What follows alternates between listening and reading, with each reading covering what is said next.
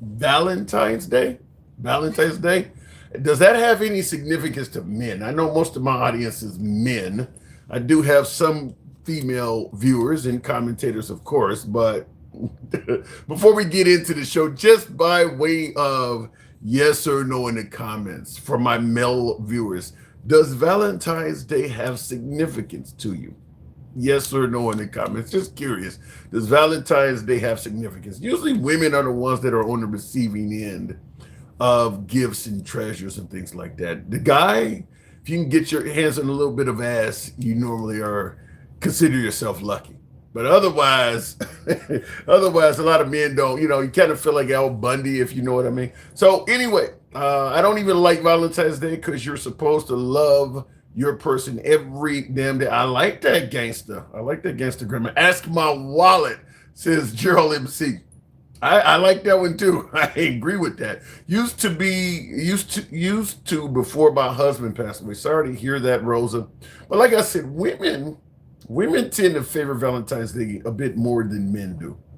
And I do believe that women tend to be more on the receiving end. Like I said, a guy is just trying to get a little nookie, if you know what I mean. I love my wife. We occasionally surprise each other, but it's cool. If not, we celebrate our marriage each year for our love. That is really sentimental there, Tom Tom. I like that. Yes, Mama needs flowers. I like it. So happy Valentine's Day to all you folks. So let's get into the actual show and its purpose and topics. Trump from a no mercy aspect. I want to give you now we're going to obviously continue talking about the what do you want to call it?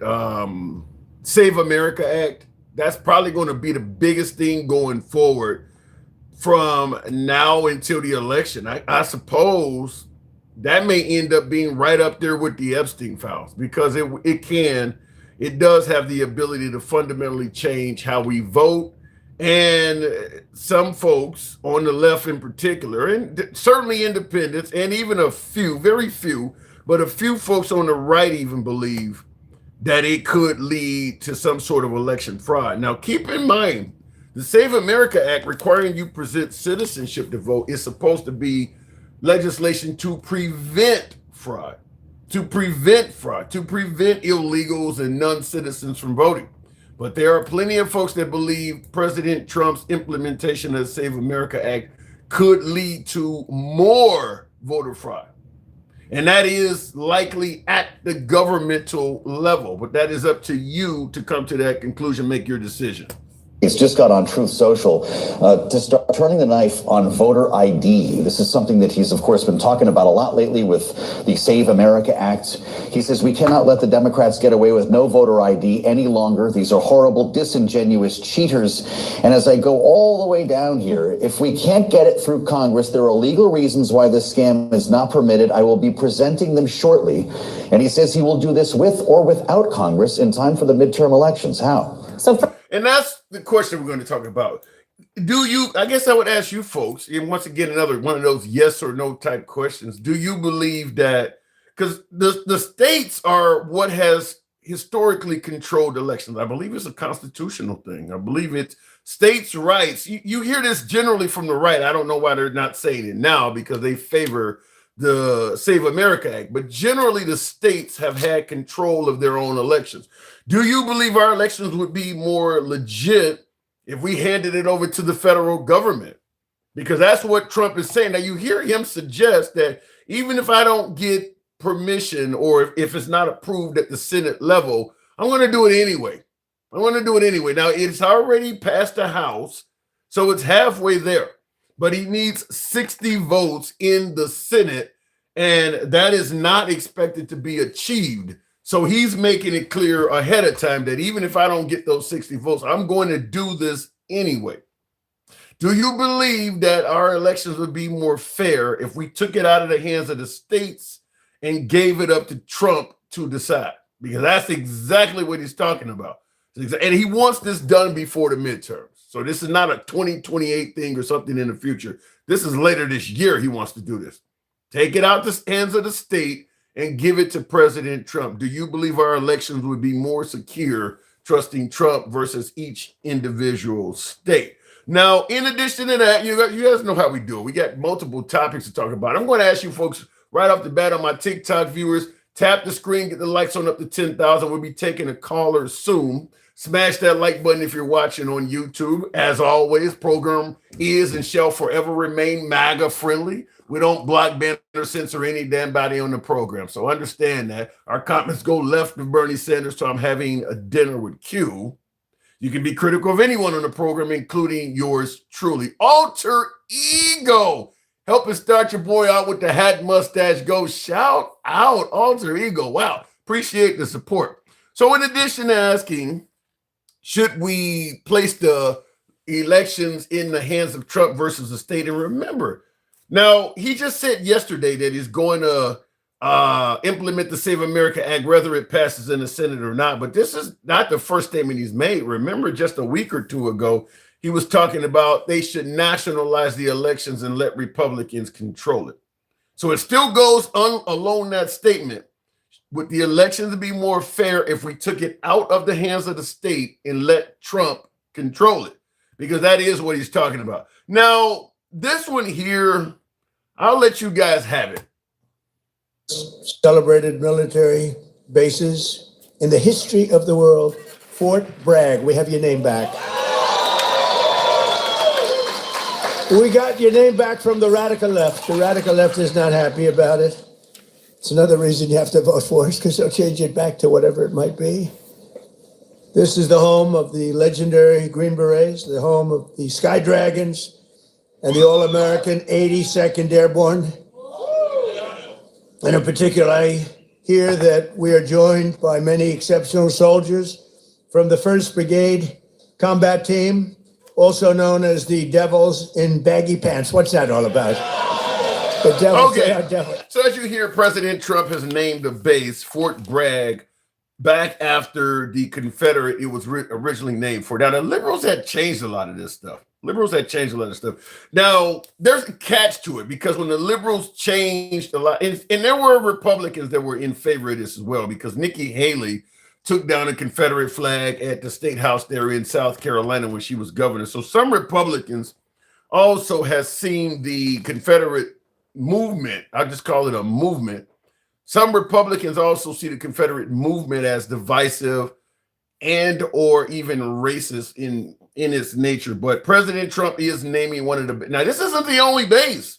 He's done this with a few other bases as well. He's named many of them. Now, the catch is the Democrats, the liberals that done this, that orchestrated it, had made it so that you cannot name the base back after, I don't know the first name to this Bragg guy, but to get around this, the Trump administration picked anybody else that's in the military that had the same last name and named the base after them. So some of these bases are named after unknown privates or whatever. Just you want the same name. So if they take down Fort Bragg and they got a law saying you can't name it after this guy, then find another Bragg that served in the military and name it after him. So the base is still called Fort Bragg, even though the individual is now named after may not have any significant achievements or accolades worthy of naming a whole damn base after him.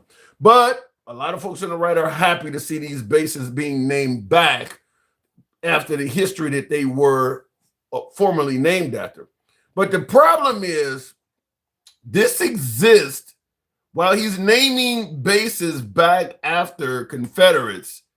He's also removing stuff. In December, Trump added his own name, of course, to the building.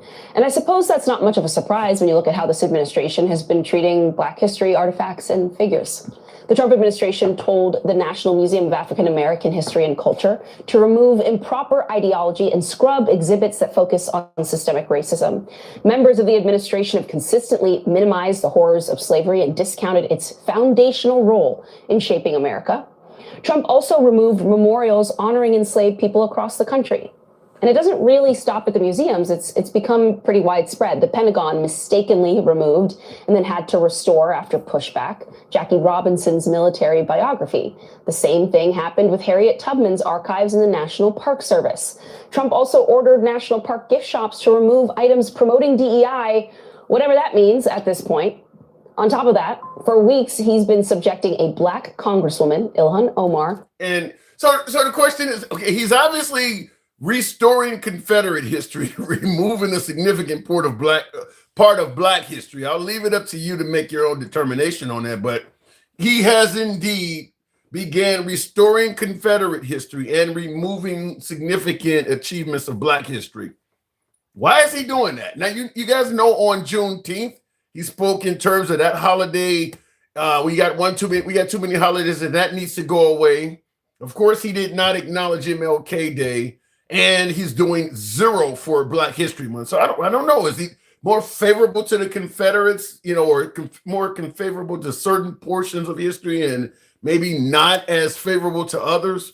I'll leave that up to you. And this last one here, wow, this one is a bombshell. This is why the whole piece is titled President Trump, No Mercy. Now, ever since Trump became our 47th commander-in-chief, better yet, even when he was 45th, you heard the phrase over and over again, we're not anti-immigrant, just come here legally.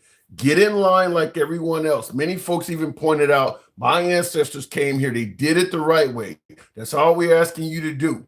We're not anti-immigrant, just come here the right way. American citizens every year through the naturalization process.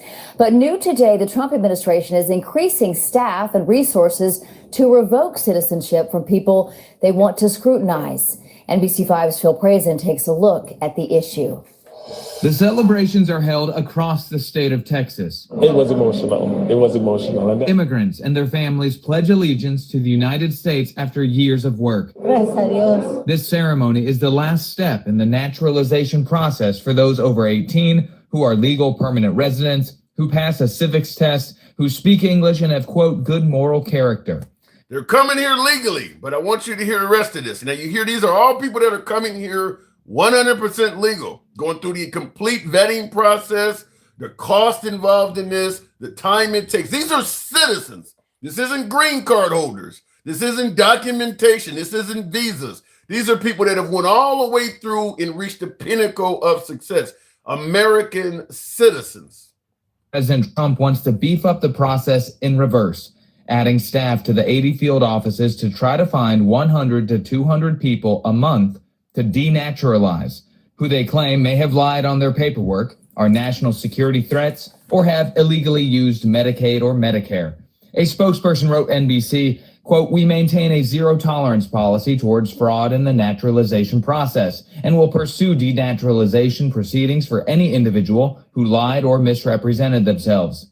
During his first 4-year term, his Department of Justice only received 102 total complaints. It is a tremendous change. This is an indication that this is a quota-driven, get me the numbers no matter what. Latino advocacy groups argue it's unwarranted scrutiny and say they'll defend new citizens in court. With the resources it takes, and the burden of proof is very high on the government for denaturalization. And the court system is where this will all go, according to Elizabeth Howe. Okay, and I'm not going to play too many more of the opinions, but we're going to recap what was said here.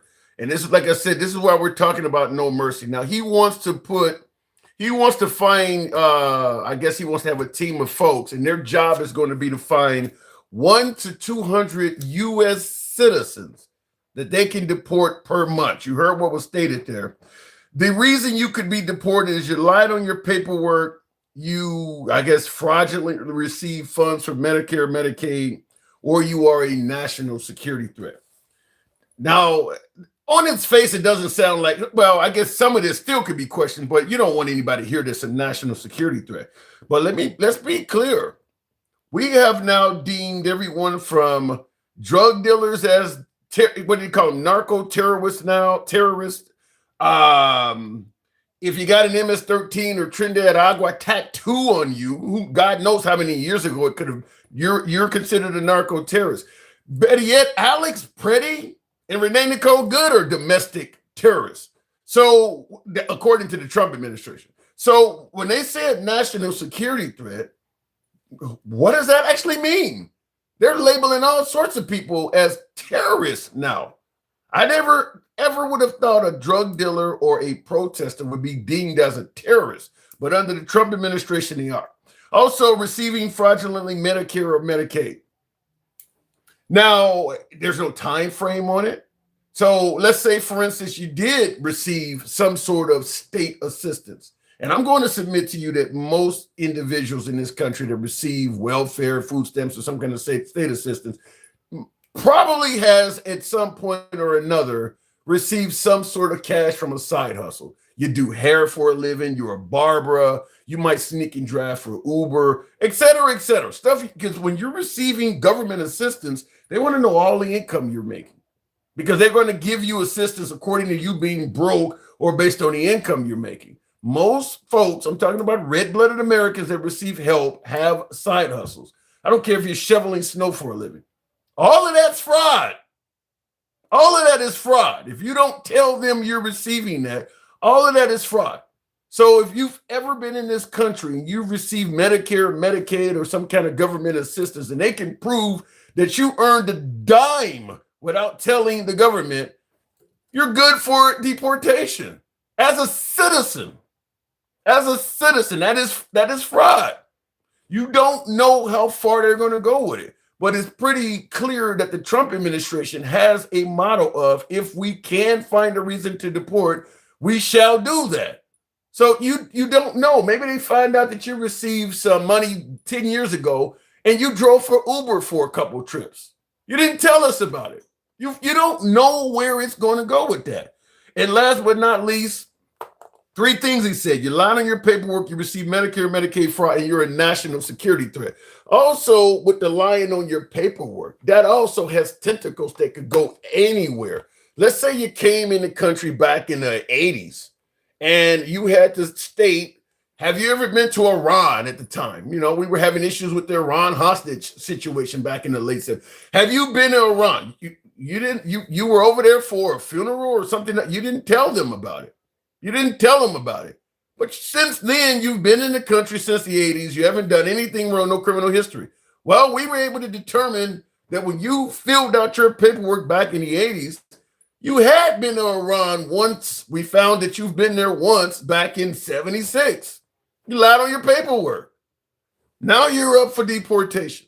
So the point we're making here is you're literally demand. This is when we say no mercy.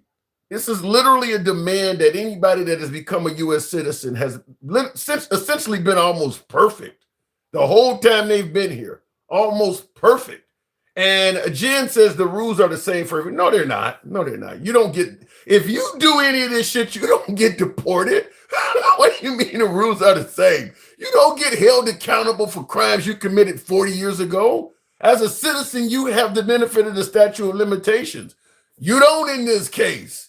You don't in this case. So you're a citizen that never may be treated like one. This is not the same. It's amazing how many people are already defending this shit. Also, keep in mind, there's a host of countries on this planet that does not allow dual citizenship. Meaning that if you leave, let's say, for instance, you leave Vietnam or Cambodia somewhere, or you flee communist China and you migrated here. Some of those countries do not allow you to maintain that citizenship of where you came from. So once you got sworn in here in America, you are an American citizen and you no longer are a citizen of your homeland. So if you get caught up in what the Trump administration, this no mercy approach, and they want to deport you, your homeland no longer considers you a citizen. You are now a stateless human being. You now no longer have any country that views you as a citizen of that country. You have no homeland. Now, generally, a stateless person is really up for incarceration wherever country they're in indefinitely. Indefinitely. You are a stateless person. Now, President Trump has made deals with the country of El Salvador. I believe there's a country in Africa to take people like this. And you've seen what happened when people go to El Salvador. They are incarcerated indefinitely. Indefinitely. So you could be caught up for some of the most minor violations, whereas the Trump administration revokes your citizenship, and it could lead to you essentially being incarcerated indefinitely. So for folks who say, well, it's the same rules for everybody, you're never going to face that. You could commit all the Medicaid and Medicare frauds you want. That is not likely to ever happen to you. So it's not the same rules for everybody. You're not going to lie on paperwork and find yourself in a foreign country where you don't even speak the fucking language for the rest of your goddamn life. It's not the same. Blue One Banks with the Galaxy. Appreciate that. So I guess I want to ask, though, based on the comments, yes or no in the comments, how many of you folks agree with revoking the citizenship of folks for the rules that were stated by the Trump administration? Lied on your paperwork, Medicare, Medicaid fraud, or national security threat. And no matter how long you've been in the country, maybe they can show you receive welfare fraudulently back in the early 90s. No matter how long you've been in the country, how many folks agree with that? Anything they find, they can get rid of you. Let me know in the comments how many of you folks agree with that. I'm just curious to see. Type yes or no if you're in favor of that. I don't see my YouTubers are not really, but I definitely see some folks on TikTok. Most of the folks on TikTok disagree, but there are some folks on TikTok that actually agree with that. Straight Talk, Gen X, Duke. I see you folks. Shout out to all of you guys. Good to see you here. Look, this is no mercy. This is about as much of a no mercy approach. How many folks believe that when we started out talking about rapists and murderers, it would come all the way down to this? A citizen that may have lied on their paperwork decades ago. That's what we started out with, rapists and murderers, bad hombres, people that are in the country illegally. Now we're all the way down to this. Who knows what? And keep in mind also, folks believe that illegal immigrants, many of the folks that agree with this, yeah, Mike, you did tell me from the beginning. This is morphing in so many directions. I just might think they might just put a fucking light meter on your arm and say, if you represent this shade of brown, you're good to go. It's pretty clear that the Trump administration wants to get rid of a lot of people in this country that are not committing rapes and murders, just people. It's pretty clear he wants to just deport people that represent no harm to the average American. He wants to just deport people. I think that's pretty clear.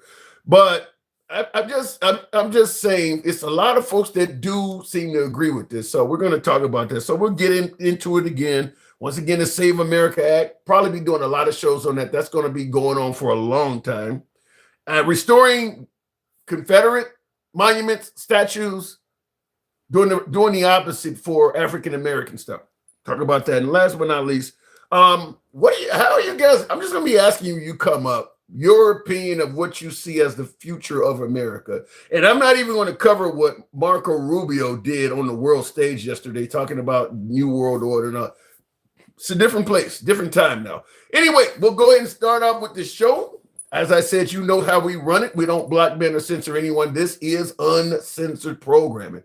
Every day, all day when we're on here, we don't censor. So it doesn't matter what your politics are. Your criticisms are allowed here. You can be critical of anyone, including yours truly. Tap the screen, get the likes on up to 15,000. My YouTube viewers certainly need you guys to smash the like button. There's multiples considering what the likes are. Tap the like button. It helps out the algorithm. So looking at the comments, the amount of damage is going to affect the next administration if it switches. I think the last portion of that statement is certainly something we should note.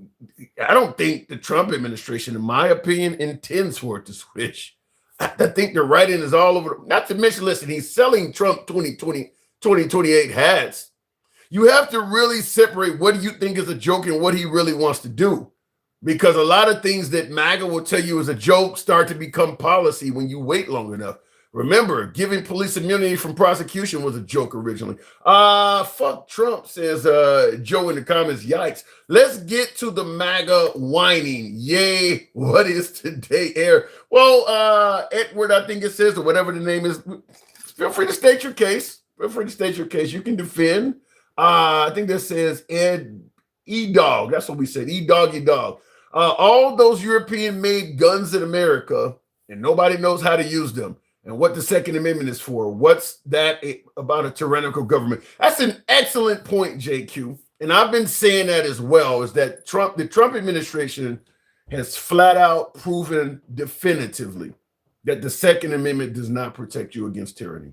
I think that the Trump administration, whether we're talking about the National Guard, what ICE was doing in Minneapolis, the fact that he's now talking about federalizing elections, the Second Amendment does not protect you against tyranny. There are armed liberals, armed independents, and armed Republicans in every single state, every single county in this great nation. And you don't see nobody stepping up. Trump is talking about doing all sorts. 2028 has all sorts of things that are anti-constitution. Where's all the Second Amendment? In fact, he's challenging the Second Amendment. Even the NRA had to come out and talk to him about that because he was saying you can't bring guns to a protest and shit. The Second Amendment does not protect you against tyranny. He has made that absolutely abundantly clear. Let me go to the box. We'll start it right out with James Harper. Why is it saying I got unstable? James, can you hear me? Hey, Tim. Hey, so deporting U.S. citizens, what say you? It's a bunch of bullshit. Will it culminate to reality? No, it's going to get fought. Well, he gets fought every step of the way, but he's still, as the man said, if you vote for me, you're going to get tired of winning. Getting fought doesn't mean you're going to succeed. The guy is winning. No, and of course, he's losing every time. You sure about that? Well, let me just say it this way. He's going around the courts, not necessarily following what they will do. So, yeah, the courts may say he can't do something. Like the courts told him he got to release all the Epstein files. He didn't do that. I mean, he's doing all kinds of things. I mean, the reason Kilmar Abrego Garcia got sent to El Salvador is because the court said you couldn't fly these planes down to El Salvador. They did it anyway. So I don't know. I don't know if he's really losing. His people are losing. Like his people are facing repercussions. He's not doing it yet. Yeah. And it's Straight Talk Commerce says that Trump has a Supreme Court record of 22-2. So he's won 22 times. He only lost 2. What say you? A lot of the cases that are in there right now, they keep knocking them back down the lower court saying, hey, we want you to figure this out. We're not going to do it. But when it comes to the real serious cases, like which one was it? Because there's a few times they went unanimously against him, which means all of them said no. So at the end, so you don't think he's going, this whole quota of, he wants to deport 100 to 200 citizens per month, which is, to me, the fact that you're putting a quota on it doesn't sound like you're really trying to do, restore law and order. Do you want a cop in your town to say, I need you guys to get me 2,000 to 3,000 speeding tickets per month? When you put a quota on it, the law is going out the window. Kind of sounds a hell of a lot like find me 11,000 votes. But so you don't think he's going to be able to do this? No, basically what happened is he ran on saying all these rapists and murderers are let loose, but they can't find any of them. So instead of saying that, we're not doing our mission like we're supposed to, like the promises not being fulfilled, they decided, okay, we're going to change the parameters. Now I'm going to take away these people's protective status, so now they fit in the category and we can deport them. And now we're going to find a way to take away their citizenship, so they become illegals now and we can deport them. Yeah, all for the image of, hey, we're getting rid of all the illegals. Yeah, it also would fuck with, because citizens can vote. So the minute you start doing this, you can also put citizens up for investigation pending deportation procedures, and you can temporarily suspend them from voting too, because you may be, if the courts are trying to prosecute you and take away your citizenship, you can't vote while that is going on. So this is also another way to limit, because all of these are likely going to be people that's voting left, because you're talking about the immigrant community. You can silence the ones that legally can vote by doing this. Many of them probably voted for him. And see, that's the thing. Like, you got defense secretary that wears Christian nationalist tattoos. You got a senior advisor who was all for going against Civil Rights Act and making everybody believe that white men are the most oppressed people in the country. And now you got a president that is, well, not just a president, a whole administration that wants to wipe out Black history, make it seem like it doesn't exist, and is going for the Confederacy. Someone who went against the U.S. So what are you saying? He's going to be he's a great president? Best ever? Mount Rushmore, as Straight Talk Commerce would say? Yeah, listening to Straight Talk Commerce, the guy who lies about his military career and all other kinds of shit. Yeah, go ahead. How do you know? He's in the comments asking, how are we oppressing you? What are you said he's lying about his military career? You don't believe he served? No, I believe he served, but like I said, he's a desk jockey. He didn't do anything all these missions that he flown and he ain't do none of that shit. Well, the man says he did. The man also says that Trump never lies.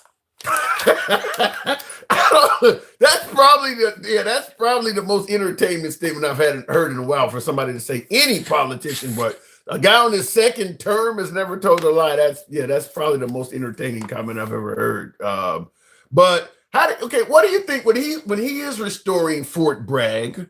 And a lot of folks do believe that the Democrats were wrong to change the name of these bases. But what he's doing, removing everything from Harriet Tubman to slavery exhibits, and what type of picture does that paint with you? How do you view that? They're all about, let's see, cultural imaging. That's all it is. Cultural imaging. Oh, this has been this way for so long, and you can't just come in and change it. We're going to go back and change it back. So you're making America soft. How does it make America soft to remove, let's say, Harriet Tubman? No, that in their eyes, that makes America soft because remember, they have a romanticized vision of American history. They don't want everybody to see that America did do criminal shit.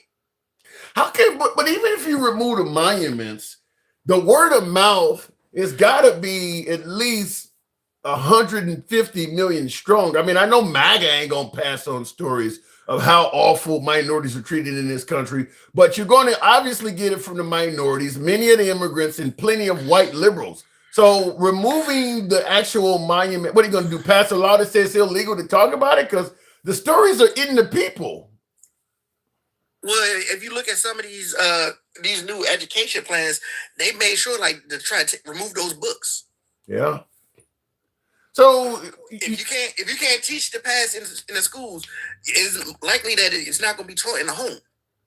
But wait a minute, President Trump, you see written on the hat, his goal is to make America great again. So perhaps what he is doing has greatness as an overall goal. I don't know where it's how so, but remember, Trump became an adult in the 60s. He wants to go back to when all that stuff where black people weren't doing all this. He wants to go back to that era. You do realize, James, though, Trump is on record saying he done more for blacks than anybody since Abraham Lincoln.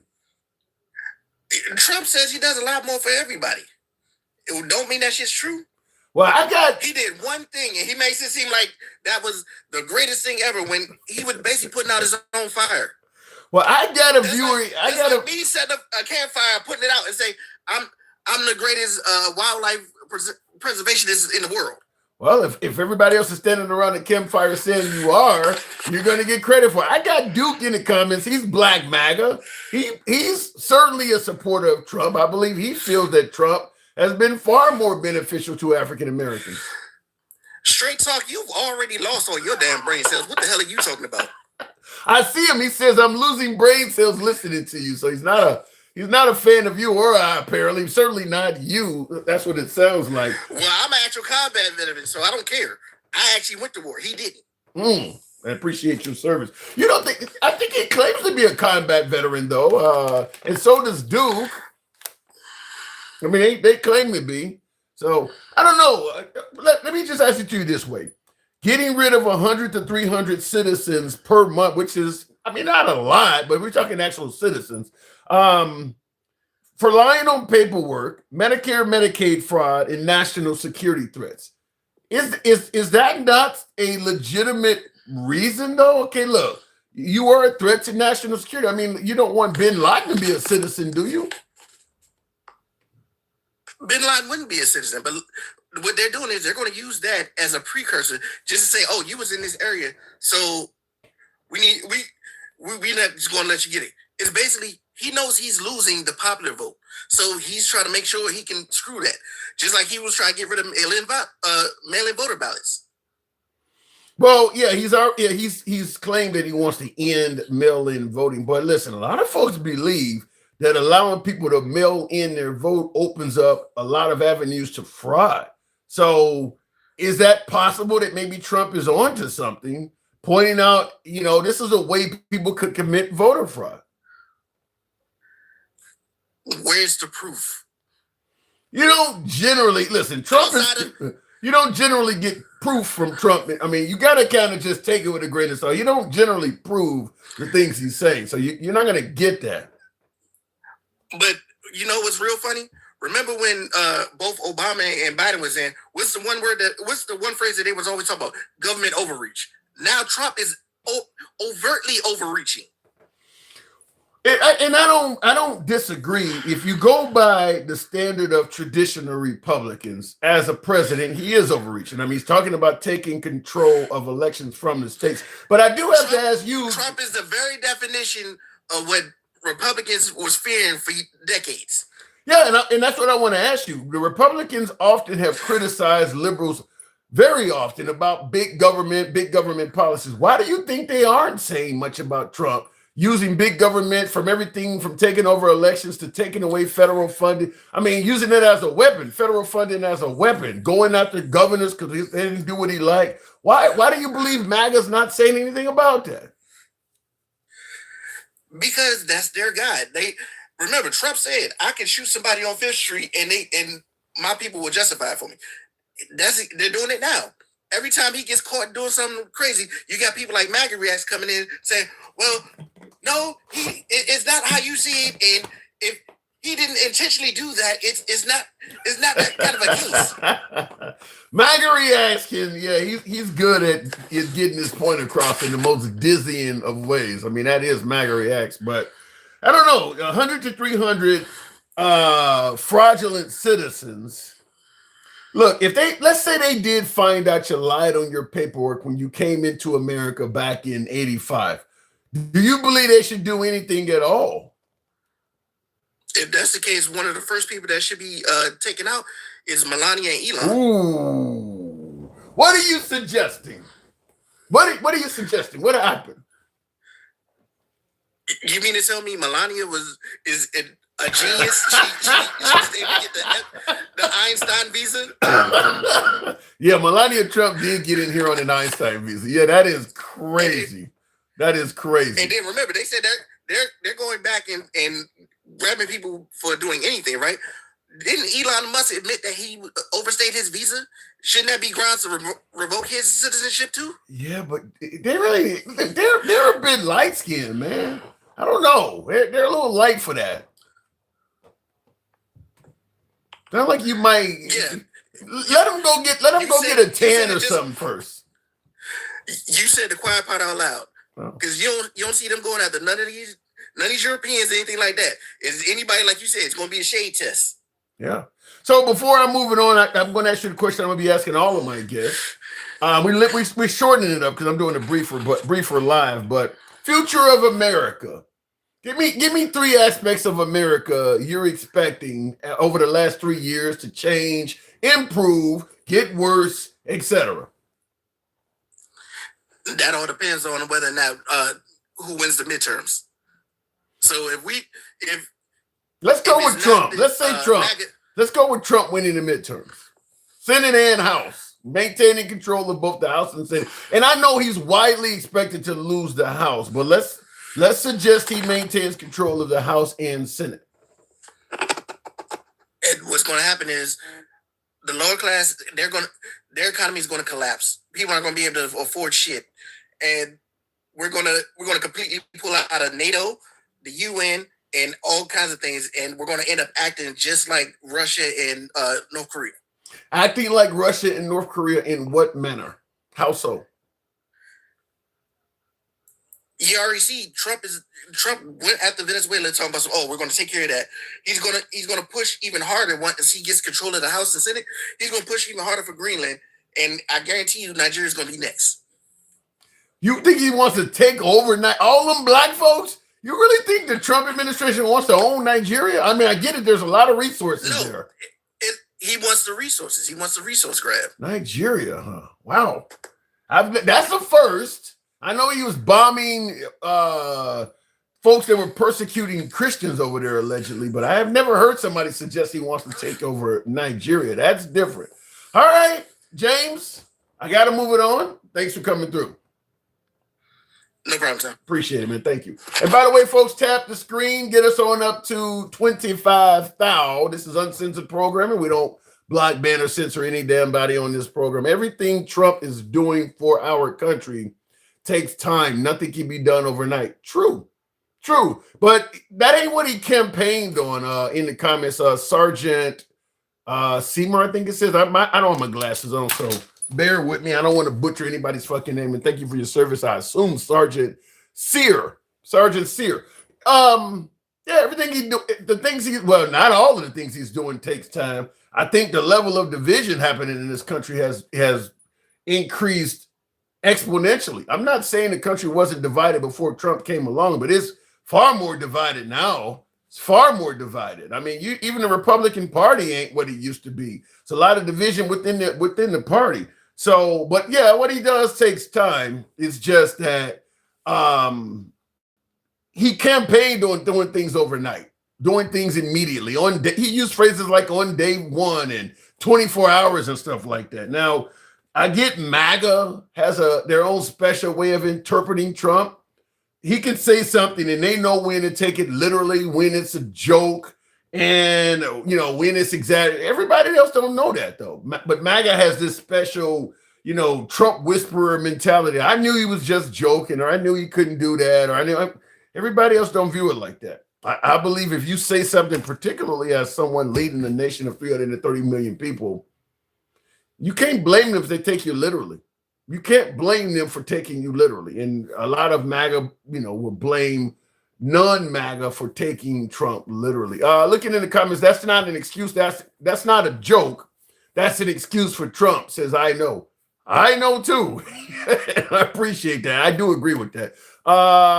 Tap the screen. By the way, if you're watching on YouTube, I'm going to be asking, I need you folks to smash that like button. Helps out the algorithm. Certainly brings in more MAGA, because I got a lot more MAGA that tunes in on YouTube. So smash that like button if you're watching on YouTube. And if you happen to be watching on Substack or Instagram, follow the program. Same on TikTok. We're here most weekdays, occasionally weekends. Watching on YouTube, give your boy a sub. When the whole world is against you, you are not the hero. Wow, says summoners. When the whole world is against you, you're not the hero. But is the whole world against us?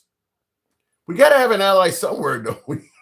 I'm trying to think, because I know we're now viewing even Canada and Mexico are obviously considered as adversaries at this point under the Trump administration.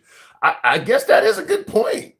Who is our ally right now under the Trump administration? If you ask MAGA, who is the ally of America?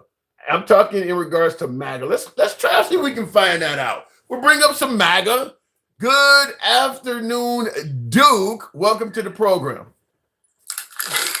What's up, handsome? You know what I say, hanging around like Jesse Jackson at a Klan meeting. So let me ask you, we're trying to take over Nigeria now, when the Nigerian president literally thanked Donald Trump for trying to help. Look, it's not the United States trying to take over. They had a problem with a certain radical group of people in that country kidnapping Christians, and the United States, which is already in Africa, came there and gave assistance. What's wrong with that? Well, first of all, suggesting that the president is thanking us. I mean, the current leadership in Venezuela thanks us as well. That don't mean we didn't take over the country. So just because Hamid Karzai thanked us when we took over Afghanistan. So just because people are thanking you in the country don't mean you didn't take it over.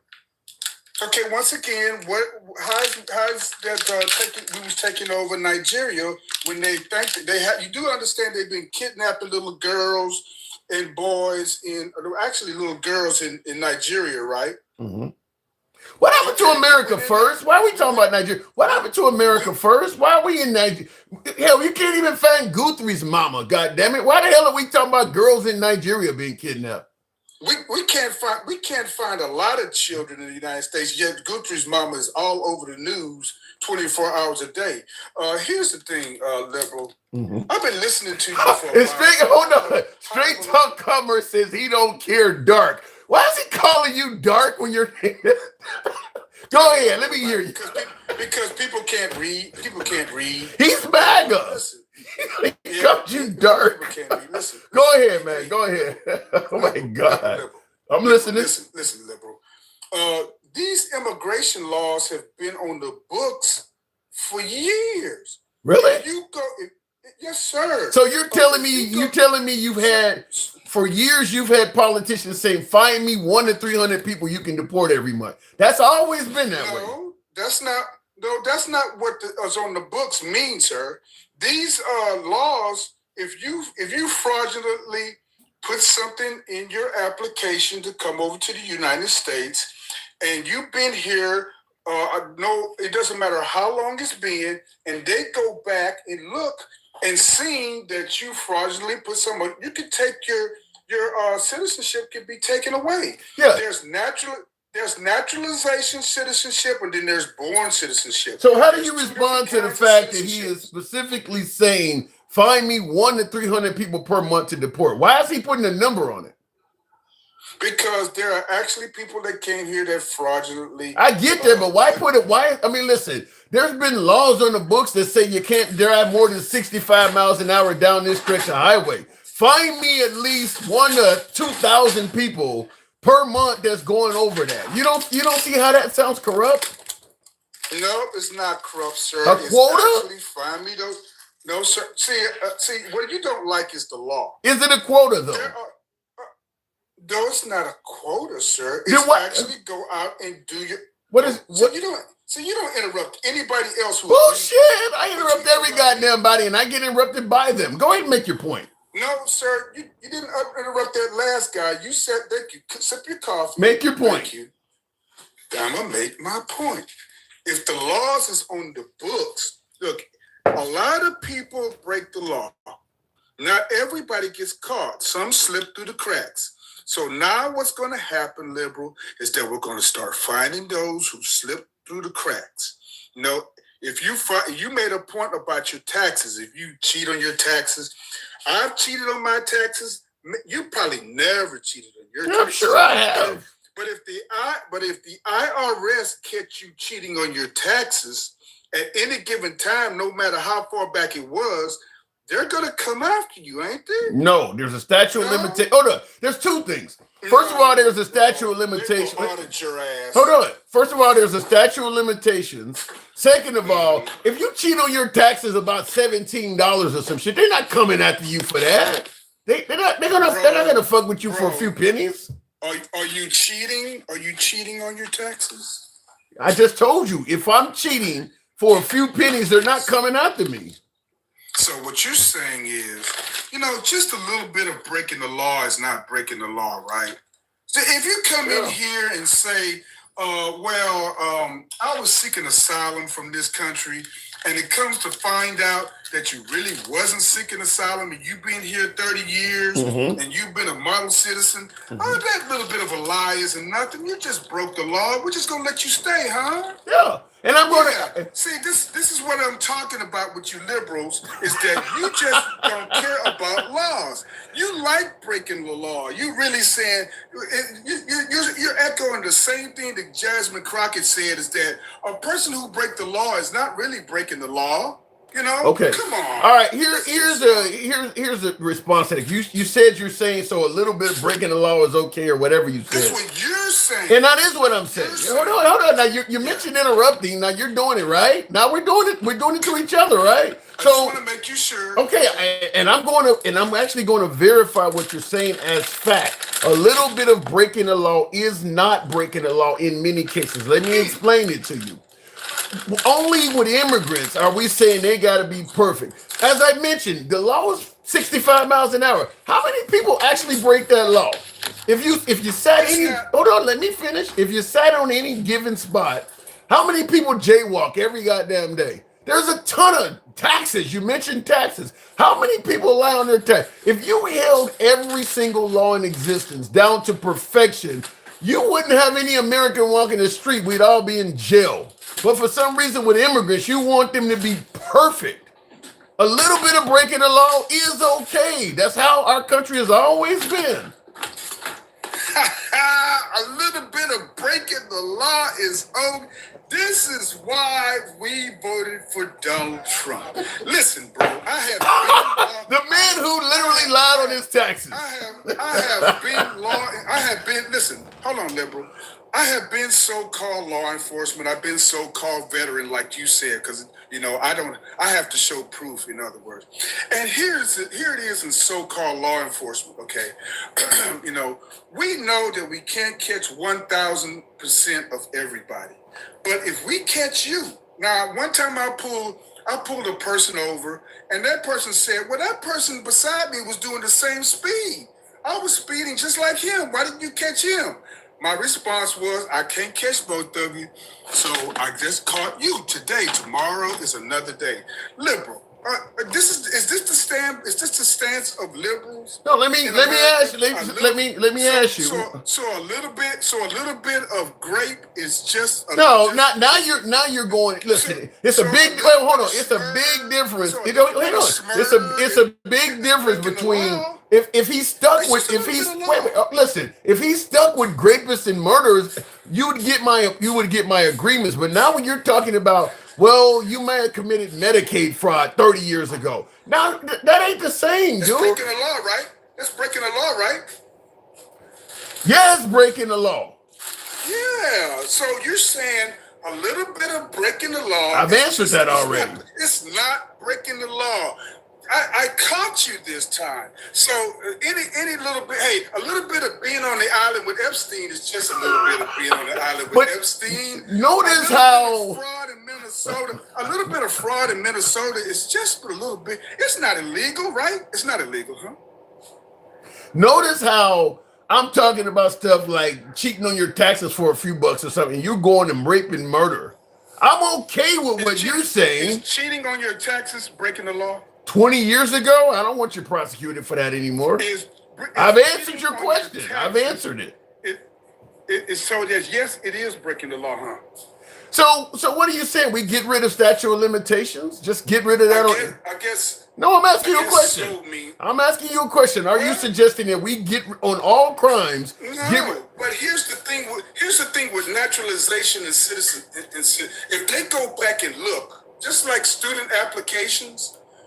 If you go to college and they go back and look 3 years before, and you look like you fraudulently gave information, or if you're a police officer and they go back and look and see that you gave fraudulent information, they can terminate you. Most jobs now, they go back and look and see that you gave fraudulent information, they can terminate you. Yeah. This is not nothing new. But can you imagine your employer telling his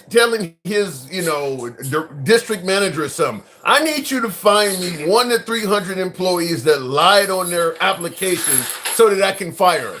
That sounds legit to you, huh? HR does that. HR no, they don't. No, they don't. No, they don't. Yes, they do. Because let me tell you, I worked at Tyson.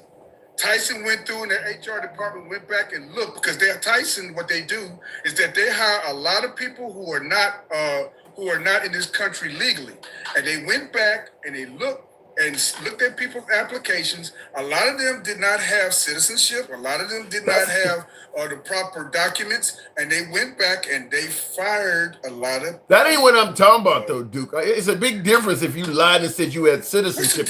Hold on, let me respond to it. If you lied on your application and said you didn't have citizenship when you did, that's a liability for the company. But let's say you've been working for the company for 10 years and you lied and said, I had a GPA of a 3.5 when I was in college, and it turns out you had a 2.9. You think you should be fired for that 10 years later? Yes, sir. A lot of HR will. I know you just throw. No. I'm not disagreeing with you. I'm not disagreeing with you. I think it's ridiculous. Here's the deal. when you raise your hand and become a natural citizen of the United States of America, naturalized, you're not born here, and you lied and said they're deporting U.S. citizens. No U.S. citizens are ever deported. But if you're a naturalized citizen, meaning that you went through the process, you took the test, you raised your hand and took an oath, if they look back through the paperwork and see that you lied, you fraudulently lied about it, the United States government reserves the right to snatch your citizenship. But citizenship to this country is a privilege. Dude, I'm not disagreeing with you. Just like driving is a privilege. You can literally lose your license if you get 3 tickets that say you were driving 66 and a 65. If a cop gives you a ticket for doing 1 mile per hour over the limit, and 2 or 3 other cops do it as well, you could lose your license from that.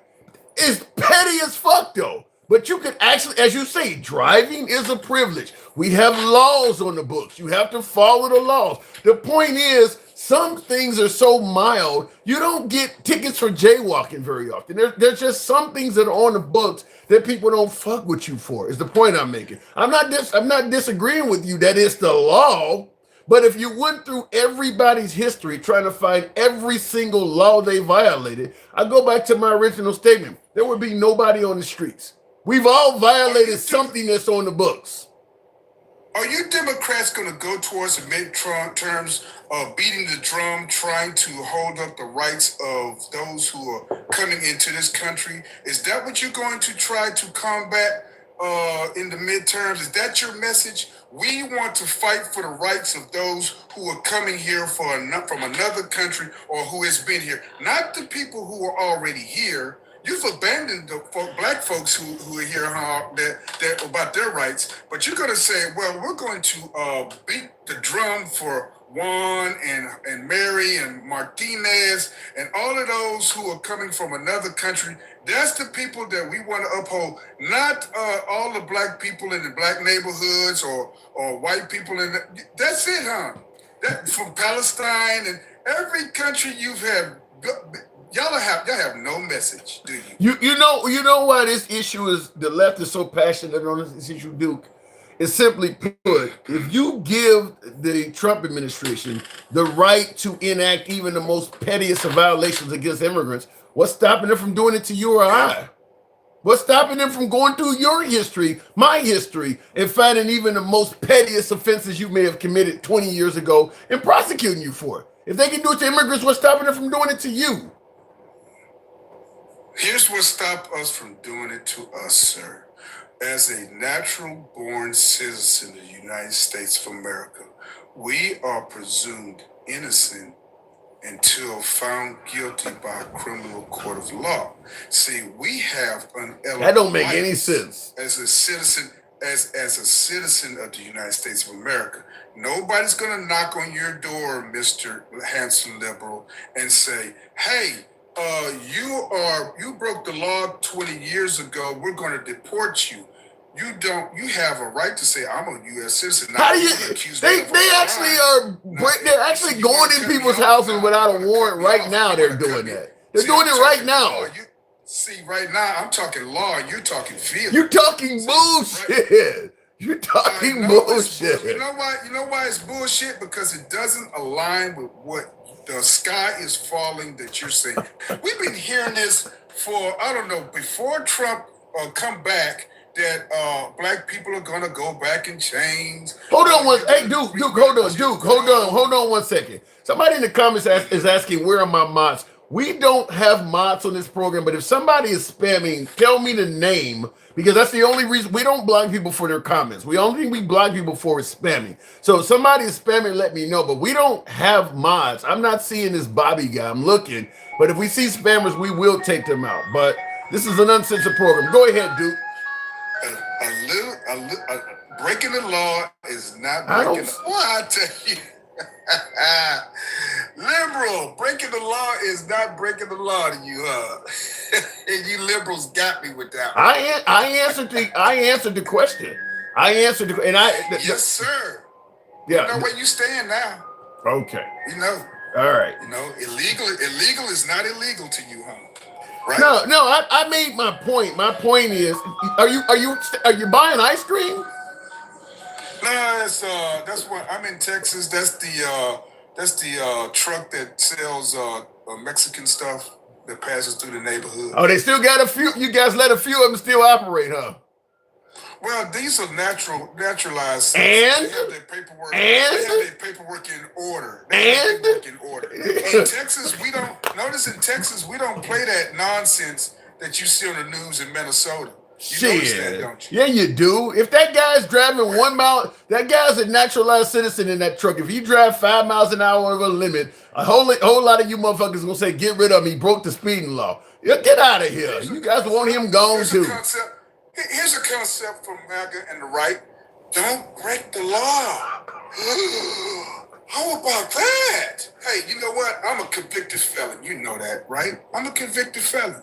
You know what? All of you guys seem to be that way. A bunch of felons telling everybody else to follow the law. Ain't that something special? Yeah, you know why? You know why we're telling you that? Because we learned the hard way that you can't beat the cops. Yeah, we can't.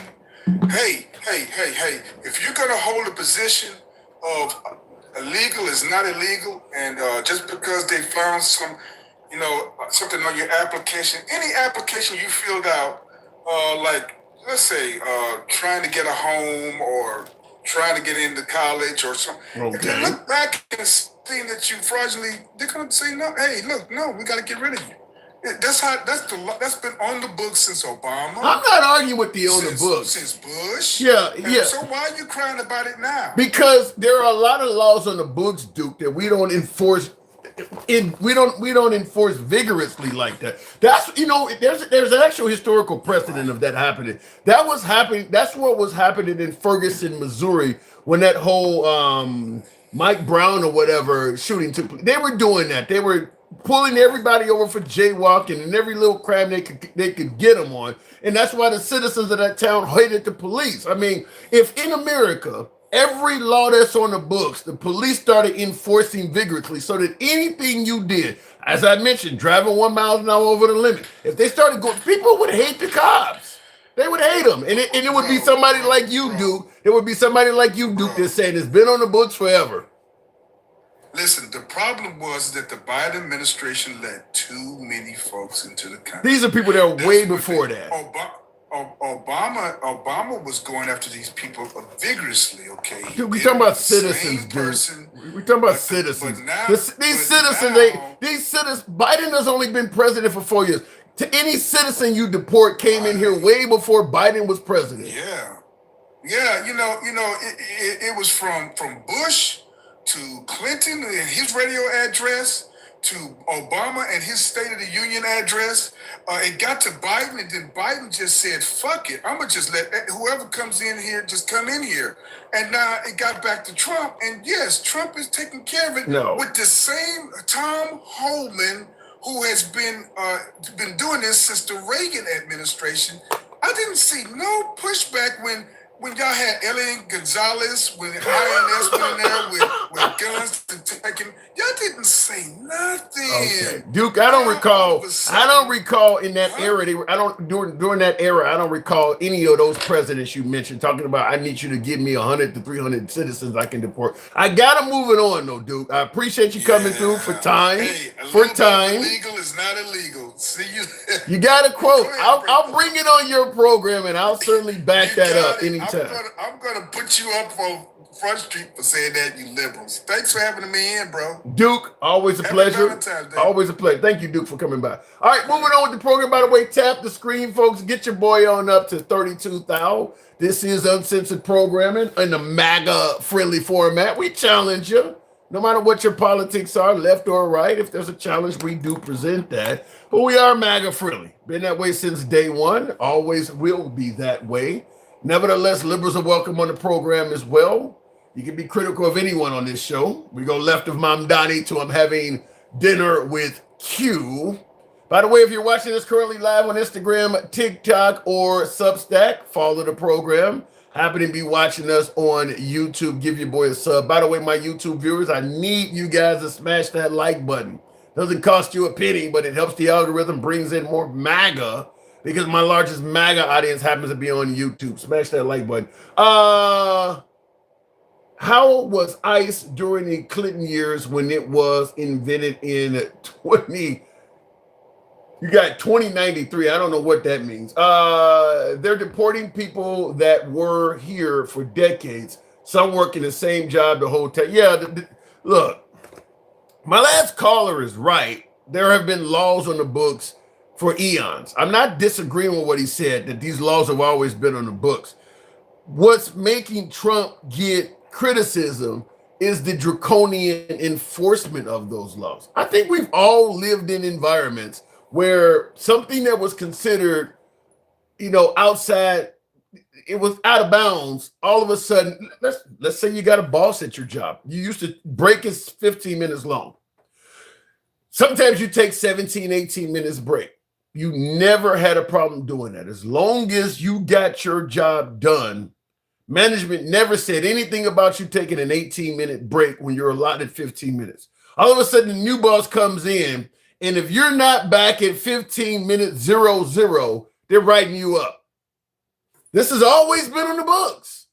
You've known that since you got hired, you only have a 15-minute break.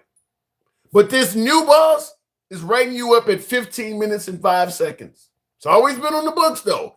That's where the pushback is. You don't think the office floor would be critical of the new management doing that? Because that's what this is what's going on here. And I agree with you, Tamar. It's called micromanagement. Yes, that's what Trump is now doing. I'm going to go through all of your history with a fine-tooth comb, looking for whatever I can find. And if I find anything that qualifies, we're going to deport you. And as I mentioned earlier, understand that once you become an American citizen, there's a lot of countries that do not accept dual citizenship. So you may have to give up the citizenship of where you came from, particularly if it's somewhere like Russia or China somewhere that considers us as adversaries. Let's say you fled North Korea. We've had a few people do that. They're not going to accept you as a North Korean / American citizen. Once you come over here, fleeing that regime, you're now considered an American. If you get deported and you came from a country that don't accept dual citizenship, you now are a stateless human being. You're a human with no country on earth that considers you as a citizen. So wherever you are, you're going to be incarcerated indefinitely, unless you can find some sort of empathy from some country that's willing. And I see the comments, Duke continues to say, follow the law. I think the point where you're getting so much pushback is that we seem to be under President Trump in the mindset of, if you break the law, it's okay for the government to do whatever they want to you. You shouldn't have broke the law.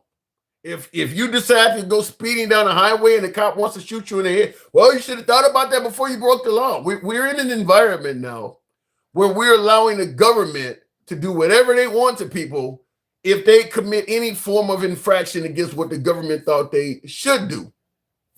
You're arguing with ICE? Well, they beat your ass. Well, you should have thought about that before you argue with them. This is where we're going, where the government is their power is growing, and any dissenter kind of deserves whatever is coming to them. That's kind of where the MAGA side of this seems to be. Whatever you do, same thing with the drug boats. Well, you should have thought about that before bringing drugs over. We can kill you now. Whatever. If you break our rules, we literally can do whatever we want to you. Let me go back to the box. By the way, tap the screen, get us on up to 30,000. Smash that like button, and certainly on YouTube. I'm asking you folks on YouTube to tap that like button. Sloan has dual citizenship. Yeah, but as I'm saying, let's say you came over here from Vietnam, Cambodia, somewhere. A lot of countries that you would really flee from that are, oppressive regimes, like Iran, for instance. Iran is not going to allow you to be a U.S. citizen and an Iranian citizen. So if you fled, Khomeini or somebody from over there, and you come to America, if Trump kicks you out, you don't have nowhere to go. You are now a stateless human being. And by the way, the Trump administration is deporting people back to countries where they may end up being incarcerated and or killed, like Afghanistan after helping us against the Taliban. Somalia is another one. I mean, right now, and I'll go back to the box, tap the screen, get us up to 30,000, take the next caller. Once we took over Venezuela and control of their oil, one of their countries they were exporting oil to was Cuba. Obviously, the Trump administration is no fan of Cuba. Without receiving oil now in Cuba, they're having blackouts nearly the whole day. I think they're suggesting now that most citizens receive electricity 3 hours out of every day. So they're living in the dark, not to mention all the other things that electricity helps you operate. Heating, you may use it to cook, et cetera, et cetera. They have no oil coming into their country because Trump stopped it from coming from Venezuela. So they're now having a humanitarian crisis in Cuba. What's going on during that humanitarian crisis? Trump is deporting people back into it. The Cubans that had temporary protected status, Christy Nome and the Trump administration is temporary. You can go home now. They're deporting people back into a humanitarian crisis that they're creating. We're going to deport you to a country that we've prevented from receiving power. This is what we're talking about, folks. This is what we're talking about. Anyway, let me go back to the comments. This guy knows what's going on, but he's leaving out important content. Well, that and leaving basic info. Well, fill in the blanks on that, Michael, whatever the portion of your name is. Fill in the blanks and we'll discuss it. MAGA must have forgot that the shoe is always on the other foot at some point. True. And that's what I stated earlier, is that if you allow the government to enforce every single law to the letter on immigrants, there's nothing stopping it from happening to you. We'll go back to the box. Help your boy out with the hat, mustache, gold, TikTok cap. Gotta ask for support. Mike, good afternoon. Or good evening, rather. What's up, Timothy? You heard something you disagree with. You heard something you disagree with. I'm gonna stop following you in the other lives because I see your big head pop up. From now on, my rule is starting today. If I see your head and another head, I'm not going in there because you be talking to some of the craziest motherfuckers on the app. Let me be clear for you and everyone else. If I'm not here doing my own thing, I'm hanging in MAGA lives. Every time you hear me, it's a MAGA live. I prefer talking to MAGA, so that's what you're hearing. I'm not going. I'm not fucking going. I'm not going. You got a problem with MAGA? You know what? You know what I have a problem with? I listen to all that, and I followed you into his live before, and I always be in the comments. Shit's ridiculous. I just leave because it's absurd. Listen to me. They are talking about the letter of the law while simultaneously voting for a fucking felon. I'm gonna say it one more time. They're talking about following the letter of the law while simultaneously voting for a felon. And then what they do, they talk about, well, it wasn't one charge, they were trumped up. I thought if they're talking about the law, based on the law, then why are they trying to downplay the felonies or the shit that he's been convicted of? If it's the letter of the law, it's the fucking letter of the law, right, dude? But what you motherfuckers do time and time again for this orange, tangerine, clementine, look at my, you guys circumvent and usurp your own logic for him. I will also add, if we're talking about the law, they did have a totally different opinion for January 6th, folks. And they're literally on video busting windows, beating cops over the head with flags, and they totally had a different opinion for that as opposed to what these immigrants are doing. Continue. Yeah, I mean, that's where I was going. So those people, he pardoned, but they were guilty. Why are they on the street? For Donald Trump, when he got convicted on cooking his books, they were like, oh, they're just going after him because he's running for president. Everything that hit his desk that he was involved in, they tried to find a way to talk around it.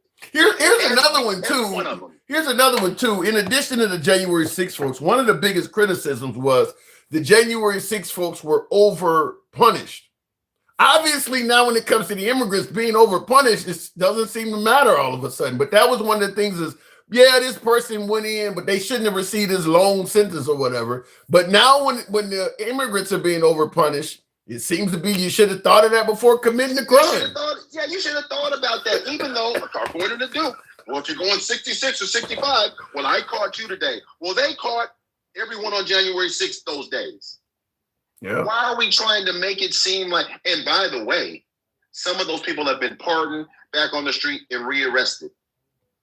Yeah. But again, one of the January 6th protesters got in a shootout with Indiana State Police and got killed in the process. Yeah, and one of them was like 2 or 3 weeks ago just got busted for doing something with some children. I mean, listen, Tim. Another one I think was it Hakeem Jeffries? He was trying to kill Hakeem Jeffries. Another one got a prison sentence for that. I mean, I don't know. It's so crazy. Now, I want to answer Duke's question.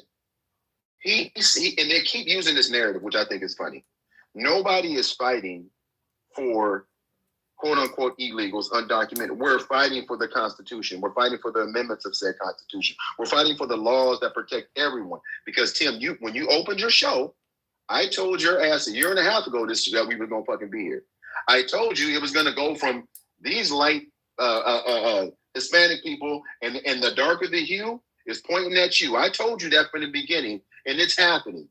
They're removing protected statuses and then criminalizing those people and saying, well, if they just did it the right way, while Trump simultaneously takes people away from the very process that allows them into the country. He removes judges. He reassigns judges. He changes their minimum protocol on how many cases. He does all of these things to muddy the water so people can't go through the process so they can demonize them under the laws. But every law they go, Tim, what does it say when they have to go back to 1798? It says, I mean, not to mention, I don't want anything to do with 1798, but it just shows you how the desperation is to come up with whatever you can come up with. It's the Insurrection Act of 1878, the Enemy Aliens Act of 1798, the FACE Act of 1994, to try to demonize Don Lemon like you walked into this church and he caused them so much distraught that the children were fearing for their lives. These motherfuckers is crazy. Or they simultaneously use Liam as bait to get his dad.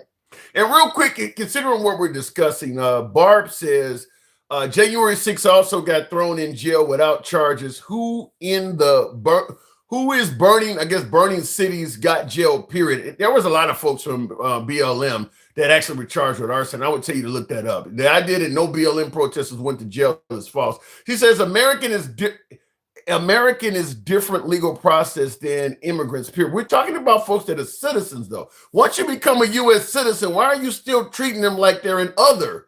That's the point we're making, is you're trying to prevent them. When you're, listen, all of you folks, I don't care if you're Irish, I don't care if you're fucking French, whatever. When your ancestors became a citizen, they didn't keep otherizing them. I don't care if it's 40 years later, we're still trying to make it so even that they're a citizen, we're still trying to treat them less than an American. So there's an otherization going on.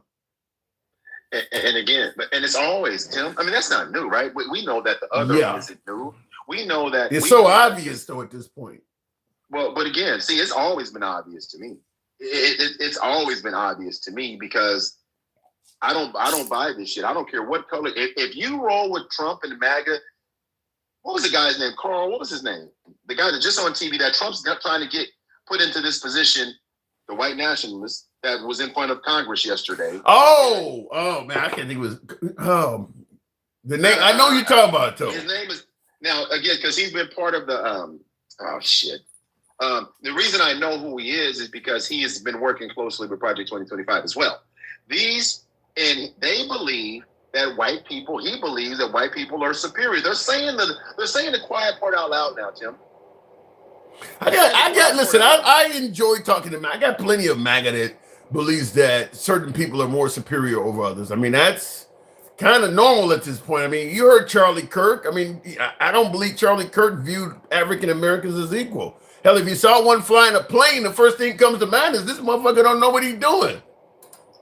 Right, and that's what they think. While simultaneously, like we're sitting here talking about all of this stuff while they simultaneously strip jobs from their base. Tyson Foods laid off 1,700 people in January in Nebraska and Texas. Do you think those people wouldn't have voted for this administration to lose their goddamn jobs, Tim? No. These people are crazy, man. These people are so crazy that they think we're crazy enough to believe it. It's like a sitcom. This is WWE because listen. Think about who we got running our country right now. We got Kristi Noem firing the pilot, her and her man now, I guess, Corey Ladowski or whatever, fired the pilot that was flying their private plane because her blanket was left on the other plane. Did you hear about that? No. What happened? Google that shit. She had to get on another plane because her private plane was in for maintenance. They get on the other plane, takes off. They realize her blanket was left on the other plane. They fired the pilot. They realized they didn't have another pilot to fly him, so they had to rehire the motherfucker. Google it. This is the people that we're depending on holding up the Constitution and laws in this country. What if you were that pilot and they came to rehire you? What would you do? I would have gotten an Uber and got the fuck out of there and left them son of a bitches sitting right there. That's what I would have did. You know you ain't get you can kiss your last paycheck goodbye. You know that, right? I don't trust these motherfuckers anyway. They just fired me by law. And here's the thing: when I say by law, they're supposed to give me my paycheck. But let me ask you this: and Tim, we talked about this before. You and I talked about this before. Mm-hmm. Would you trust this administration to do the right thing by you? Not if they know I'm liberal. No. if I can tell them I'm MAGA, maybe. But I mean, Trump clearly favors certain people over others. If you're loyal to him, he'll do the right thing by you. But if he thinks you didn't vote for him or you don't like him or something, no, he's not gonna. I wouldn't trust him to do the right thing by anybody that's critical of him. So if you're that pilot, you think that you're just going to get your money because they said so? Is that what you would lean into? That's a good point. Yeah, I know. I would have gotten my black ass in the Uber and drove the fuck off, and they would have been standing there on the tarmac. That's it right there, Tim. I'm not lying. Yeah, I see. I was just trying to see if I could find it from a source worthy of Planet. But yeah, there's plenty of them on here. There's plenty of them because of her blanket, Tim. A fucking blanket. Yeah, Are we being serious right now?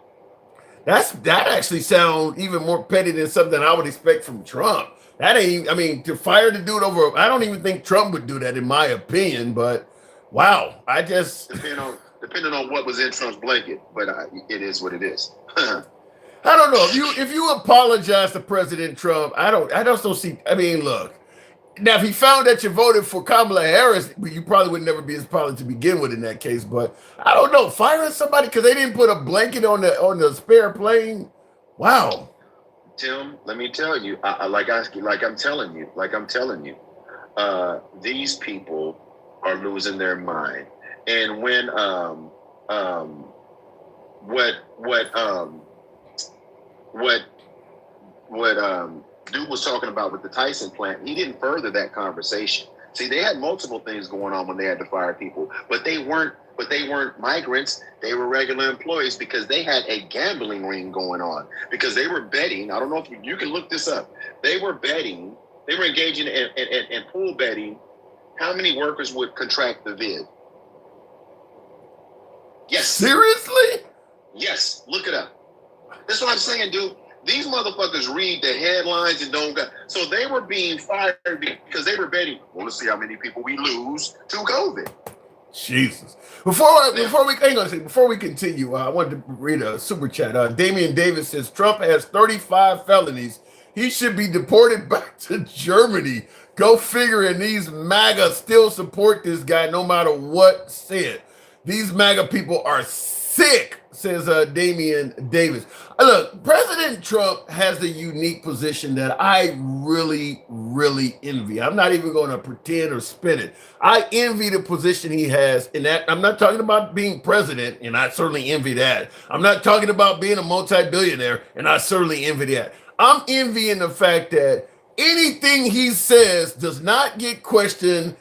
It is believable. If he tells you tomorrow, I'm going to do this, if you're MAGA, that's what's happening tomorrow. If he tells you another individual did that, therefore they should receive the death penalty, there is no need to question it. It is believable what's coming out of his mouth at face value. I envy having that kind of power. I mean, it's pretty unique because we question Obama, we question Biden, we question Bush, we don't question Trump. So absolute power corrupts absolute. Let me say this, and he's showing us that that's true. They're talking about this SAVE Act, Tim, and I told you this other day. This is another one. All of their causes that they're very passionate about. When you talk about voter fraud, 0.00085%, 0.00085% has been is what the voter fraud is in this country. And he's passing legislation based on. Well, but think about it. That makes sense. You're saying that only 0.005 of voters are committing fraud. Why the hell should we be doing this so seriously? Well, what percentage of the population is transgender? And they're passing laws based on that. That's my point. And that's what a transgender, immigrants committing violent crime, all of those percents are 1% or below. Yeah. They're making them their mantra. They're making them their cause. That's how you know it's not about those things, because, Tim, the odds that you've talked to somebody on this app that has been impacted by any of the three things that I said directly are slim to none. You've been on this app. You've been on these apps for what, 5-6 years? Mm-hmm. What are the odds that you've talked to somebody that says, yeah, I've experienced voter fraud?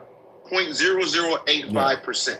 Well, but that's what I said. That's why I say I envy the power of President Trump, because if Trump says this whole city was cheating on their elections, for MAGA, that whole city was cheating. I don't care if even every other member of government says what Trump said is not accurate about this town. According to MAGA, it's very accurate. So I envy that kind of power. The sad part about it, I don't. And I'm gonna tell you why. Because this is exactly what happens in every movie. The villain gets power and these motherfuckers go. Trump wants to be Thanos. You do understand that, right? Thanos, explain, elaborate. He's trying to listen, all these laws, him trying to do all this, these are all infinity stones. Everything we're talking about is an infinity stone for him. If I can take their voting rights away, if I can take their social services and programs away, I can, by the snap of my finger, I can control everything. That's what he's trying to do. Now, I'm using that analogy because the people that follow him are all them ugly ass creatures all over the place that was following Thanos, all them monsters and shit that was all around Thanos. That's MAGA. They will just follow him blindly with no support. These people come up to him, and I tell you, anything I say, I can pull up and bring a source. That's why I tell you, start asking them to cite what the fuck they're saying and watch when they stop talking. And I know you don't have the time. We can't. We'll be looking up links and shit forever. And by the way, even if you cite the source, like I try to avoid putting anything on the show that comes from MSNBC because my MAGA viewers are not going to accept it. Just like my liberals don't accept anything coming from Fox. So you can source things and people don't trust the source. Like somebody say, look, ain't nobody committing voter fraud in this country. Like you just said only 0.5% of folks are committing. Well, then I could go against you and show you Trump.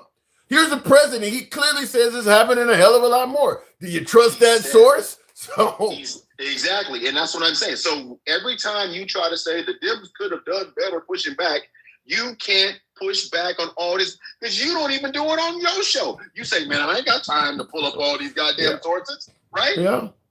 So this is what I'm saying, but it's important to really get into some of this stuff sometimes and say, that's not facts. Listen, it's not even about me personally. It's about facts. If the facts are there, the facts are there. What do you say? But when you start making up this stuff and they look at Trump, Melania was speaking yesterday. Did you see her at the podium speaking? No, I didn't even other than watching Bill Maher this morning, I didn't watch really much of anything yesterday, even though I did a live. Well, I already had 8 topics. Yesterday we had so many fucking topics. It was so many things going on, from Don Lemon pleading not guilty to Senator Mark, because I did a weekend review. All of the stuff that happened last week, it was like 8 different things. Senator Mark Kelly and that shit, the Pam Bondi stuff that went on. So many things happened. It's like I can't even get to all this shit. That's my point exactly, Tim. But I'm going to say this real quick because I know you got to move on. Mm-hmm. At the end of the day, when we look at this stuff, I'm looking at, I'm going to say this real quick. Melania was speaking. You pull up anytime Melania speaks, and I would love for somebody to tell me that they understood every word came out of Melania's mouth. What are you comparing to the Bad? You comparing it to Bad Bunny? I'm saying much about that. I'm saying that they're hypocrites. I'm saying that you can barely understand her, but she's okay. But Bad Bunny and anybody with it, they don't want none of that shit. They're so uncomfortable. And now you have the Backstreet Boys, NSYNC, and Britney Spears crying, trying to get the Super Bowl for next year. What you said? NSYNC, Britney Spears, and who else? And the Backstreet Boys. They want to do in response to Bad Bunny. They want the Super Bowl halftime for next year. That wouldn't be a bad show, though. I mean, just like when 50 Cent and Eminem and Dre and all them. I mean, that's Gen X music. That probably wouldn't be a bad show. I'm not tripping about the era. I'm a music, I'm a music guy. I don't give a fuck about that part. It's the idea and the movement behind it. Now you're asking for the Super Bowl halftime show. Yeah. You're asking for it, and because Bad Bunny did it. Again, they don't even understand their white supremacy when they're talking about their white supremacy. Well, I'll tell you this before I do move it on. If there's one thing that came out of that Turning Point USA halftime show is that will set forth halftime shows from the future from now, because you can say what you want about Bad Bunny's numbers compared to Turning Point's. I think Bad Bunny probably got 20 times as many viewers or whatever, but Turning Point made money. Millions of people watch that. So that makes it going forward. People now know we can host a halftime show and get a cut of what they would normally get. Let's say you got a bunch of rappers. I mean, you don't think so? You don't think if you get Migos and Nelly and a few of them together, they can't get people to tune away? They can't get a few million people to tune away from that to watch them on YouTube? I mean, people were tuning in just to see what the fuck it was, Tim. Yeah, but what I'm saying is, let's say we have the show you just named, Britney Spears and Christina Aguilera or NSYNC or whatever, Backstreet Boys, and all of a sudden, like I said, Nelly and a few of them folks say, look, you already know what this shit is about. Come over and watch us. Keep this shit real. You don't think you would get millions? Maybe the Breakfast Club is discussing. You don't think you would get millions of people to go watch that?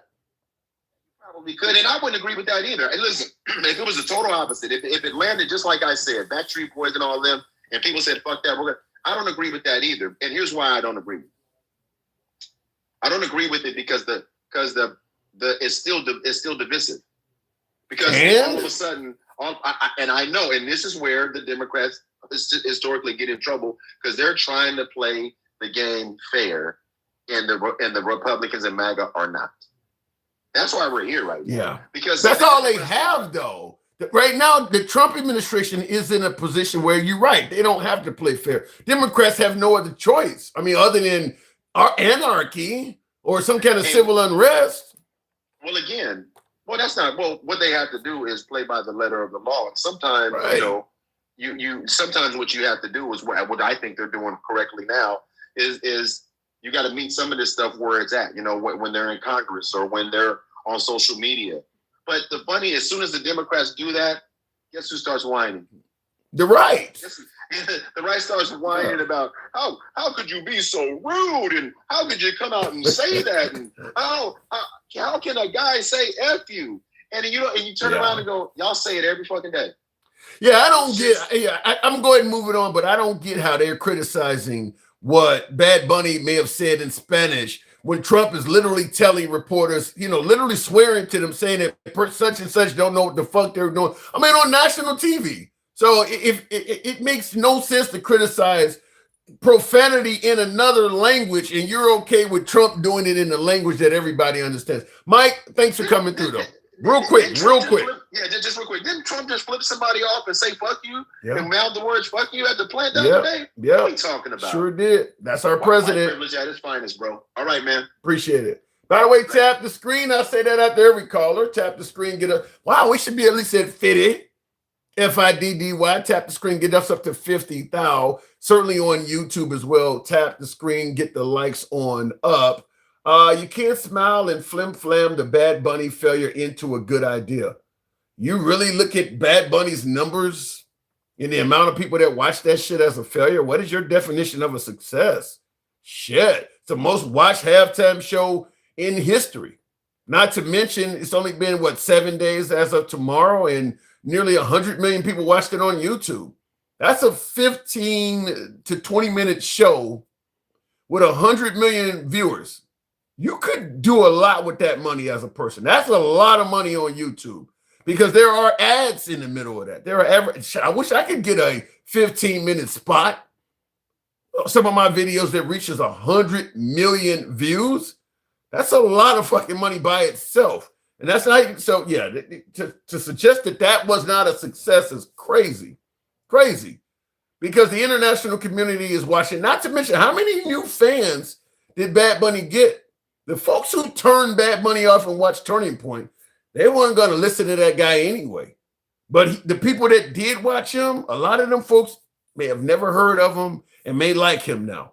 He didn't lose any fans by doing a halftime show. He only gained fans. He didn't lose any. There is nobody that watched the halftime show and said, well, I don't like Bad Bunny anymore. If you turned on Turning Point, you didn't care much for him anyway. So, yeah, Bad Bunny didn't lose any fans by doing that. So, look, if you call that a failure, I don't know what a success is. Anyway, continuing on, snort cocaine off a toilet seat like the health secretary, you'll get your 15 minutes. Yeah, I get that some of his lyrics were explicit, but I don't see, what did he say that's worse than Justin Timberlake revealing Janet Jackson's titty? You got more criticism of Bad Bunny in lyrics that people couldn't understand than Justin Timberlake literally revealing titties at halftime. Show me where the hypocrisy. Did you see Shakira and J-Lo dancing, doing their little striptease? How did Bad Bunny all of a sudden get elevated above all of that stuff? Somebody explain that. Anyway, let me go back to the box. Somebody says, what MAGA reacts has been. I don't know, but he's welcome on the show anytime. Let me go back to the box, tap the screen, help your boy out with the hat and mustache, TikTok cap. You guys know what I say. Straight talk. Good evening. I'm going to start a website that lists all the handsome liberals' lies on his own program.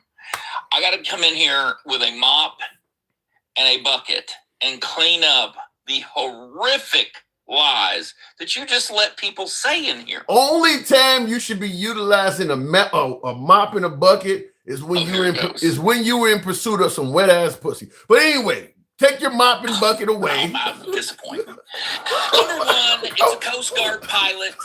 one, it's a Coast Guard pilot. He did not get fired and he did not get rehired. They get assigned and reassigned. He got assigned. Did she have anything to do with it? Yes, so, because he failed to follow instructions on a number of occasions, the blanket being one of those. So you're trying to hold on. So she reassigned him. She refused the service and then realized that she's on the 737 and he's the only motherfucker that can fly it. And so she had to have him back to fly him home. So the only difference between what you're trying to criticize my last call. Got fired. Okay, he got reassigned. But everything else he said is true. Okay, he didn't get fired. He got reassigned, which is probably listen, you can't fire someone in the Coast Guard if you're in DHS. How about that? Right. So she tried to demote his ass. No. She just said, I don't want you flying me anymore. You can't follow instructions. Oh. That's her right to do. No, I'm not. Anyone in the military would have already told you if you go to the colonel and show your middle finger to the colonel you're driving, you're not driving for that colonel anymore. I'm just going to tell you straight talk. You trying to correct him by to me it sounds like you essentially saying the same thing, other than the fact you can't fire somebody that's in the military. If you're ignorant to how the military and these assignments work, I suppose if you want to say. He is still in the Coast Guard. He didn't get fired. You can't get fired from the Coast Guard. That's why. What's that? You can't. She basically did what she could. That would be the equivalent of being fired. She got rid of. She took his. Hold on. He's still gonna get a check. He's still working. That ain't what. Because she can't legally do it. What she did was she fired him from working for her. She can't take him out of the military. It's called reassigned. Right. It's called reassigned. She punished him. She can't fire him. Listen, he still gets paid. He's still in the Coast Guard. He still maintained rank. You're not hearing what I'm saying. He is being. She punished him to the greatest of. She punished him to the greatest of her ability. You're trying to force your foot in your mouth, and I'm not going to let you. Now stop it. So she didn't punish. You don't see her. What she basically did is that she punished him as great as she could. She don't have the ability to fire him. She did what she could. She did not punish him at all. Okay. She just refused his service and then had to go back and say, will you fly me home? I mean, that must have been that must have been a hard pill to swallow, but you got to do what you got to do. Yeah. But when you have someone that is insubordinate, when you're in the military and someone is being insubordinate to you, you have the means and the right. And sometimes he's being disciplined for this. So she's in the right. He's being disciplined. To me, you're doing a piss poor job criticizing what the last caller said. You pretty much are defining what he said. The only difference you're saying is he's in the military, so he can't be fired. But it's pretty clear. Hold on, hang on. It is pretty damn clear that if this had been a civilian pilot, he would have got fired. She did what she could do, but she can't fire him. She did as much as she could. No. If he were a civilian and got fired, then he wouldn't have a job, would he? She did. She can't take it. Words mean things. Tim, this is what I'm saying. Words mean things. They mean things. Move on to the next topic. I think conservatives, we have a language, and words mean things. Yeah. And it wasn't over tomorrow. It wasn't over a blanket. It was over. I think you're doing a terrible job criticizing it. And I will give you credit. I will give you credit. When I hear you criticizing something that's worth, I'll give you the point. But to me, I think you're doing a terrible job. Before we continue, I want to read a chat. And thank you. Foster says, "Hey Tim, I used to chat in your show a lot back when I supported Trump. It's crazy coming back here. People still arguing right versus left. They are two sides of the same flipped coin. Do you agree with that? Right and left? No. I don't agree with it either, but go ahead. You have a political, but this is for people that want to make themselves feel good for riding that fence. They want to ride that fence. They don't want to make a decision. They don't want to make a decision on right and wrong. They want to ride that fence. I ran a live the other day. It's the first time in my life that I ever heard this opinion. You tell me what you think. So I have a live that I say, why are you liberal? Now, I let one person come up and tell me why they're liberal. I don't say a word. And then they can either listen to me respond, they can leave, they can whatever. We're not going to get into an argument on my live, okay? No debating. This guy said that not only did he want health care, but he wanted the government to pay for his food, his housing, his health care, and give him a stipend every month. And that's the first time I'd ever heard a liberal or anyone really say that they wanted the government to full on be their daddy. Cradle to grave. Yeah. And so that was an absolute shocker to me. Now, yeah, but wait a minute though. But listen, I don't doubt what you said. Real quick before I respond to that, in regards to that, Foster, thank you for your generosity. I don't agree with the two sides of the flip coin because I think the left has went much further left than they used to be, and the right has went way far to the right. If we were comparing, President Bush to Biden, Bush and Biden, it was because the way they treat the Epstein list is kind of too. Tip O'Neill. Yeah, we used to have a Tip O'Neill and a Ronald Reagan shaking hands. Yeah, the way they're treating the Epstein list is kind of too of the same coin. But Trump is way in the White House. They're afraid they won't come out. Yeah, Trump is way to the right, and the liberals, the Mamdani types, the liberals are starting to go far left, and the right is going way far to the right. Just like you said. You had somebody that wants cradle to grave entitlements. I can give you MAGA like yourself that don't believe. Aren't you one of the ones that don't believe women should vote? What? Are you one of the ones on the right? What are you trying to get me killed over here? I got a lot of you. Are you serious? You've heard MAGA on the show say women shouldn't be able to vote. Listen, hey, they don't say that shit around me. I got 3 women in my house. I'm just telling you. Crazy? I got folks that suggest women shouldn't be allowed to vote. God knows what they want in store for black and brown people. So you got far left and far right. You talk to a far left caller. That's all that is. Yeah, listen. Well, that's what I'm saying. What I'm saying is I'd never heard that before. That is the first time someone has come into that live and expressed it that, hey, look, no, healthcare isn't enough. I always looked at liberals as being, they wanted things for others. They don't. They want things for themselves. No, don't wait. You don't want me judging MAGA by some ardent racist. You can't judge liberals by that caller. That caller is far left of most liberals. Just like you would suggest that anybody talking about African Americans need to be sent all back to Africa, you would say that person is far to the right of most MAGA. No, I would say that person needs to be taken out behind the barn and, buried somewhere. Okay. That's what I would say. We don't have any room for that. That's ridiculous. It exists on your side. It exists on your side. It doesn't exist anywhere near me. I've never in my life heard. Well, first of all, it does exist near you if you're hanging around MAGA. The reason why you never heard it is because they don't admit that stuff. Okay, very good. That's good. That's very helpful to their health if they don't say things like that around me. Most people who are really hardcore racists will tell you, I got this opinion for this reason. I think they're lazy, or I think that they are abusive to our women, or they don't just come out and say, I don't like them because they're brown. No, they don't ever say that. Which makes me wonder, going back to Fort Bragg and Fort Hood and all of these, why is it then that you would want them to forget and be able to rename these posts and forget that part of our history? Why in the world would you reward these people instead of saying, hey, listen, Fort Bragg, you need to understand what Fort Bragg was named after. Fort Bragg was named after a Confederate general. Right. But you do realize that over 107 years, you guys have been able to point to that and say, hey, this is our history. How did this Fort Bragg, 107 years, how is it a fort if this didn't happen?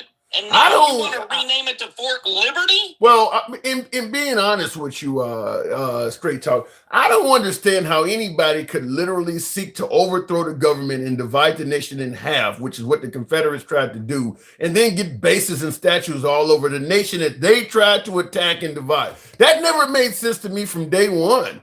I don't understand how that was allowed to happen. Reconciliation. No. That's how we reconciled the nation.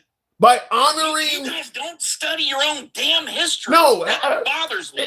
Even if I study history, that don't mean I study history and learn about slavery, learn about the Third Reich. That don't mean I understand why it fucking happened. It still don't make sense. Explain to you. You didn't have a good professor then. You didn't have a good teacher. So you're telling me a good teacher would make me understand more favorably why the Third Reich was able to do that to Jewish people? I would all of a sudden like it with the right professor. Yes. No. Wait. You said. Don't try to do that. Next time you rewind my history, you said you started out by saying you were going to play some of my clips and I'm going to play that shit next time you do that. You fucked up for that because that was that's what you said, goddammit. I heard you. Don't even. No, you did not. Correct yourself, goddammit. Correct yourself. I'll give you a moment. I was agreeing with the first part of what you said. I did not know you were not finished. And that's why I should not interrupt you. Because that and your all right now. Is correct. Okay. I should not have interrupted you because you were going to say something that I do not agree with. I do not agree with a professor that would be able to explain to you. They could explain to you why the Third Reich was able to do what they did to some of the German people. It was a very small fraction of the German people that followed along with that anyway. It wasn't everybody. Well, that's number one. I don't disagree with you. MAGA is not.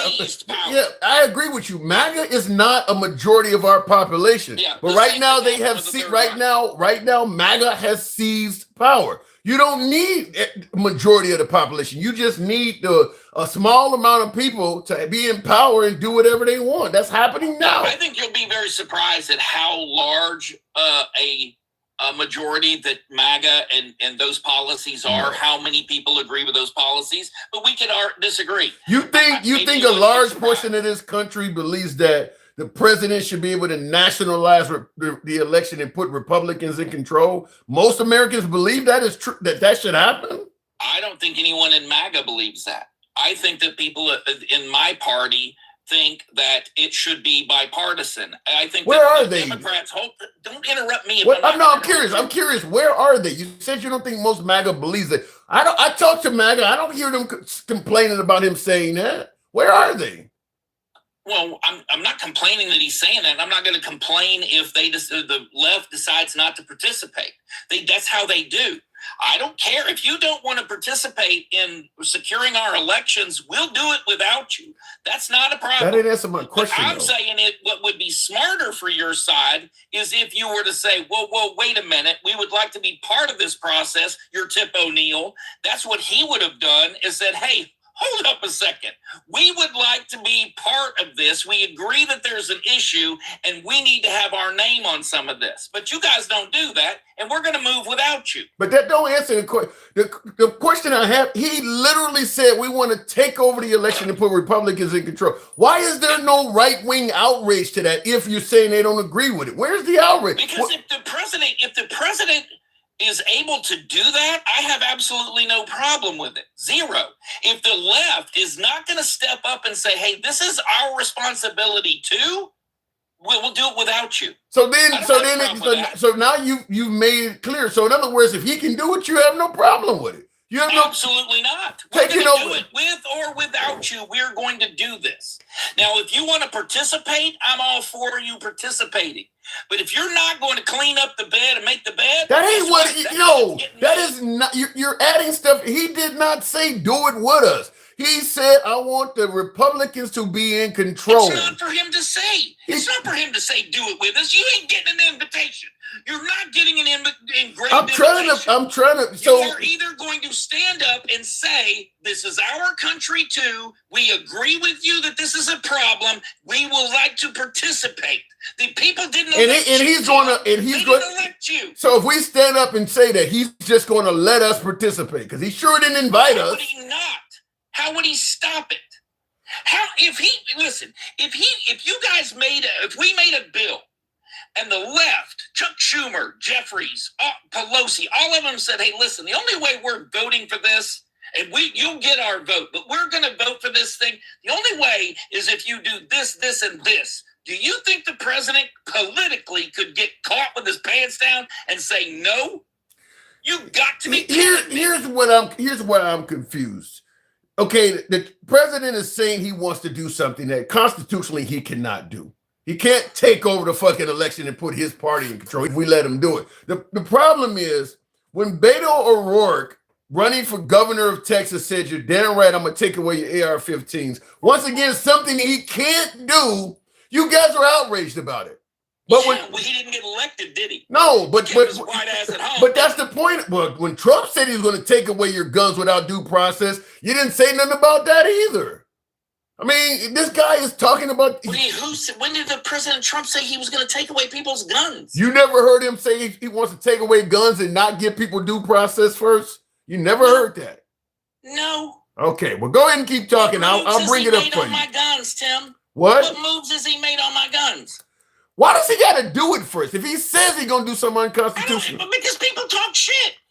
What has he done or said? Give me what he said. Tell me what he said about taking my guns from me. Okay, give me a minute to find it because we played. And by the way, this president is 22-2 in the Supreme Court. The Supreme Court has agreed with him 22 times. That is the best record of any president in our history. Well, but wait, hold on, hang on. Which means he follows the law better than any other president. Bullshit. You're going to tell me a president that has a 6-3. Hold on, let me explain. Hold on, wait a minute. I'm going to explain.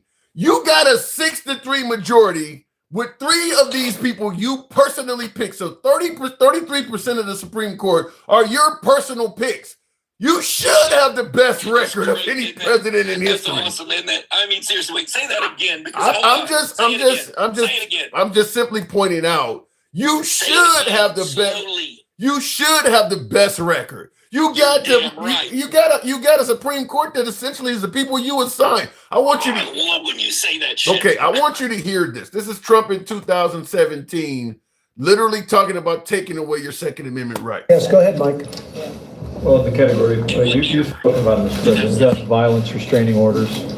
They're called. California actually has a version of this. And I think in your meeting with governors earlier this week, individually and as a group, we spoke about states taking steps. But the focus is to literally give families and give local law enforcement additional tools if an individual is reported to be a potential danger to themselves or others. Allow due process so that no one's rights are trampled, but the ability to go to court, obtain an order, and then collect not only the firearms, but any weapons in the possession Or of that might individual. take the firearms first and then go to court, because that's another system, because a lot of times by the time you go to court, it takes so long to go to court to get the due process procedures.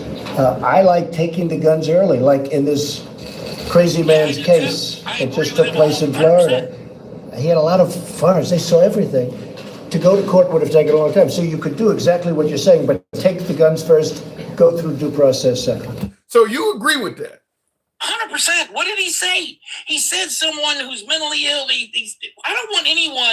I do not want anyone in this country to possess a firearm of any kind. And by the way, I think they were talking about assault weapons. And did you happen to notice who was sitting to Trump's? Hold on. Did you happen to notice the woman sitting next to the president? What does that got to do with it? You know who that is? No, what about it? I didn't pay attention. What does it got to do with it? The woman sitting next to the Who is president she? of the Who is she? Dianne Feinstein. Well, the liberals are. You claim the liberals are for taking away guns. That doesn't surprise anybody. Let me just hold on. Let me respond to you. Hold on. Hang on. You're going in a million ways. You talk about you don't want a crazy person having a gun. I think everybody agrees with you. But taking away a gun from a crazy person without giving due process. I'm going to tell you something as a man that I'm sure you have either been through or you know other men that has been through. How many men you know that have been wrongfully accused of domestic violence by a bitter spouse or wife? Tons. So if they take away his firearms without giving him due process, and he happens to be a cop, a security guard, or somebody, he's lost his job based on an allegation, and he has to then go with due process later on and prove that what she said was a lie. You favor that. Yeah, I do. I favor someone because if they get due process, Tim, you got to come up with evidence. Unlike you, I require proof, not just evidence. I require proof. Y'all can just say you get due process after your gun is gone. It's almost like you have, carte blanche. You say whatever you want to say, but once it gets to court, that's when it becomes the rubber meets the road. You got to start applying things like evidence. You got to have proof. People got to be found guilty as shit. You see what I'm saying? So in other words, the woman made the phony claim on the guy. Maybe his court date is 6 weeks away. So for those 6 weeks, he don't have a firearm to protect himself. If he has, you're okay with that. So he paid a price, even though he didn't do nothing wrong. You're okay with that. Listen, you're saying something that happens extremely rarely. I would rather.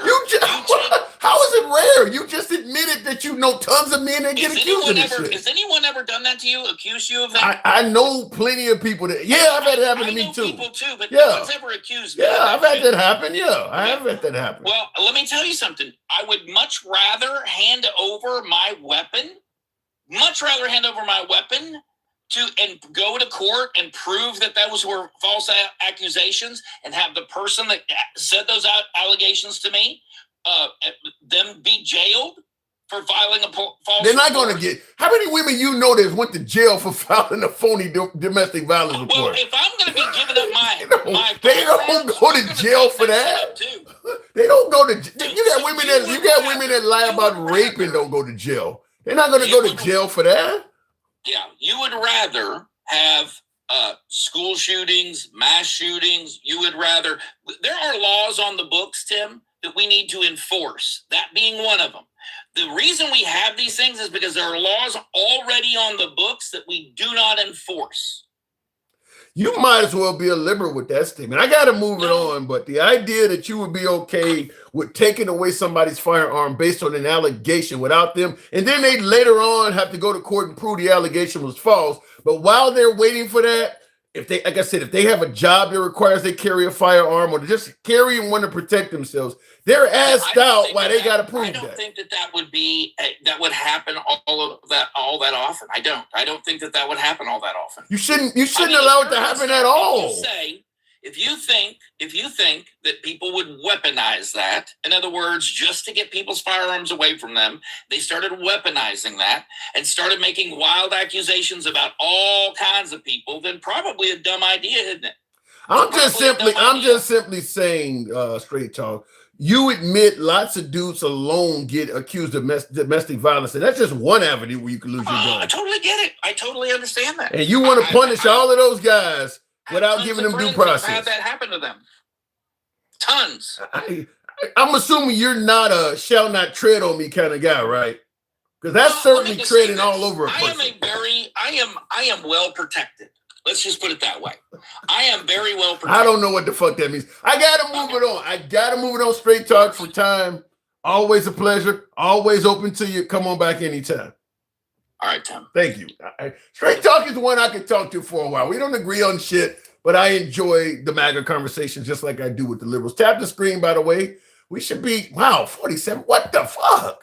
60. I need to see 60. It's not to be an auction like, but tap the screen, get the likes up. Foster says this idiot caller loves losing his rights. Trump is literally bringing in some sort of police state. This goober thinks the government is looking out for him. Yeah, I'm amazed. I'm going to tell you myself, after hearing for years how much the Democrats want to take away your gun rights, I'm amazed at how many MAGA, like my last caller, suddenly seem to be okay with at least limiting your gun rights when Trump gets in office and starts talking about doing it. What he just was trying to defend would have been a call to arms if a liberal had said the exact same thing Trump had said. If a liberal after a mass shooting was talking about taking away guns first and then giving you due process, you would have had militia storming the state house for the governor or whoever the hell said that. But this is why I envy President Trump. I do have a level of envy for him, that he could say stuff that you despised just yesterday, and now it's cool because he's saying it. Literally talking about taking away your gun rights. Literally talking about doing it. And boom, I can't believe that we should do that. Crazy people shouldn't have guns. I don't understand it. I do not understand it. No way in hell Obama, Biden, or Clinton could have said something like that and had folks agreeing, that does sound like it's a good idea. Wow. Looking in the comments real quick, I do see one of my viewers asking a question I hear often. Jason Beatrice, you're saying, no, that is not Beatrice. Who said that? Can I call you? Yeah, you can make the calls. Liam Donnelly, sorry for messing your name up.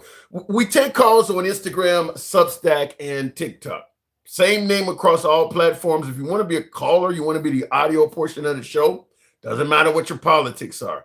Doesn't matter what your criticisms are. We're 100% free speech.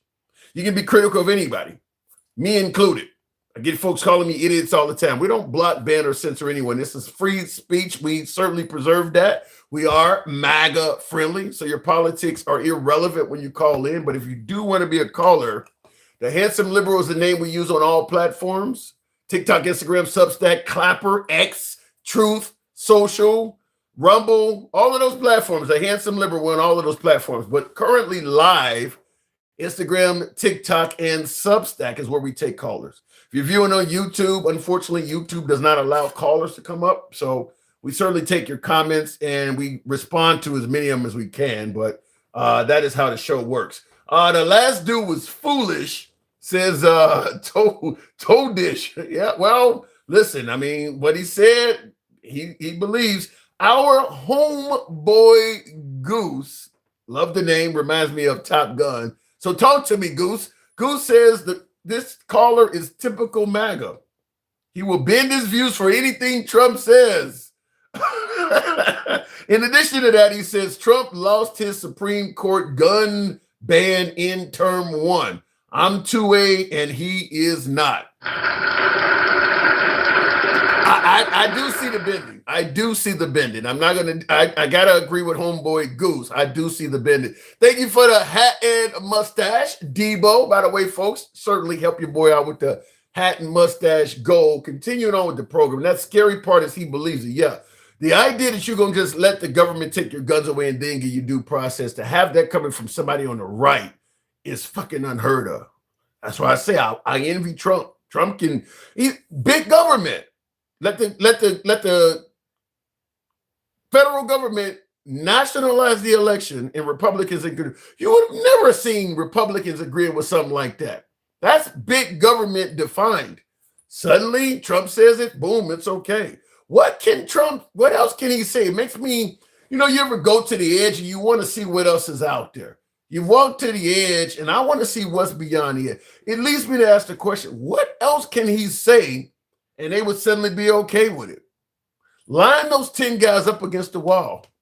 Maybe they need to, you know what I'm saying, St. Valentine's Day type shit. I don't know. What else can he say and they would agree with it that they normally didn't agree with? Let me go back to the box, better yet. Tap the screen and get the likes on up. Cedric Heine. Good evening. He's suing 20 states for voter rolls. Yeah. I don't know where it's coming from. Cedric, good evening. Apparently Cedric either came and went or whatever the case may be. I'm really wondering though, what else can he say if he can say things that the right has been complaining about since day one and is suddenly okay with it? It makes me wonder. Listen, you heard Trump's first term. One of the things we cherished for Trump is we had no new wars under Trump. You're going to stop giving money overseas. It's going to be about America first. That was one of the things that many folks suggested as a reason they're voting for him. He got in office and he's done the exact opposite. Suddenly he's attacking everybody. Now it's all of a sudden okay. That's what we wanted. That ain't what he was telling you in the beginning. I don't understand it. I mean, he can get in there and literally do the opposite of what he promised that you really wanted. And now all of a sudden you want the opposite. Some way, somehow, it does seem to work well for President Trump. So I give him credit for that. Evil Majin Boo. Good evening, Evil. Welcome to the program. Man, what the hell is going on, dude? You are having a rough time. I gotta tell you something. When you open up like that, me and my brothers, we know when we call each other if it's gonna be something. Anytime the phone call starts with man, we know it's going. You say man, that whole she was bad, or man, my car just broke down. You already know it's about to be some wild shit when somebody start a conversation with MAAAAAN. Right. Man. Yeah, man. Damn. Yeah. Man, I just lost all my money at the casino, man. Man, I have spilled my drink. Damn. That is very common. That long ass man. What happened, dude? I already know you about to go into something. So, talking about now, we covered something earlier. I don't know if you were on here, but President Trump is now talking about making a team where they want to deport 100 to 300 citizens per month. Have you heard about this? A little bit, but the thing is, though, I know very little, but just not a whole lot on it, though. The thing that I'm really concerned with is it's the midterms, and I'm really concerned with how this whole AI stuff is gonna really put the human. Well, AI, but you AI AI is coming. AI is, even if Trump died tomorrow, AI has nothing to do with Trump. That's coming regardless. You're not blaming Trump for that, are you? Well, a little bit, yes, and Elon Musk. It's because what human beings don't know is that if this AI thing gets a hold of us, and if it starts, like, I hate saying it, but if they're going to start trying to build concentration camps and putting people in those types of those, of the buildings, though, like, and all that, it is looking like we are headed towards the whole Terminator type of the resistance, though, and it's sad too, and it's just that we are going to start having numbers burned into like our forearms. Well, wow, you're talking kind of like in Germany where they put tattoos. Can you see that? You don't see the Trump administration doing something like that, do you? What people don't understand is that this administration is pure evil. Damn. What makes you say that? You gotta elaborate, because MAGA's going to think you're just a crazy libtard. What makes you say that this administration is pure evil? For a prime example, look at what Pam Bondi did when she had her meeting. She is playing Russian roulette, and she's looking into everybody's eyes and be like, "Oh, don't hate me because I look so beautiful. Look at my hair." I didn't see that. I didn't see that. Clack, man. Oh, come on. You just don't like Pam Bondi. I didn't see. Listen, she was very combative, but she knew she was going to be in a hot seat. She knew she was going to be taking barbs, and she decided, I'm going to actually throw them back. But the thing is, though, look at how much of a grip that Trump has on his administration.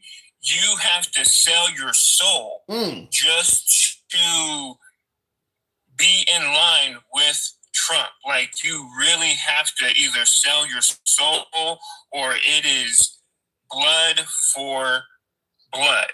And it is sell your soul. Damn. So I mean, but a lot of folks are going to suggest, Evil, is that Trump has a much better direction for this country than Biden or Kamala. They believe Kamala is going to destroy the nation, and it's not that they're selling their soul. They're going to tell you. They're going to tell you, look, what we're doing is, what did Trump say? We're saving America. We're taking our country back. Tim, I'm listening. Don't listen to these MAGA rats.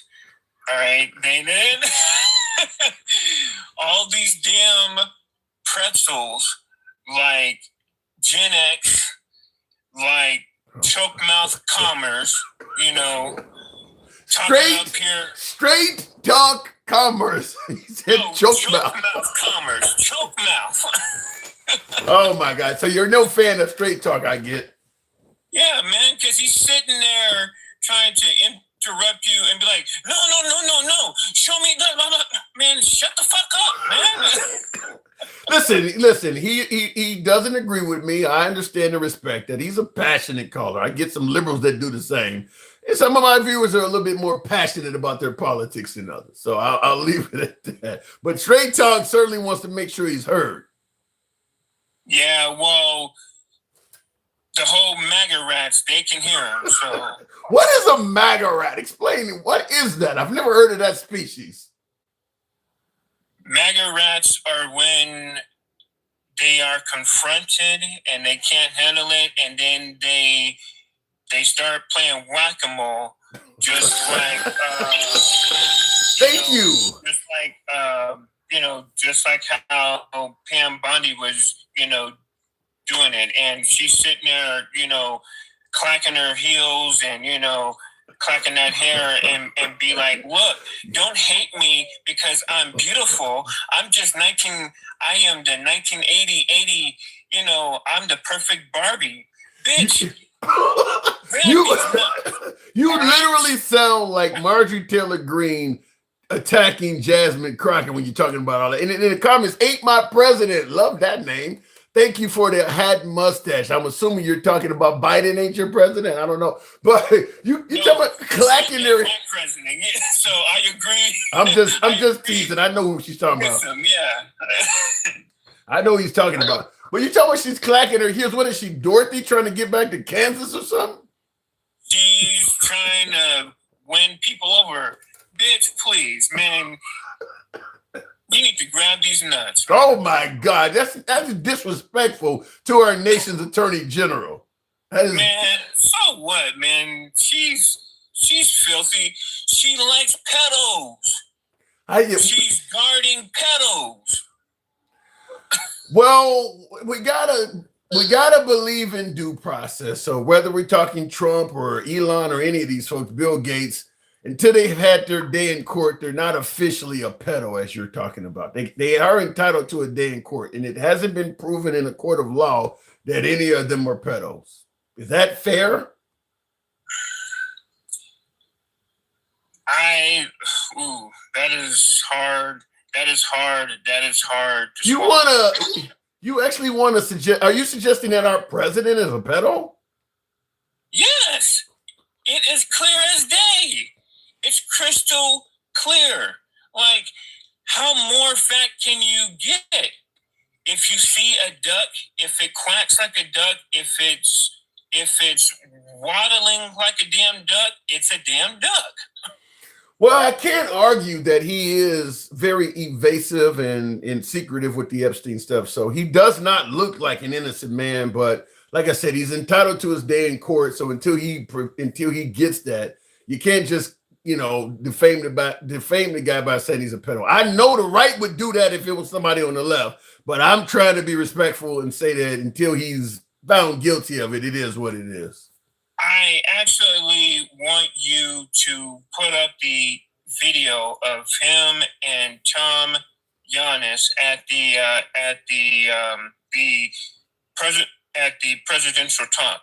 Pull up that if you can pull up that video, and you can actually honestly see in that video where there were certain questions that he did not want to have answer to, and that Tom said, look, you said on day one that I know what you're talking about. I mean, listen, there's a lot of shit that Epstein related that Trump doesn't want to answer to. Like I said, it don't look good. I guess even though I'm saying he's entitled to his day in court, his actions, stop talking about Epstein and Marjorie Taylor Greene, making it clear he told her some of my friends will get hurt.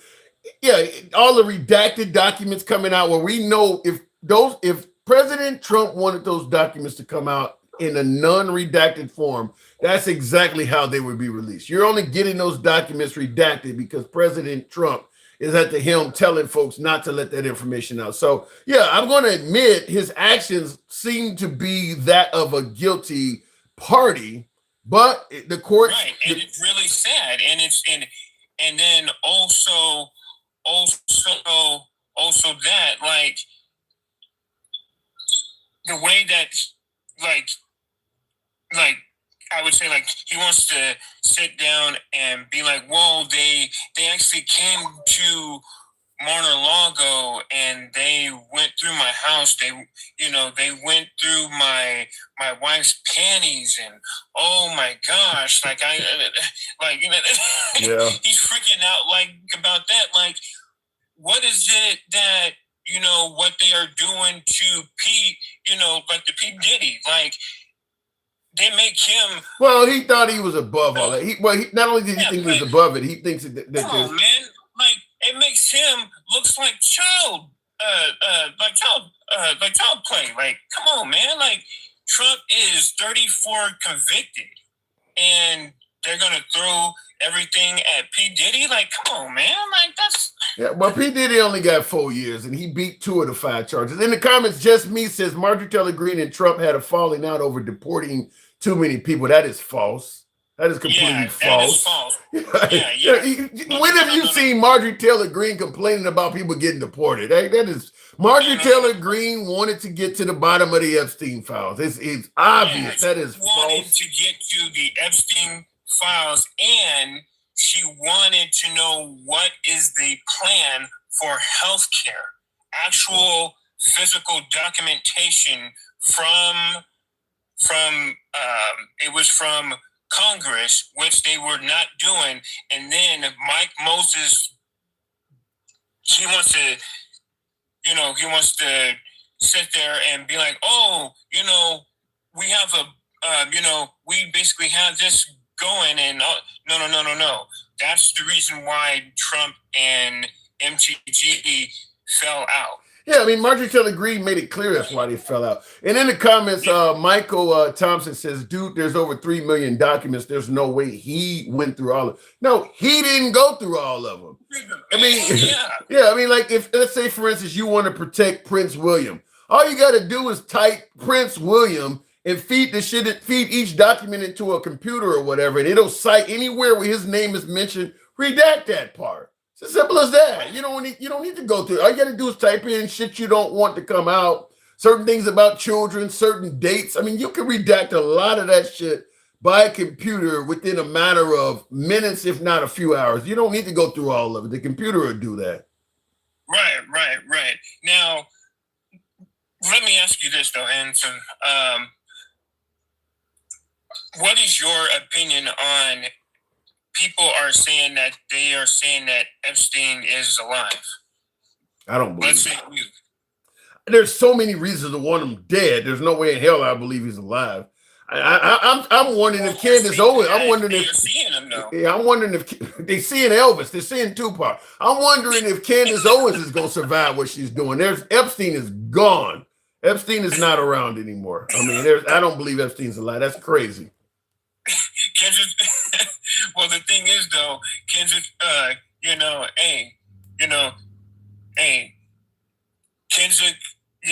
Kendrick Lamar said, hey. Kendrick Lamar? They not like a rapper? What did he say? He said, hey, I see dead people. So, oh my God. So obviously he's alive, but he might be hiding out though. So ain't nobody, there's so many reasons to want Epstein gone. Epstein is not with us. I don't believe that even a shadow of a bit. I mean, look, half of the elite, most powerful, wealthy men on the planet would rather he be dead. I mean, didn't the guard deliberately skip a certain period of time where they're supposed to go and check on him? He was on suicide watch. I mean, even the guards got paid off in that shit. No, I believe Epstein is long gone. I don't believe he's with us. Yeah. I would say, to answer your question as far as for no mercy, I would say Trump doesn't have no mercy on anybody who is not loyal to him, who don't get down, kiss his toes, his ring, suck his dick, whatever. All right, I'll leave it at that, but kiss his toes and suck his dick. The royal penis is clean. Evil, appreciate you coming through, man. Something is very wrong. You either have to be an oath keeper, you either got to be on the side of Trump, and just watch. We are headed down a dark road, and it is coming to the point where we will be living in the times of where machines will start taking over for humans. That's been predicted for a long time. Sounds like Skynet. Thanks for coming through, Evil. Appreciate it. All right, man. Anytime. By the way, folks, you know what I'm asking? Tap the screen. Get us on up to 80,000. We can make that happen if you let your thumbs not be lazy. Twan says crazy. You know, they've been talking about, wasn't there a commercial, 1984, one of the Super Bowl commercials from years ago? I mean, they've been talking about the machines taking over ever since we reached the digital and computer age. That's not that uncommon. I mean, I remember watching Sylvester Stallone, Carl Weathers, Dolph Lundgren in Rocky IV he had a robot in his house and shit. I mean, we've been talking about this shit for years. Thank you, Michael DeBoss. Appreciate the hat and mustaches, plural. Appreciate that. Thank you, sir, for certain. But yeah, I mean, we've always been talking about that long before Trump became on the radar. So the machines, yeah, there was a movie. I don't know if any you folks may remember it. I think it was based on a Stephen King novel, so you know where we're going with that, called Maximum Overdrive from the 80s. Some of you may have seen it. It was a rise of the machine type movie. Long before, well, it was after the first Terminator, but before Terminator 2, called Maximum Overdrive, where all of the trucks and shit were just running over citizens and killing people. There's also another movie with Heather Locklear, Tom Selleck, and Gene Simmons, I think it's called, where you had like robotic spiders and shit. It was another one of those kind of movies where the machines were killing people. I forgot. Runaway, another movie from the 80s. It was called Runaway. And Selleck and Heather Locklear were partners on the police force, and Gene Simmons was an evil guy that was developing all these things that were designed to just kill and assassinate. 80s movies. So I'm just pointing out to show you how long they've been talking about machines. It's the minute we entered the computer age, which was probably the late 70s or so, it wasn't long after before movies started being made talking about these things are going to kill us all one day. So it's been happening. Just now we're at a period of time where drones can do a lot of damage. I mean, if you a decently powered drone can stay in the air for a long period of time with GPS or some other form of locator. I mean, you can literally keep something in the air, give it a certain amount of coordinates where it knows within a certain square from this point to this point. So I want you to just simply go in a circle covering this distance. Anything that matches this heat signature, neutralize it. I mean, it can literally make it so you can't come out of your home. These things are hovering above, and anybody that steps out of their door, it picks up your heat signature and it starts shooting at you. I mean, you could literally keep a whole area, a geographic area, human-free, where people are afraid to come outside because these things are hovering above and it's looking for, heat signatures. We're at that stage where you can do that now. I don't know if any of you seen the, I guess, dark web footage, and I've seen a lot of this, of what drones are doing in the Ukrainian-Australian war. My God, I mean, that stuff is here now. You can do a lot of damage with a cheap DJI drone, just a cheap shit. You can do a lot with those things. Those things can travel damn near 200 miles an hour if you got the right blades and motors on them. And they're carrying a payload. They're basically like having an RPG, depending on how much explosives you got on it, coming at you at 200 miles an hour. You're not going to be able to dodge that. You're not going to be able to outdrive that.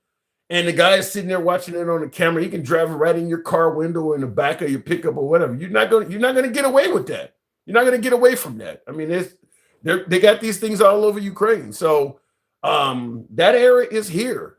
All we're hoping for is that the wrong person doesn't use this shit.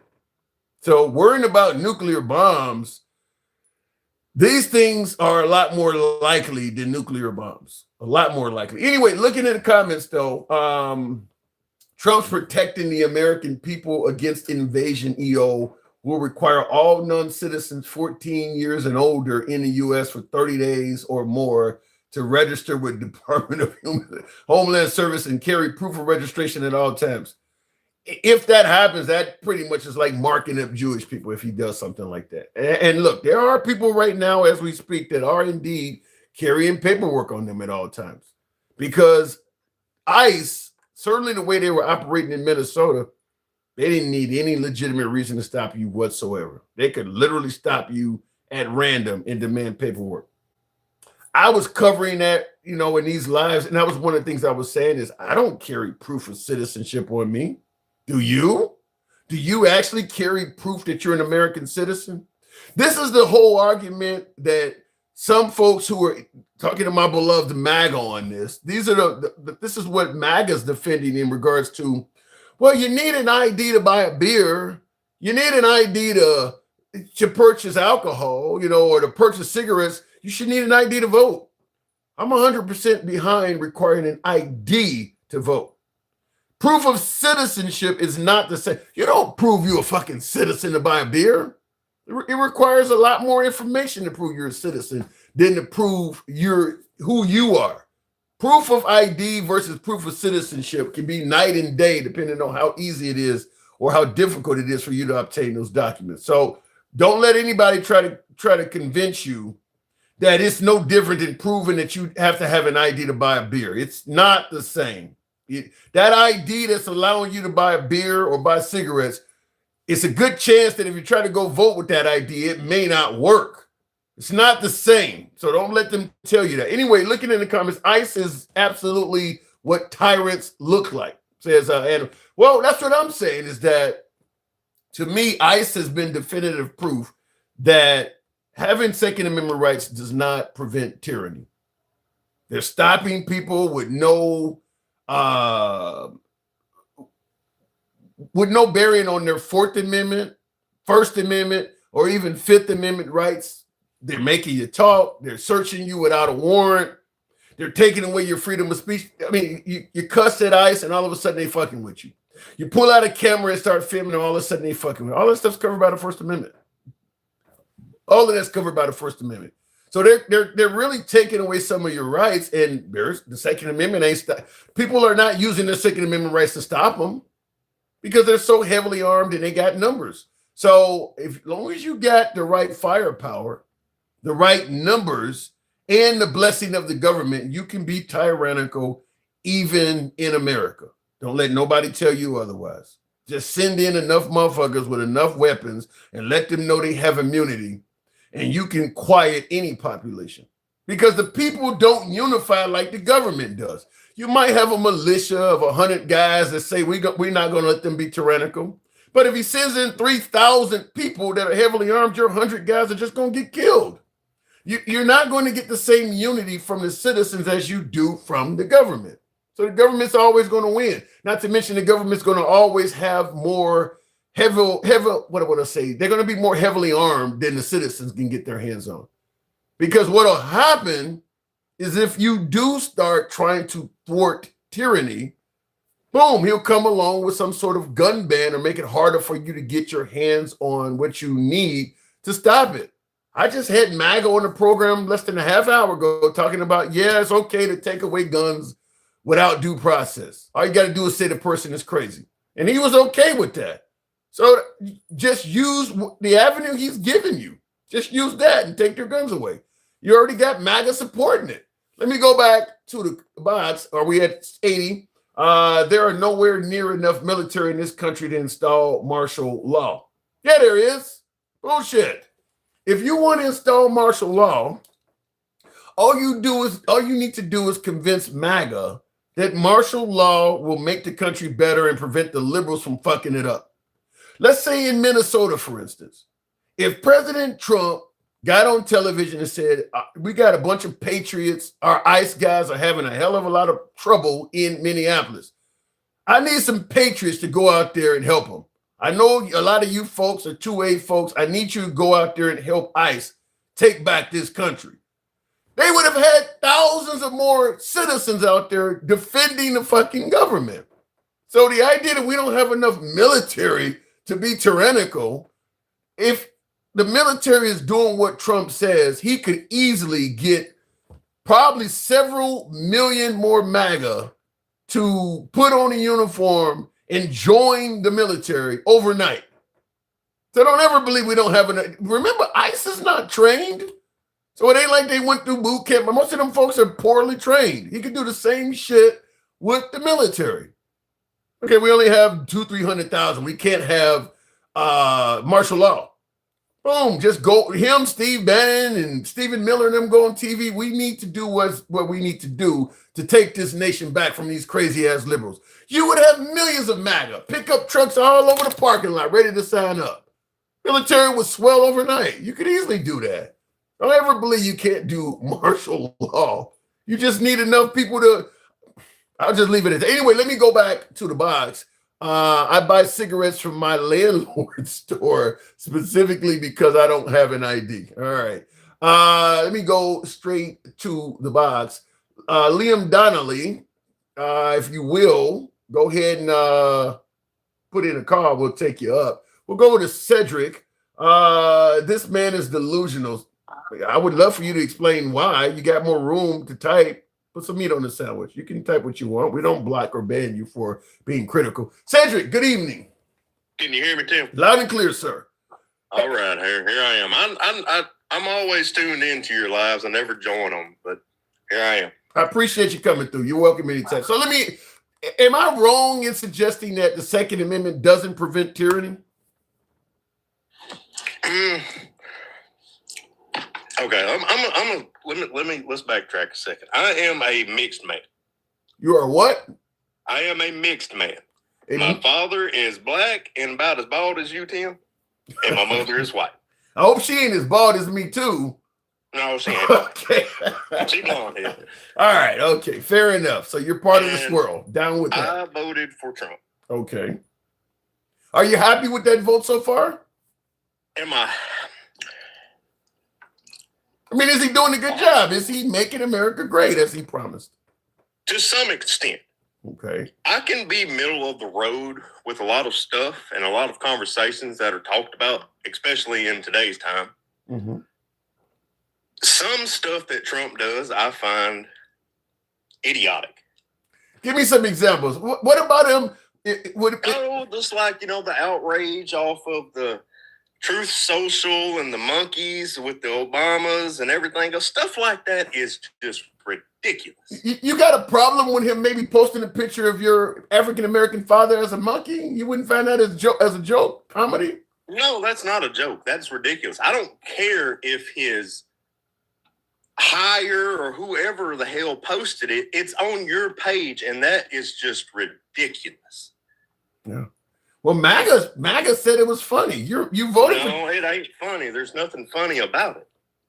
The only reason why I voted for this man is because my values lean more to the right. Mm-hmm.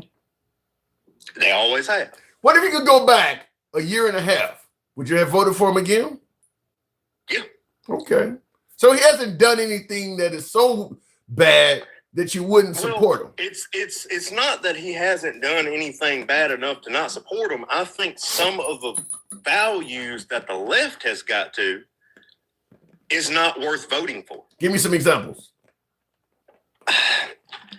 The left leans so far to the left in today's society that we are falling apart as Americans. Give me some examples. You really think we're coming together under Trump? No. Okay, give me some examples of what the left has done. Any politician in today's society is going to get us to an equal ground.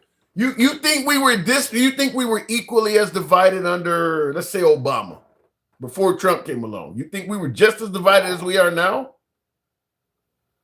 Yeah. Yeah. Why? Why is that? Because Obama certainly wasn't. As a mixed man,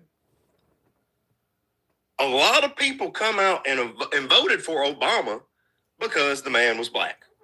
Let's keep it real. That is true. A lot of folks come out and voted for that man because he was black. But you would also, it did not matter what he did. Yeah, but you would also agree. He was a black man, so we support black man. But you would also agree. A lot of people voted against Obama because he's black as well. As you say, it doesn't matter what he promised. He's a black man, therefore unqualified. That is true, and that's the example of division still exists in this country, and it's not going anywhere anytime soon. Yeah, but here's where I'm a little bit baffled on your statement that it was just as divisive under Obama, Cedric, is that Obama created division because of his God-given skin color. It wasn't because he was posting pictures of people as monkeys and stuff. It wasn't his policies. It was something that he had no control over. That is true.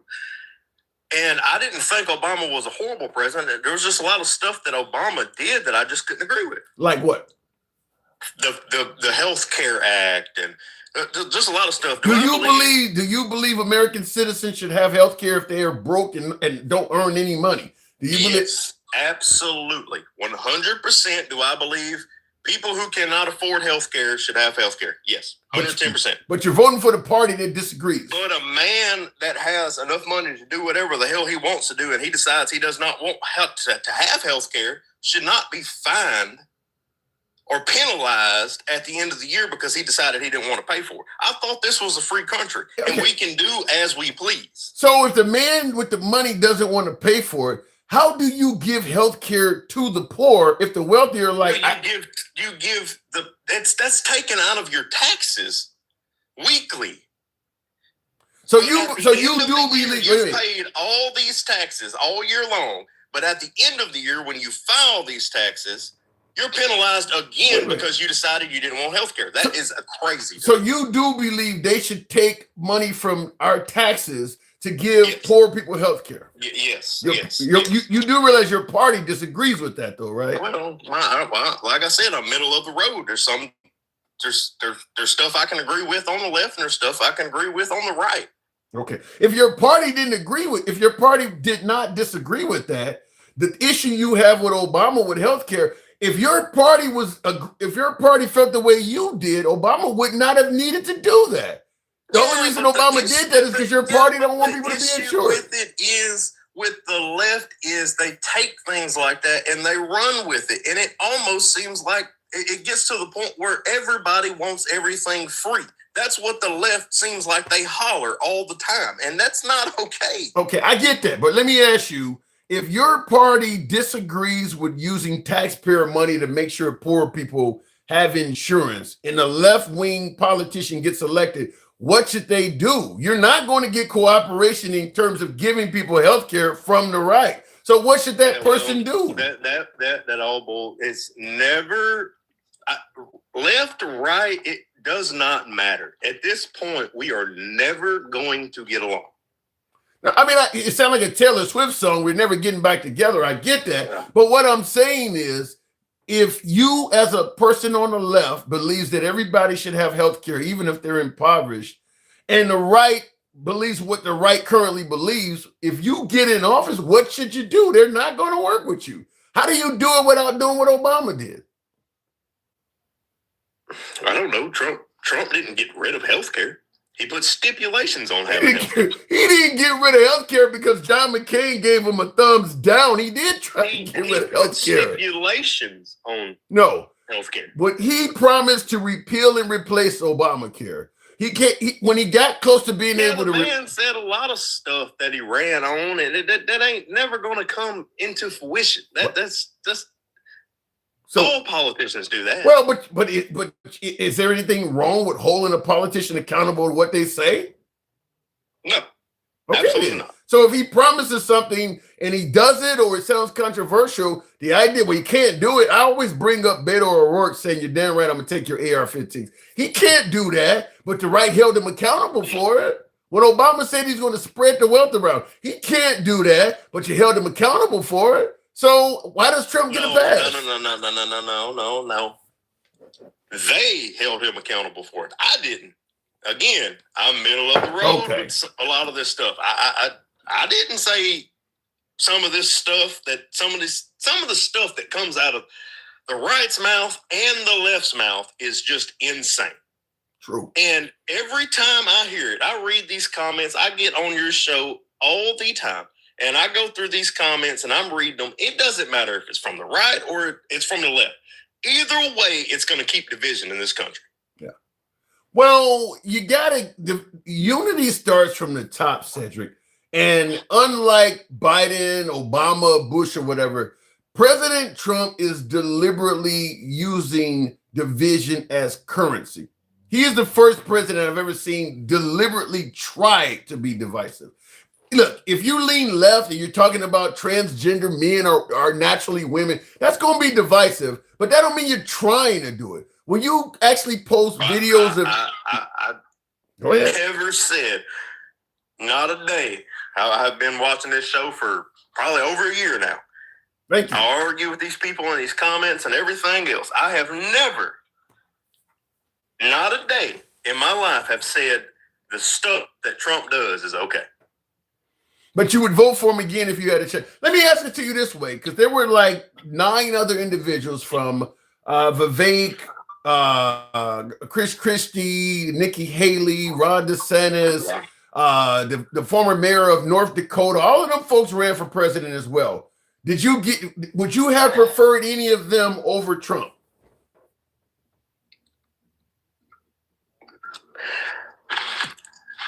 Yes and no. I mean, I don't think any of the candidates that were nominated to run against Trump and the Republican Party were worth a damn. But you think Trump was?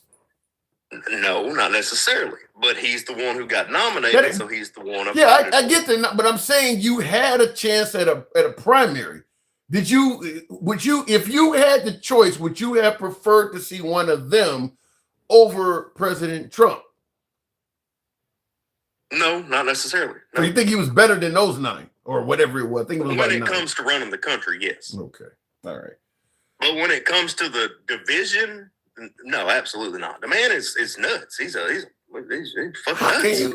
How can you be viewed as good for running a country while dividing it in half? I mean, you got folks actually talking about a civil war. That wasn't happening. Oh, I know. Yeah, I hear it all the time.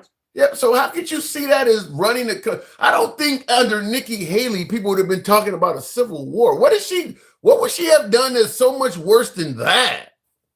Oh, I don't know. Changing your retirement age to 70, 75, making you work longer for the rest of your life. And the whole 9 yards. She's crazy. So this guy could provoke a civil war, but that's not as bad as making you work a few more years. I don't think Trump's provoking a civil war. I think this country's been on the edge of a civil war for years now.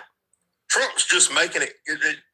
The division is getting worse and worse, and it's just all coming out in the light now. You don't think Trump is part of that reason why we're heading in that direction? Well, let me ask you this. Okay, so Trump is his term. This is his last term. You sure about that? Are you sure about that? He's selling 20% sure. All this damn gaslighting about he's going to do this. Who's gaslighting? Crazy talk. How is it crazy? How is it gaslighting? The guy's literally selling Trump. The guy is literally selling Trump 2028 hats out the White House and showing them he's literally taking other dignitaries. You're crazy as hell if you think one man can overthrow the entire government.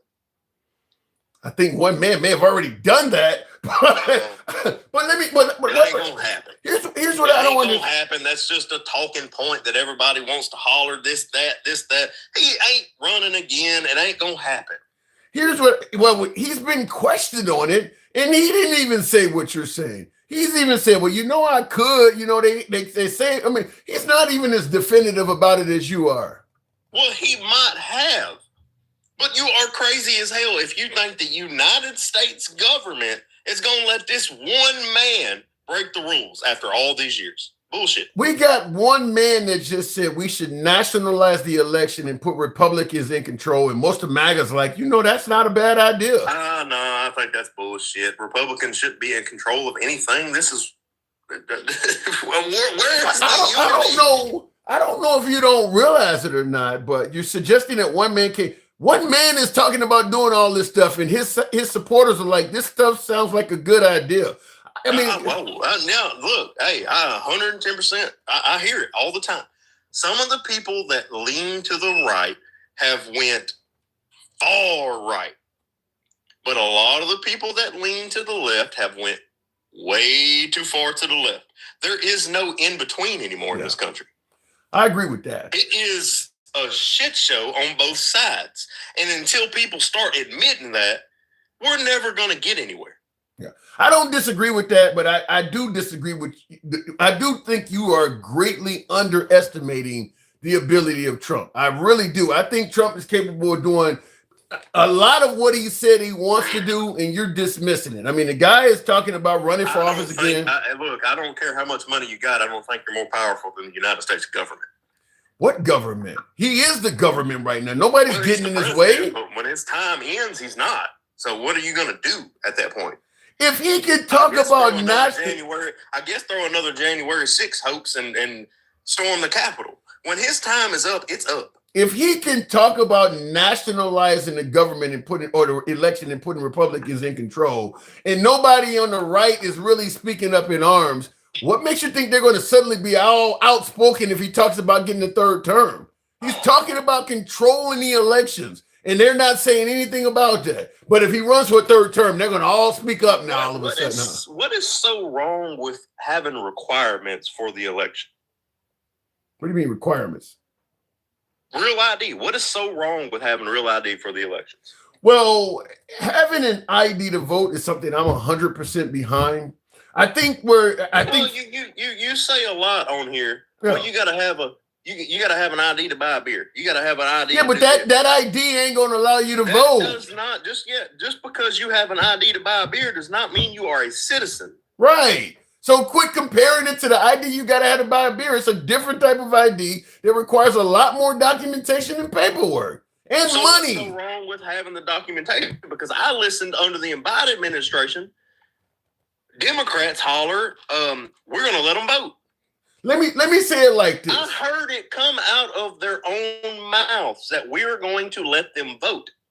Okay, well, non-citizens. Like you said, there are people. Why is it so wrong all of a sudden for putting rules and stipulations on stuff? I'm fine with the rules and stipulations. I think here's the reason. There's two reasons why people are against. Well, three reasons. One being it costs money and things. Like Miss Mobetta in the comments. Hold on. Let me respond to you before you start talking to the comment section. First of all, it's going to cost money to get passports and IDs and all that. If you really want people to be proven that they're a citizen, give them the ID for free.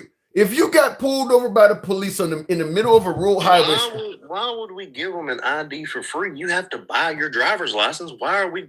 Since when are we? Because you are creating a problem that in basing legislation on something you haven't proved that to be a real problem. But the point I'm making is this: if you got pulled over in the middle of a rural highway somewhere, the cops can get on a walkie-talkie, and within 10 minutes they can verify if you're a citizen or not.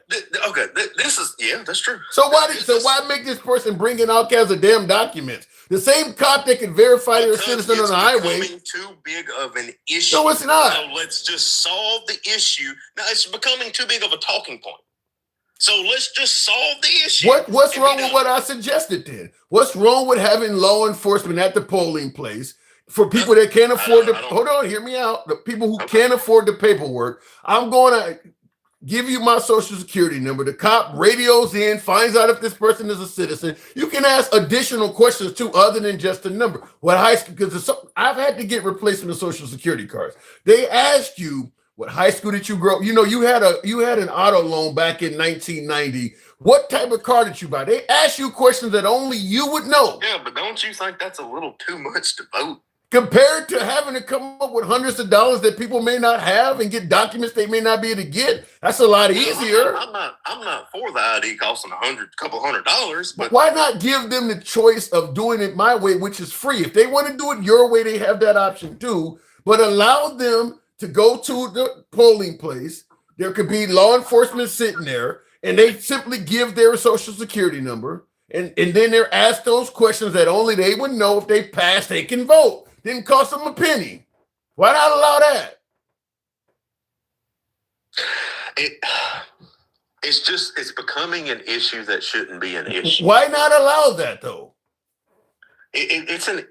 Well, I mean, you got a point. It's becoming an issue that I don't even see what the big deal is. The big deal is your president you voted for lied about excessive amounts of fraud that didn't happen. Now he is using this to defend from that fraud that never took place from happening again. This stuff was coming from both sides. No, it was not. Yes, no. Well, then the other side was lying too.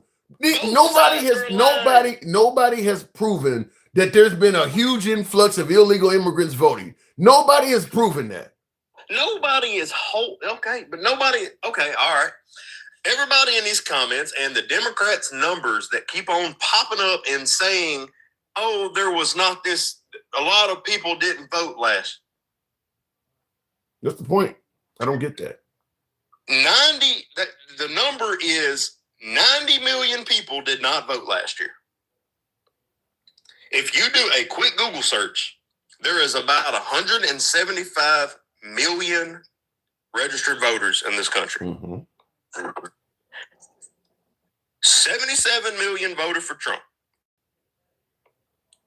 What, 74, 75 voted for Harris. Mm-hmm. Add that up. That's 150 something million voters. Then maybe there's 175 million registered voters, but the Dems keep on coming up with this number of 90 million people didn't vote. That is insane. Well, I mean, that doesn't even add up. Well, maybe I get the number may be off, but that don't automatically mean that fraud happened. Maybe the 90 million number is something they just exaggerate. Trump exaggerates numbers all the time. To vote that didn't vote. Okay, but Trump exaggerates numbers all the time. A lot of politicians do. Maybe the 90 million they're giving you is an exaggeration. Until we hold them accountable for the lies and the numbers being off and everything else, we're never going to get anywhere as a country. You want to start holding the Democrats accountable for giving lies. I want to hold everybody accountable for giving lies. If it's left up to me, didn't us great Americans? Aren't you the one that started out? Americans back in the day. Are you not in a harbor because we was pissed off because we weren't represented right? Aren't you the one that started the program off when I pointed out Trump lies and saying he says things all the time? Now you suddenly want to hold people accountable? Oh yeah, shit, we can hold Trump accountable too. I said I'm middle of the road. I don't like that man. He's crazy. You just said you would vote for him again if you had the chance. What are you saying? I have to do my job as an American citizen to choose my battles of the lesser of two evils, and the Democrats is done lost their mind. You said, I want to hold him accountable. I don't like that man. But you admitted out of the other 9 that primary Trump, you would have voted for Trump over them, and you admitted that if you could go back in time, you'd vote for him again. Something you're saying doesn't add up. Something you're saying doesn't add up. If it was left up to me, Tim, I think as U.S. citizens, we should all gather together, take a road trip to Boston, and start throwing some shit in the damn harbor again. How about that? All right, well, before I move it on from you, Cedric, you've always been an interesting caller. I'm glad to have you on. Come on anytime. Before I move it on from you, though, I got to ask you this. Who won the 2020 election? Joe Biden, man. Okay. That's crazy. That's crazy talk. So you do believe that. Hold on, hang on. So the guy that is now trying to pass all these laws to make sure people can, you do believe that guy had lied about an election? Yeah, 110%. Joe Biden won that damn election. And you would vote for the guy that wants to take control of an election after lying about a previous one? I got to stick to my roots. Got to lean right. But the Democrats are the ones that have went crazy. They're crazy. They're crazy. Some of the shit that they're talking about is crazy. You sounded like a guy wearing a straitjacket talking about how crazy everybody. I'm sitting in the middle of both of them. You ain't in the middle by any means. You ain't nowhere. You're not in Kansas anymore, sir. There's mountains out here. You're not in the middle. There's mountains out here. Right. I'm one of the very few far in between that's left. And our opinion don't matter at this point because you're either right or you're either left. All right. And I agree with that. Cedric, it's a pleasure. Come back anytime. Good conversation. You too. All right. Moving on with the program. What do I ask? Tap the damn screen. Get the likes up to 90,000. If you're watching on YouTube, I need you to smash that like button. We got almost 1,000 of you folks on YouTube across the platform. Tap that like button. This is uncensored programming. You know how we do it. We don't block, ban, or censor anybody. Your commentary is your commentary. We'll respect your right to free speech. We don't limit your conversation because you got a difference of opinion. You know how that works. You can be critical of anybody, including yours truly. Our comments go left of Bernie Sanders to I'm having dinner with Q. What the fuck is this? Says Taiwan in the comments. This is entertaining programming from all sides of the aisle. I can't even pronounce the name. Sylvie Talvan or whatever. Yeah, that last statement didn't sound like he was in the middle. No, he don't. He's pro-Trump. And oddly enough, he mentioned he has an African-American dad and a white mom. Interesting. Why are you supporting that man? I don't know who you're talking about. I'm supporting. To get ID, you need an address. You're telling homeless people that they cannot vote. That's an interesting point. I didn't know that. Yeah, that is a good point. If you're homeless, You don't have an ID for them. You don't have an address for them to send the paperwork you need to get an ID. That's a great point. I never thought about that. So it would essentially disenfranchise the homeless people right off the bat. I suppose a homeless shelter could allow them to send paperwork there, assuming that the government in that state, if that state is right, don't pass a law to prevent folks from using addresses they don't reside at. That would probably be the next method of defense. If you're homeless, and you got to assume most homeless people are not going to vote right because the right are against all the social policies that might get you off the street. So the homeless are going to likely vote left because they're going to be more willing to give you food stamps and housing assistance and healthcare. So the homeless are going to be more likely to vote left. And you have no address. So when you're trying to get the documents you need to prove you're a citizen, you have no address for those documents to be sent to. So what happens, like I said, maybe a homeless shelter or something, or a church starts allowing you to use their address to get said documents. If you're in a right-wing area, perhaps the governor or somebody passes a law that makes it a felony to use an address you don't reside at. I mean, this is just how this goes. I just want to make it clear. This is the avenue this stuff can take for folks who think requiring citizenship is harmless and something we should use. Look, I'm 100% behind making sure citizens vote, but it opens up the door to all sorts of excessive scrutiny to literally disqualify actual red-blooded Americans from voting. My guess is this Save America Act will prevent far more Americans from voting than illegal immigrants. They're estimating as many as 21 million people could be disenfranchised and prevented. You don't have that kind of illegal immigration population voting. There's not 20 some odd million illegal immigrants voting. It's nothing like that. This is where the solution is going to be significantly worse than the problem. I mean, this is literally like having an ingrown toenail and waking up at the hospital where they don't amputate your toe to solve the problem. I don't see this as being a viable solution whatsoever. It just gives the Trump administration all sorts of room to scrutinize documents, say shit is fake, and just discount your vote. This is the guy, as my last guest admitted, not only lied about the actual election, he also has a history of denying actual birth certificates being legitimate. Talking about Barack Obama's. He also denied, he looked at a document and said it ain't real, and it was real. So not only did he lie about the election, he's also lied about some of the documents you're going to need to vote.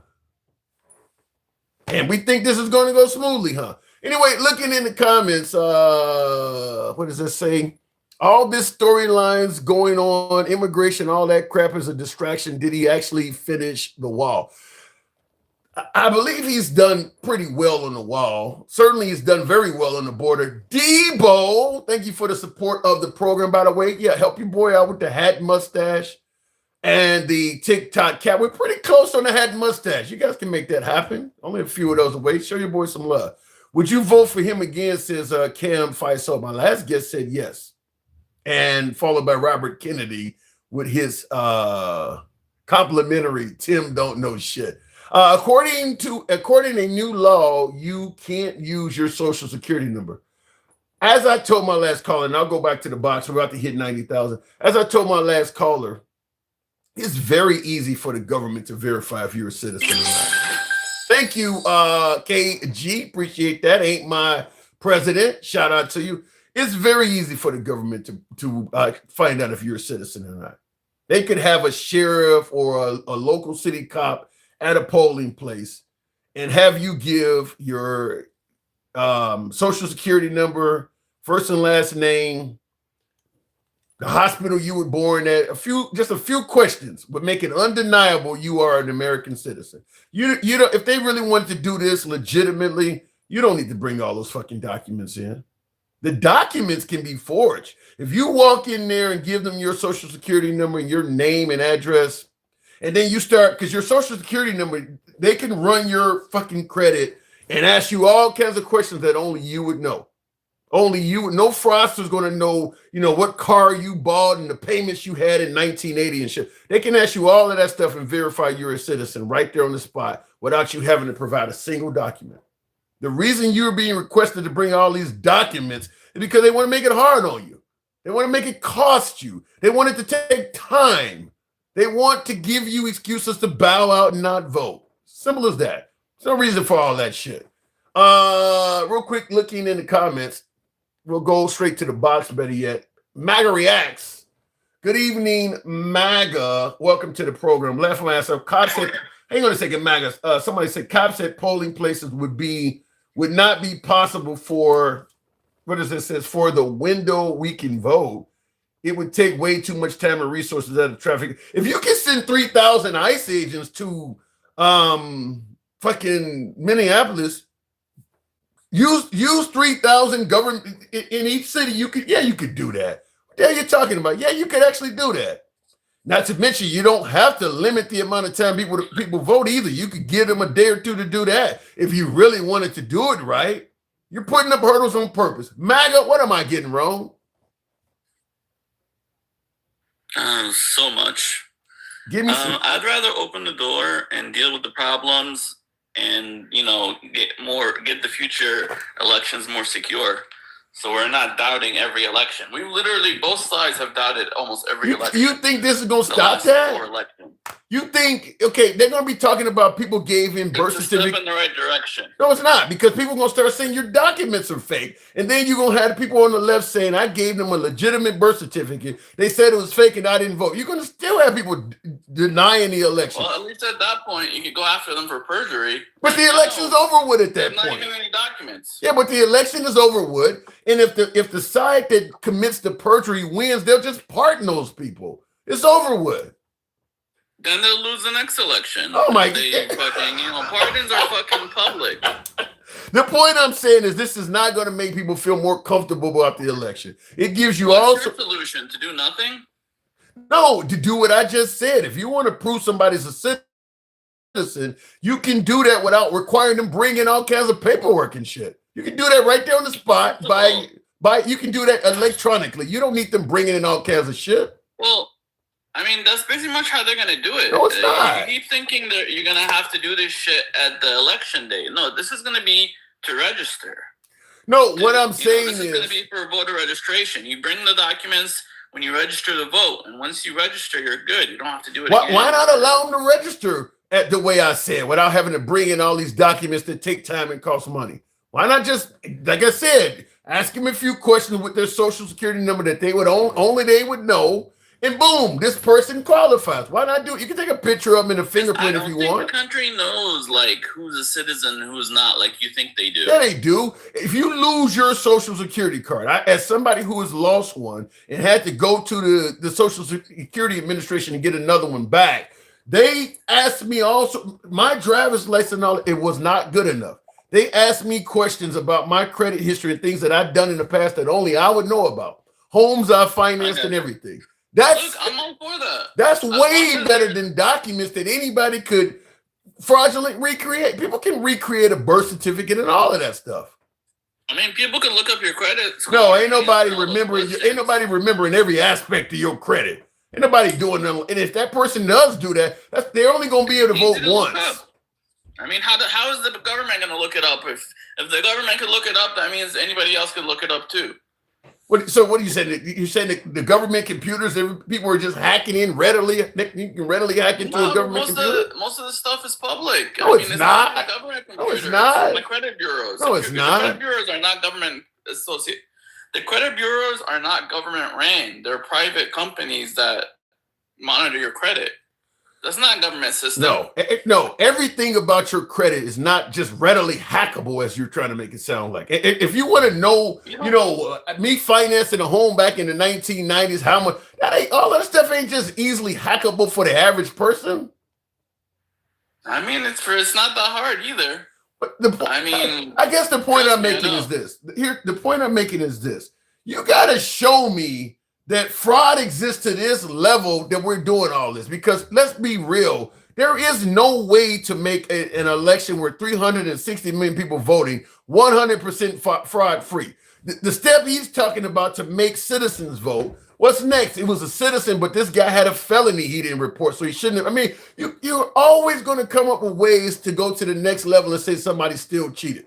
The birth certificate he gave was fake, or he shouldn't have got it, or, you know, the social security card he gave had been altered. They're going to say the documents ain't legit. We don't care about one person, you know, cheating. We care about large numbers. But where's the evidence that happened? Where's the evidence that large numbers of illegal immigrants ever voted? Our elections have been fucked up since the beginning. Where's the evidence? It's one of those things where, like, just don't talk about it and move on. Whoever won.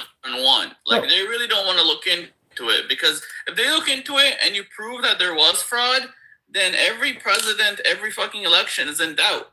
People have looked into it. You just don't. But he didn't look into it long enough. People have. When Trump made all those claims about the 2020 election, people did look into that. No. I mean, I think they're looking into it now, but they didn't look into it back then.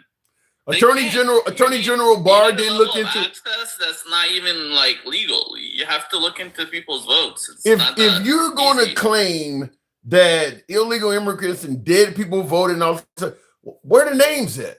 I mean, if you got enough of this to suggest that hundreds of people did this, where are the names at? So you gotta look in. You have to. You don't have to. No. If you make a claim, you got to give me something to go on. You're basically saying, I'm gonna make a claim, and it's your job to go out there and prove my claim is legit. No, you give me some names. We both know every election has a ton of fraud. No. The thing is, most of the time, it's not a close election. It's very rare where like one person, like it's very rare where elections close. No. It's only been like in 2000 and in 2020. Where is the evidence? MAGA. What I saw was Trump throwing everything, any way you could cheat against the wall, and basically telling Attorney General Barr, I need you to go and pursue what sticks. I'm going to give you 10 different ways. I'm going to give you 10 different ways people can cheat, and I need you to go out there and find me somebody that cheated in that manner. How many ways did he check off? If he knows that the person, if he knows that this guy is just throwing shit out his ass and he wants me to go out there and find something to make it true, he's not going to go and put a lot of due diligence into there's it. Fraud in every election. You're not hearing what I'm saying. In every election? You're not hearing what I'm saying. What I'm saying is, if you know the person that's telling you that people are voting illegally in these manners are telling you that based on nothing, you're not going to put a whole bunch of time and effort into one looking in that. If the president is saying dead people voted, you're going to, well, sir, what's making you say that? If he can't give you anything, but I need you to go out and find if that's true or not, you're not going to put a lot of effort into it. But look, it's not based on nothing. It was a close election. 12,000 people decided Georgia. So when it's that close, every fucking vote counts. It's like in 2000. I'm not arguing with that. I'm not arguing with it being close. What I'm saying is, if you're going to accuse, that alone is enough reason. If an election is close, that's not enough reason to say no. If election is close, that's not enough reason to say you won by a landslide. That doesn't legitimize that. That's two different arguments. I don't give a fuck what Trump fucking said. I told you that already. But that's the point. The actual facts on the ground. It was a close fucking election.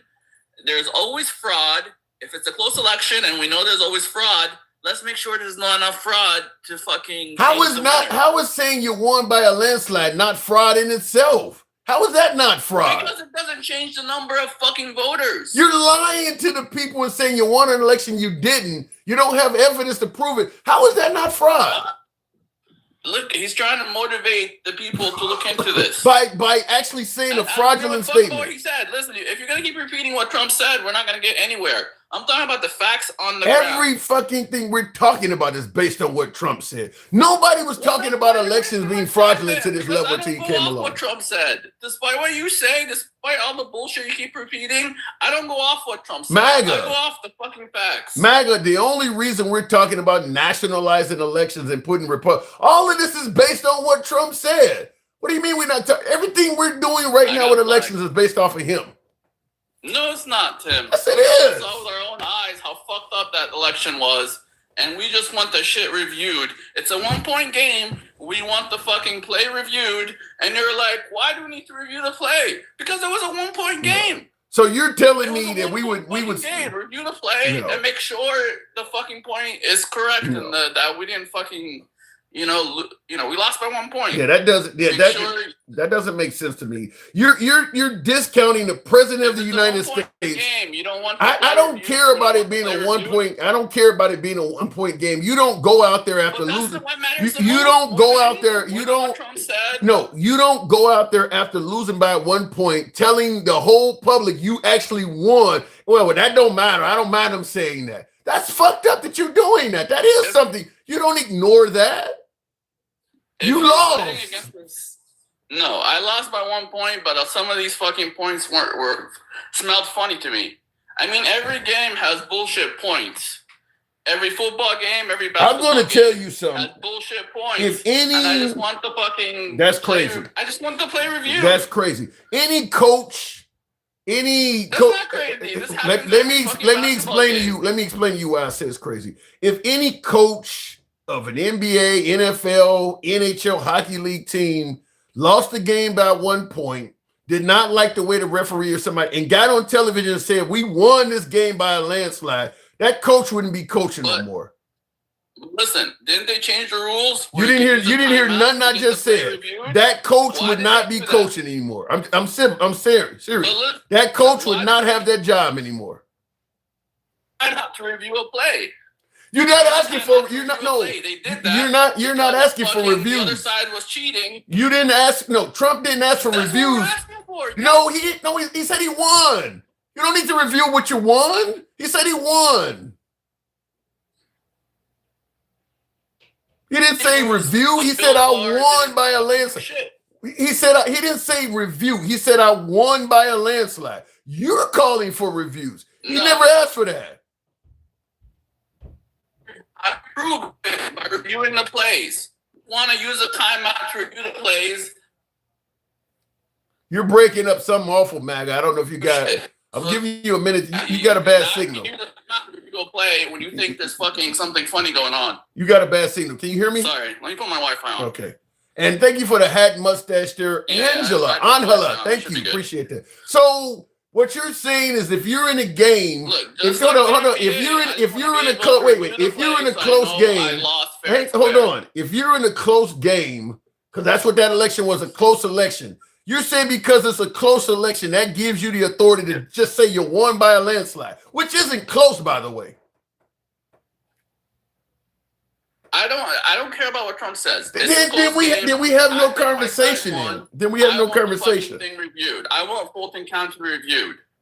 I don't think we. Because I think something funny happened in Fulton County, and I have a right to have that shit reviewed. I don't. Just like in the NBA, look. You can use a timeout. If you don't care, did you like that rule? Didn't that make the game more fair? Didn't that make basketball more fair that you could use a timeout to review any play you like? I'm fine with that, but it's got to be. Listen, when you're reviewing a play, you don't just go out there and yell that your side is right. You ask for a review. That ain't what he's doing, though. He's not asking for a review.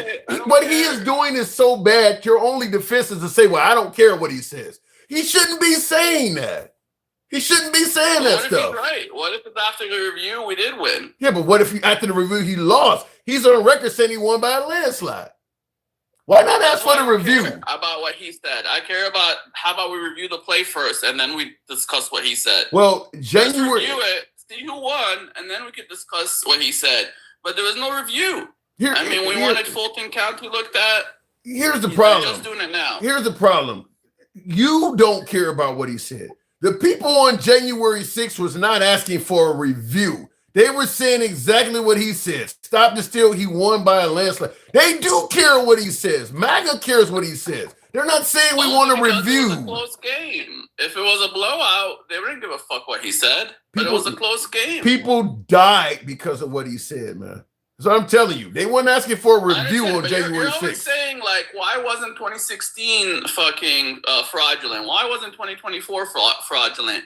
Those weren't really close games. The closest game we ever had was 2000, followed by 2020. You keep saying close game, but the guy complaining about the election is not saying close game. The only defense you have is to pretend like he didn't say it. Even Fulton County, all of the places that you believe cheating, that stuff is only coming from him. He's the reason why you're talking about Fulton County. From all of us. You guys only listening to him or bringing him up. But I was saying that shit way before Trump did. I was saying that shit on day one. While the votes are being counted, we're like, what the fuck is going on in Fulton County? Trump came in on week 3 and was like, something's fucked up. But we were like we went to sleep and woke up the next day and we're like, what the fuck happened? So you care about what's going on in Fulton County, but you don't care about what the president of the United States is saying. I mean, it's like crazy. It's like crazy. It's like crazy. It's the Fulton County and the shit that happened there. Then Trump came after and was like, something's fucked up. I think I won this by a landslide. I wish he would be more accurate and just say, I think I won this and we need to review it. But, Trump is Trump. I don't give a fuck, what he said. But your defense is always like, this person said he lost, this person. None of these people are like the rest on the millions of people damn near tried to stage a coup and ended up going to prison because they did care what you don't care what he says. Because the play wasn't reviewed. If you were that is not nobody on January. No, that's not true. That's not true. I didn't see a single person on January 6th talking about they want a review. That is absolutely false. Nobody was calling for review. That's what we wanted. Well, no, it ain't. How do you prove that you won the game legit? If you're saying stop, that's not. If you're saying stop the steal, that means the election was stolen from you. A review means it's possible. You're saying it happened. Yeah, how do you stop the steal? By reviewing the fucking votes and see who actually won. If you're saying stop the steal and you won by a landslide, that means you're absolutely certain that if you review the play, it's going to go your way. You're not asking for a review. You're making it sound like you already know the answer. That ain't a review. Let's do the review and find out. Why are you scared of the review? Well, first of all, if you know that you won fair and square, why are you so afraid of the review? Because all they did was fucking shrug this, put the dirt under the rug and shit and moved on. They didn't review anything. Yeah, they did. You just don't accept the results of the review. Well, they didn't. Yeah, they did. They gave them 3 recounts. They gave them 3 recounts. They gave them 3 recounts in Georgia, and Trump just refused to accept the results of it. Recounts is not reviewing the play. Then why ask for it? Why ask for a recount 3 times if you're not going? If it doesn't mean anything? It's the only thing we could do. We had no other options. It's like the NBA before that timeout rule. We could use a timeout to review the play. We don't have that rule. We need to put that rule in. What kind of review are you expecting them to do? I want them to tear open all the like if there's something funky like Fulton County, they need to open up all the fucking votes. Make sure everything's legit. Make sure every person that voted is alive. Make sure that that the votes equal the people there. If a place has 10,000 people and 20,000 people voted, shit like that. Look at demographics. Look at the voters. Just verify everything. Review the fucking play like you do in anything else. Oh my god! So you want to have rules for that? Recounting the same votes isn't going to do shit. We need to actually go in there and review shit when people are doubting an election as much as we doubted that one. Yeah. Well, isn't that what they did in 2000? They went vote by vote and make sure every fucking vote was perfect. In 2000, they reviewed the shit out of that election. I think the problem is exactly what you don't want to talk about, which is if you yourself is saying an election didn't go well, and you yourself is on record saying things that are not true, you don't have credibility. That's where the problem is. When he started talking about he won by a landslide, also too, he stated right up to the election, I mentioned this to you and many others before, but right up until the election day, for a while, Biden was winning in North Carolina. Trump was losing in North Carolina. Trump was on television telling everybody at his rallies there was widespread fraud in North Carolina. The last few weeks, Trump caught up and beat Biden in North Carolina. Ever since this happened, he has never complained about fraud in that state at all. He's on record saying there was widespread fraud in North Carolina. never demanded an investigation. Hold on, never demanded an investigation. Close. Never. It don't matter. You said it was fraud there. You said it was fraud there. Widespread fraud everywhere, Tim. There's fraud everywhere. The thing is that election wasn't close. So in other words, even 12,000 people. So Arizona was close. There's 10,000 people. Wisconsin, 20,000. Wait a minute. So if I commit fraud, people decided the winner. So if you know I'm committing fraud in a liberal state like California, for instance, which is not going to be close, you just going to let me get away with it because my state election was not close. Just fraud happening there, but you're not going to call for an investigation because it's not close.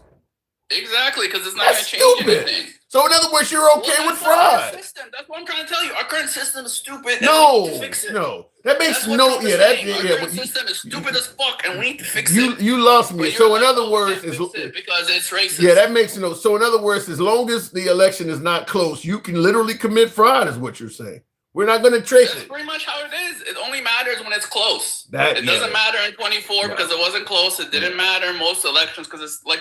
Only 2000 and 2020. You and I totally disagree on that. If you're on record saying that fraud is happening in the state you won, well, I won it by a lot, so we don't need to check that state. Get the fuck out of here with that. That's what you're basically saying. Well, he won that state by a lot, so don't worry about the fraud that happened in the state he won because he won it by a lot. Then you don't care about fraud. That goes for Obama. That goes for whoever. In any game. Okay. Why are you going to waste time reviewing a 1-point play? Because it might lead to you losing. Because it might lead to you. You said widespread fraud now because you're not going to listen. Because if you won by 20 points, 1 point is not going to change the game. He said widespread.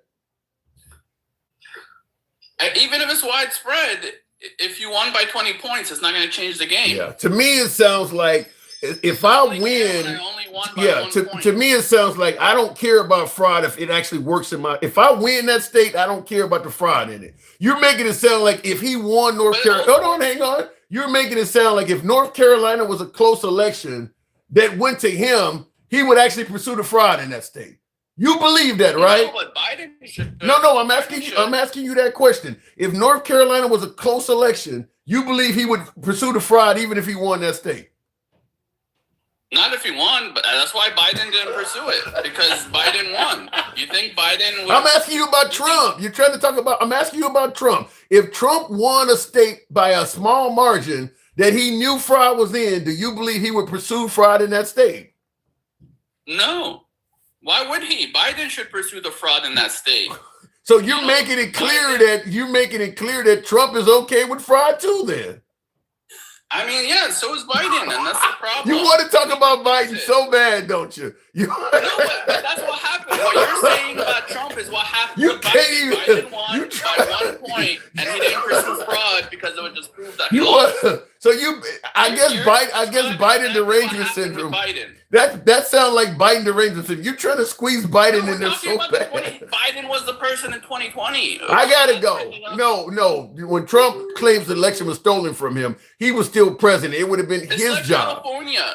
No, you didn't hear what I just said. I don't care. You didn't hear what I just said. If Trump won an election close in North Carolina, he had the job of checking it, just like he found a way to check into Atlanta and demand recounts there. You admitted he wouldn't do it. So you're admitting that he's okay with fraud as long as it works in his favor. Biden didn't do it. Biden. Biden didn't do it either. I gotta go. He didn't check into fraud into Fulton County because he won. Okay, we'll leave it at that. That's human beings being human. Biden. I gotta go. We'll leave it at that. Thank you. All right. Remember, Trump derangement syndrome is something we talk about. Don't ever for a second. And what did Beyonce say? Don't you ever for a second get to thinking that Biden derangement syndrome don't happen as well. He really wanted to talk about Biden. He was dying to talk about Jake on YouTube 3813. Thank you. I've never seen that graphic. Thank you, folks that are sending some graphics over on YouTube. I didn't know you could really do it like that. I appreciate that also, Debo. Thank you, Jake, for supporting the program. But yeah, he really wanted to talk about Biden. But I will say that he did admit that, because he was adamant that the election was close, so we should have a recount. But he did admit that if Trump won a close election, he wouldn't care about the fraud. He would, I mean, he admitted that finally at the end. He wanted to talk about Biden in it as well, but he admitted that Trump would not care about winning an election fraudulently, even if it was close. It only matters because he lost. Then he's not pursuing free and fair elections. He's just concerned with winning. That's all it is. He's just concerned with winning. MAGA reacts playing games and using video games to say Trump is right. Bullshit, says Dark Side Rider. Thank you for that support by that. You got a lot of patience with these people, says Scott. Well, listen, we do believe in free speech, Scott. A lot of my callers are passionate on both sides of the aisle. But and thank you, Jake 3813, by the way. But yeah, some of my folks are passionate on both sides. It's the opposition that challenged Tim. You're an idiot. Nothing wrong with that, Draco. We disagree, but when the man openly admits that he does not believe that Trump would challenge in a close election, he admitted that even if Trump knew there was fraud in a state that he barely won, he wouldn't challenge it. Then the man is okay with fraud. Period. He just don't like fraud that doesn't work out in his favor. It's as simple as that. He just does not like fraud. I'm okay with winning an election fraudulently. I just don't want to lose by fraud. Then you're not for free and fair elections. Real quick in the comments here. MAGA reacts, why do you think the 2020 election was close?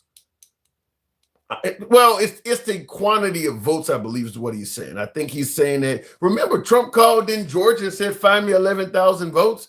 That is close. I mean, if he's saying that he's only losing by 11,000 votes, and if you could find me 11,000, I would win your state, Governor Kemp, is what he was talking to somebody else in Georgia, but he wanted that state to find him 11,000 votes. So that is fairly close when you think about how many tens of thousands, if not millions of people vote in Georgia. So it is a close election. And what he is trying to do now is prove that fraud happened in one county. I've said in Fulton County, where Atlanta takes place. And that's why I've said that for me personally, Trump's claims are a challenge to credibility. He says they cheated in Georgia, he goes to Atlanta. They cheated in Michigan, he goes to Detroit. They cheated in Wisconsin, he goes to Milwaukee. They cheated in Arizona, they go to Phoenix. The blue areas of those states is where the cheating is at. What about all the red areas? Did you check any polling places? Did you check the Dominion voting machines in Savannah, Georgia? I've said this from day one since Trump came down the golden escalator.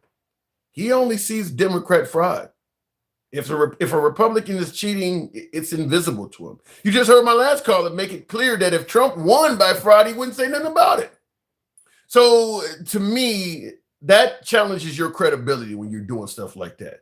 When you're claiming states cheated and you're only investigating the Democrat portions of the state, when every single state he lost that he claims was fraudulent has huge red areas. They didn't send anybody to any of those areas. No, just all of the red areas were 100% honest, huh? All of the counties that voted for you that are red, 100% honest. Only the Democrats are savvy enough or lack the morality to cheat. 100% of Republican voters are on. Have you ever heard President Trump? He came down the golden escalator in 2015, so it's been 10 plus years. Have you heard him one single time talk about Republican voter fraud of any type? Do you really believe that no Republicans in this nation of 360 plus million people commit voter fraud? It's just all Democrats, huh? To me, doing that alone challenges his credibility. Now, if he had taken what my last caller was talking about, Fulton County, or they told us that Trump was winning, we woke up, he was losing. If they had taken that information and said what my last caller said, something doesn't look right and we demand a recount, and left it at that, I think Trump would have a lot more credibility. But to just jump up and say, I won by a landslide and they cheated and all this stuff, you got to prove this stuff first. You got to prove they cheated. And then you got to prove that the cheating was high enough that you actually would have won by a lot. He hasn't proven any of that stuff. He hasn't proven any of that. So to me, you jumping up proactively and saying you won by a landslide with no evidence at all, to me, that alone hurts his credibility significantly. And then, of course, me pointing out how he claims there was widespread fraud in North Carolina, winning North Carolina and suddenly not complaining about the fraud. That removes all credibility of you being somebody that's against voter fraud. And then having my last caller come on and admit that if he won a close election and knew there was fraud, he wouldn't say nothing about it. Like, what the hell? What are we doing? You're admitting the guy just wants to win. He don't care about voter fraud. He just want, if it happens in his favor, he's good with it. Anyway, let me go back to the box, and thank you guys that are tapping the screen. Get us on up to 120,000. I will agree with Tim to put ICE at the polls. Yeah, you won't agree with me to do that. I don't know what immigration is doing at the polling places. No. I think personally what President Trump is doing is attempting to use ICE as a personal police force. It'll be like a one size fits all. Whatever's going on that I don't like, send ICE agents. It'll go well outside the scope of just dealing with immigrants. It's just a one size fit all type deal. You know, get to the point where ICE is protecting DC. You know, it's just ICE agents. Now, I don't favor using, I don't want to go the Gestapo route, but it has similarities. I do believe that he is trying to attempt to use ICE as a personal force, law enforcement for himself. Name a single Democrat that has asked for a recount in a state they won. All you're basically saying is Democrats do the same thing. That's all you're basically trying to say. Well, the Democrats don't care about fraud either. Okay, so just like when he wanted to talk about Biden, you're trying to deflect. President Trump is the one that's claiming voter fraud, and he is being the number one anti-voter fraud president we've ever had. He shouldn't be in that category. You shouldn't be having to compare him to Democrats. He should be above that. It should be the Democrats are the ones that are fraudulent. Admitting that he too is okay with winning by fraud. No, he shouldn't be in that category. He should rise above it. What are you talking about? We did the same thing under Obama. We just didn't have that much resistance. I don't know what you mean by that. Let me go back to the box. Get us on up to 120,000, if you will. We'll go ahead and make it happen with Miss Mo Better. Good evening, Miss Mo. Hi, Tim. Hey. Now I saw you holding. Now you heard my last guest. What am I getting wrong? Fix it, Jesus. Listen, listen. I give you all the credit in the world to have to deal with that fucker. Everything that came out of his goddamn mouth was awful. Well, he believes President Trump likely won the last election and at the very least deserves some sort of an additional recount or reevaluation or something. Again, where's that same sentiment when he wins? Because for what I heard, and they're still doing investigations now on voter fraud for when he just won this last time. Yeah, that doesn't. And Kamala actually beat him. Oh, don't you start that. Listen, I'm just saying. Well, I'm just saying, but you can't deny that it's happening on one side and not the other. Well, and that's exactly what he's doing. He don't believe Republican fraud exists. I don't think MAGA believes that. I think MAGA seems to think that all Republicans are honest at the polls. It's only Democrats and immigrants that do it. They don't even know what the fuck honest is. He's trying to figure out a way now to get those midterms. And I see the comment, somebody said, here's an idea. Republicans pay for their voter IDs. Democrats pay for Democrat voter IDs. Suddenly the subject will drop. What do you think about this? Requiring citizenship, letting the Trump administration require citizenship to vote and being in control of the election. You hear Trump talking about nationalizing an election. Yeah, and did you see that interview he did on ABC where he denied saying it? He denies that? It's on record. Yes, exactly. And he had to call him out on it. He was like, "No, we saw you. We heard you say that. We saw that on video." Well, he's like, "No, that's not what I said." Like this man, he lies like a 20-year-old rug. Yeah, he's clearly on record saying that the we should nationalize the election and put Republicans in control. I don't know how he could go on TV and say he didn't say. Well, what about the Biden syndrome? You know, Biden has derangement and all. I mean, or better yet, Biden has dementia. Maybe just old age is leading him to not remember what he said. No, he's just a liar, and have been proven. Well, he's our. There has been, and you know, that shit should be studied, because people fans do get up here and try to twist what he said to what he should be saying. Are you referring to MAGA reacts? You got a bad signal, I think. MAGA, period. Yeah. Well, all MAGA don't agree with that. I've talked to a lot of MAGA that don't think he won the 2020 election.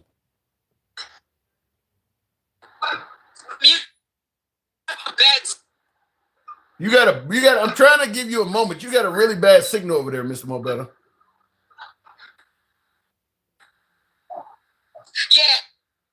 Yeah, I do. I have a bad signal because I'm on the move.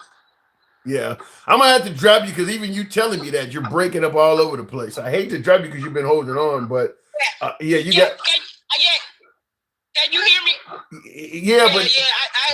Can you hear me now, though? Yeah, somewhat, but it ain't reliable. Okay, I got it. You can drop me. All right. You can drop me because I'm on the move anyway. So you can drop me. Okay. Sorry about that, but yeah, I don't like, certainly because she was holding, and she's certainly a friend of the program. But yeah, she was breaking up. Does anyone remember Trump's approval rating in 2020? If I can recall, Trump has always been underwater. I mean, it's obviously a lot worse now than it was back then, but Trump's economy was good in his first term. I mean, up to the pandemic, which is why I think, he made a good candidate for a second term, is because he had things to run on. Now his Trump 2.0, I don't think Trump 2.0 is anywhere near as desirable to the voters as Trump 1.0, because he's done the level of controversy from Trump's second term is significantly higher than things he controversially did the first term, because now he essentially is running the country somewhat by himself, whereas his first term you had a lot of veteran administrators helping him run the country. I mean, he was listening to generals, listening to advice. He's doing it all by himself. Like what Pam Bondi is doing. Pam Bondi is just following orders. She's not actually acting as an attorney general for the country. She's acting like as his private lawyer. If Trump told her you needed to be arrested tomorrow, you would probably get arrested.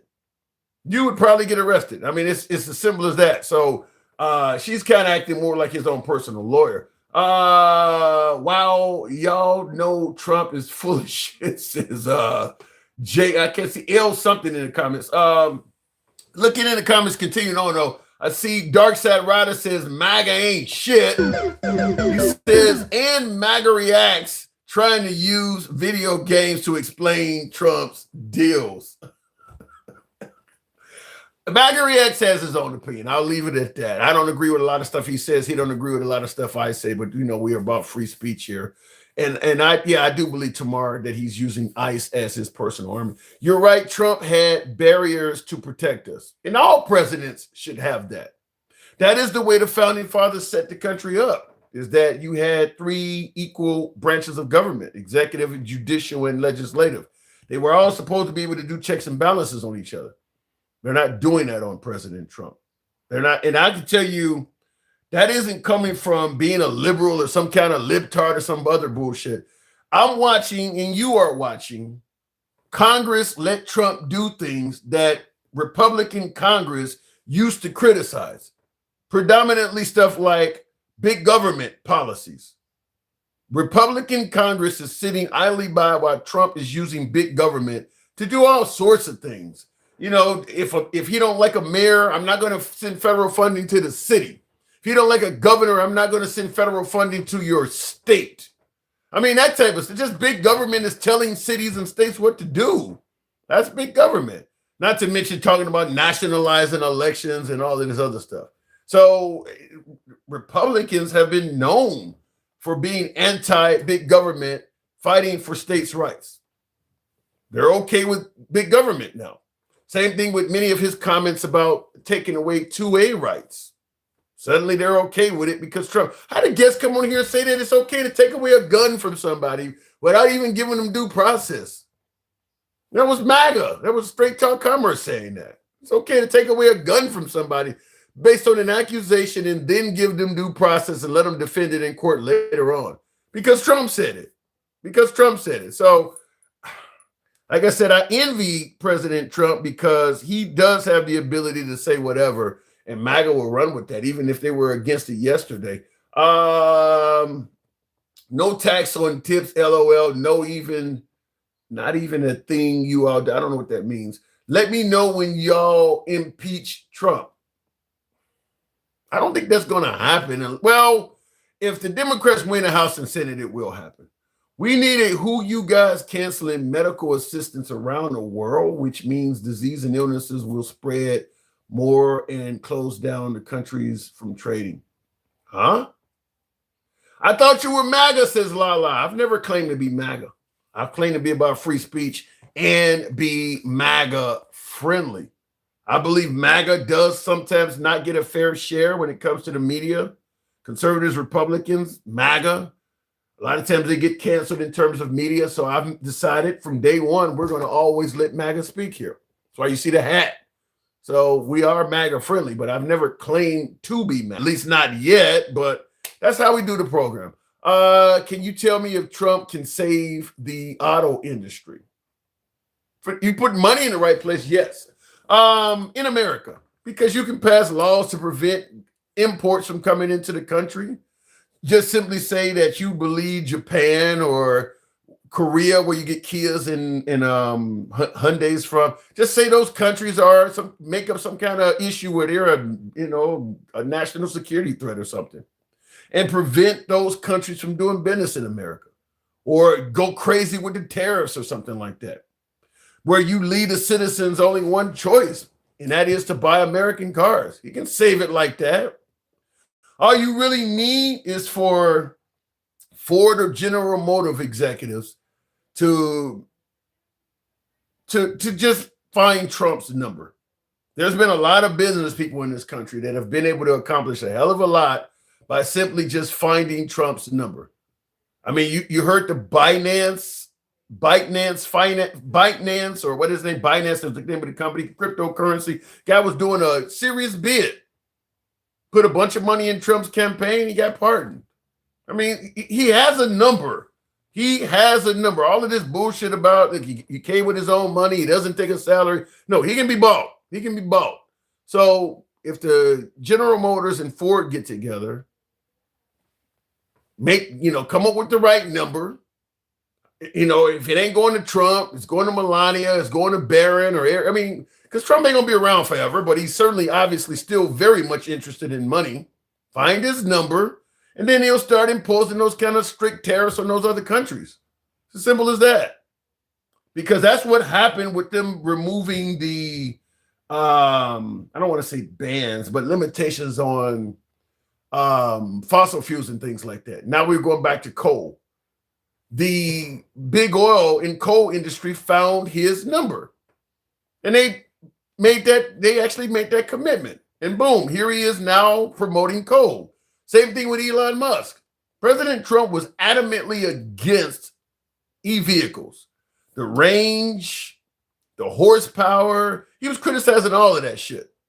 Elon Musk came along, put tens of millions of dollars in his campaign, and suddenly he was telling you to buy them on the White House lawn. He can be bought. It's as simple as that. There is plenty of footage of Trump being very critical of e-vehicles. And then suddenly he's selling them on the White House lawn. Only thing that changed is Elon Musk is in the middle of those two opinions, giving him a bunch of money. He can be bought. Same thing with the Qatar jet we talk about. Qatar was just being nice. They gave me a free plane. They wanted to be nice and all of that. Boom, now all of a sudden you hear they're learning to fly jets in Idaho at a base. You don't think those two things have any connection, huh? So look, he can be bought. Let me go back to the box. So he can be bought on windmills. Yeah, he can be bought on windmills too. Yeah, he could be bought on windmills. You just gotta, as I keep saying, you just gotta find the person that's willing to grease the palm properly. He can be bought.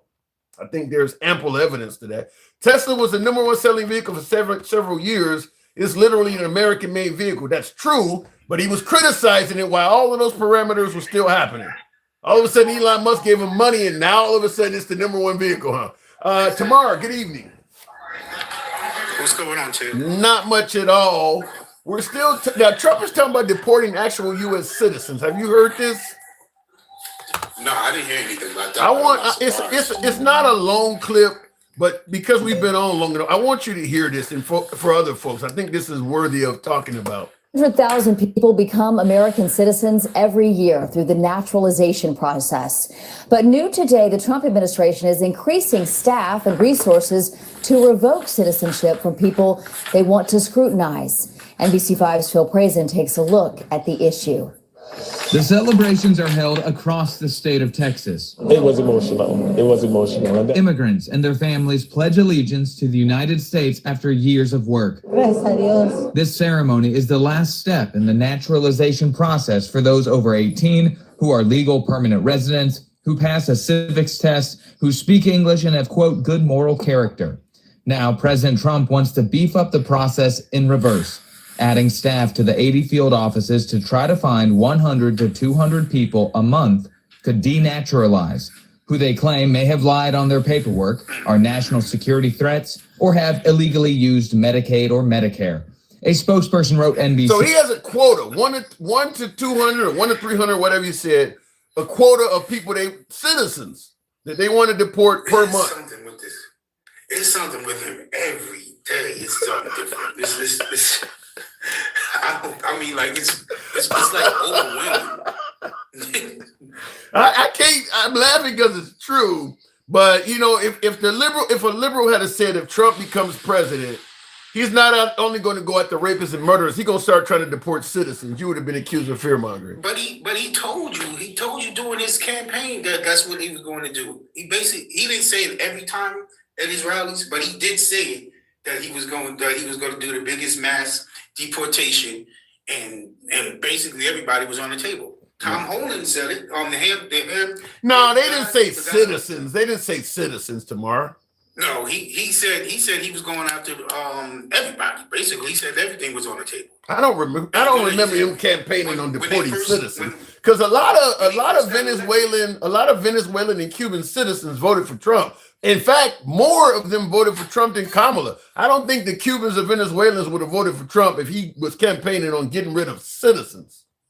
No, I'm saying he didn't let that go. But Tom Holland said, like, once Trump got elected, Tom Holland was doing an interview, and he said basically, like, like they was basically going after everybody. Yeah, but when Tom Holland said everybody's on the table, he was talking about, look, if the liberals don't want to turn in criminals, so we have to go looking for them, and we go into a house pursuing a criminal, and they happen to have grandma that's there that's not legally in the country as well, then she goes too. He wasn't talking about citizens though. Well, I just seen a video where they kicked in the door of a citizen, pulled guns on the lady, the kids, and everything, and they was all American citizens. They was looking for somebody that was related to them. But they did a late night raid, a no knock raid on a house just because me and you were cousins, and they were looking for you. Yeah, because you did something. Because you were here illegally. Well, where in America is that okay? In Trump's America, everywhere it's okay, particularly in liberal cities. And that's the problem, because the cults, they accept it. You shouldn't have did this, you shouldn't have did that. It's okay because it's not happening to them. Yeah. That's why when I made the comment about MAGA Reacts, I said, I hope that he has an interaction with ICE or somebody in his family, because the way he's talking is he says, I wouldn't do nothing that's anything stupid. These people aren't doing anything stupid. They just living their life. And that's where I think MAGA has a different viewpoint than a lot of other people. They believe that as long as you're following the law, you're safe. As long as you're complying with ICE, you're safe. I mean, no, a lot of folks getting fucked with aren't doing anything wrong. As you pointed out, people's houses are being entered without a warrant. You got folks that are being detained that are American citizens. ICE is making traffic stops in Minneapolis. Like, they're not supposed to be stopping you for just stopping you as a traffic stop. It's unbelievable. It's uncontrollable with this. It's his personal army, like you said. Just like you said, Pam Bondi's his personal attorney. He's turned ICE into his own personal military. He's literally threatening Congress and Senate. If they don't vote for him, you're going to get primaried. You're going to have a problem. Like, what president? You're a little older than me. You like my brother's age, but from what I can remember, I've been following politics since probably Clinton. When Clinton was in office, I was like in high school, so I wasn't really following like that. But I used to watch the news and stuff. I don't ever remember Clinton threatening the Democratic Republicans and senators and Congress people. If you don't vote for my agenda, then I'm going to get you primary. Like, yeah, you're younger than I am, but I will say I've never seen any president in my lifetime threaten so many people. I mean, threatening world leaders. I mean, like you mentioned, threatening members of Congress, members of the Senate, threatening colleges, threatening fucking TV stations. I've never seen one guy deliver so many threats to so many different forms of our life. I mean, that's like his go-to way of dealing with opposition is to threaten something on you. I mean, that's what he normally does. And I will say for President Trump, I got to give him credit. It's worked very well. I mean, that's the reason why he's president and Congress and the Republican Congress and Senate aren't doing much. They're scared. The threats have worked very well. It's like his child. Like, look at the thing that he did with the governors. He calls, and then he says, "Oh, I did invite the Democratic governors." Then he calls the governor in your state, Pritzker, what's his name? The governor in Chicago. I mean, the Illinois. You talking about Pritzker's Illinois? He called him a fat slob and shit again.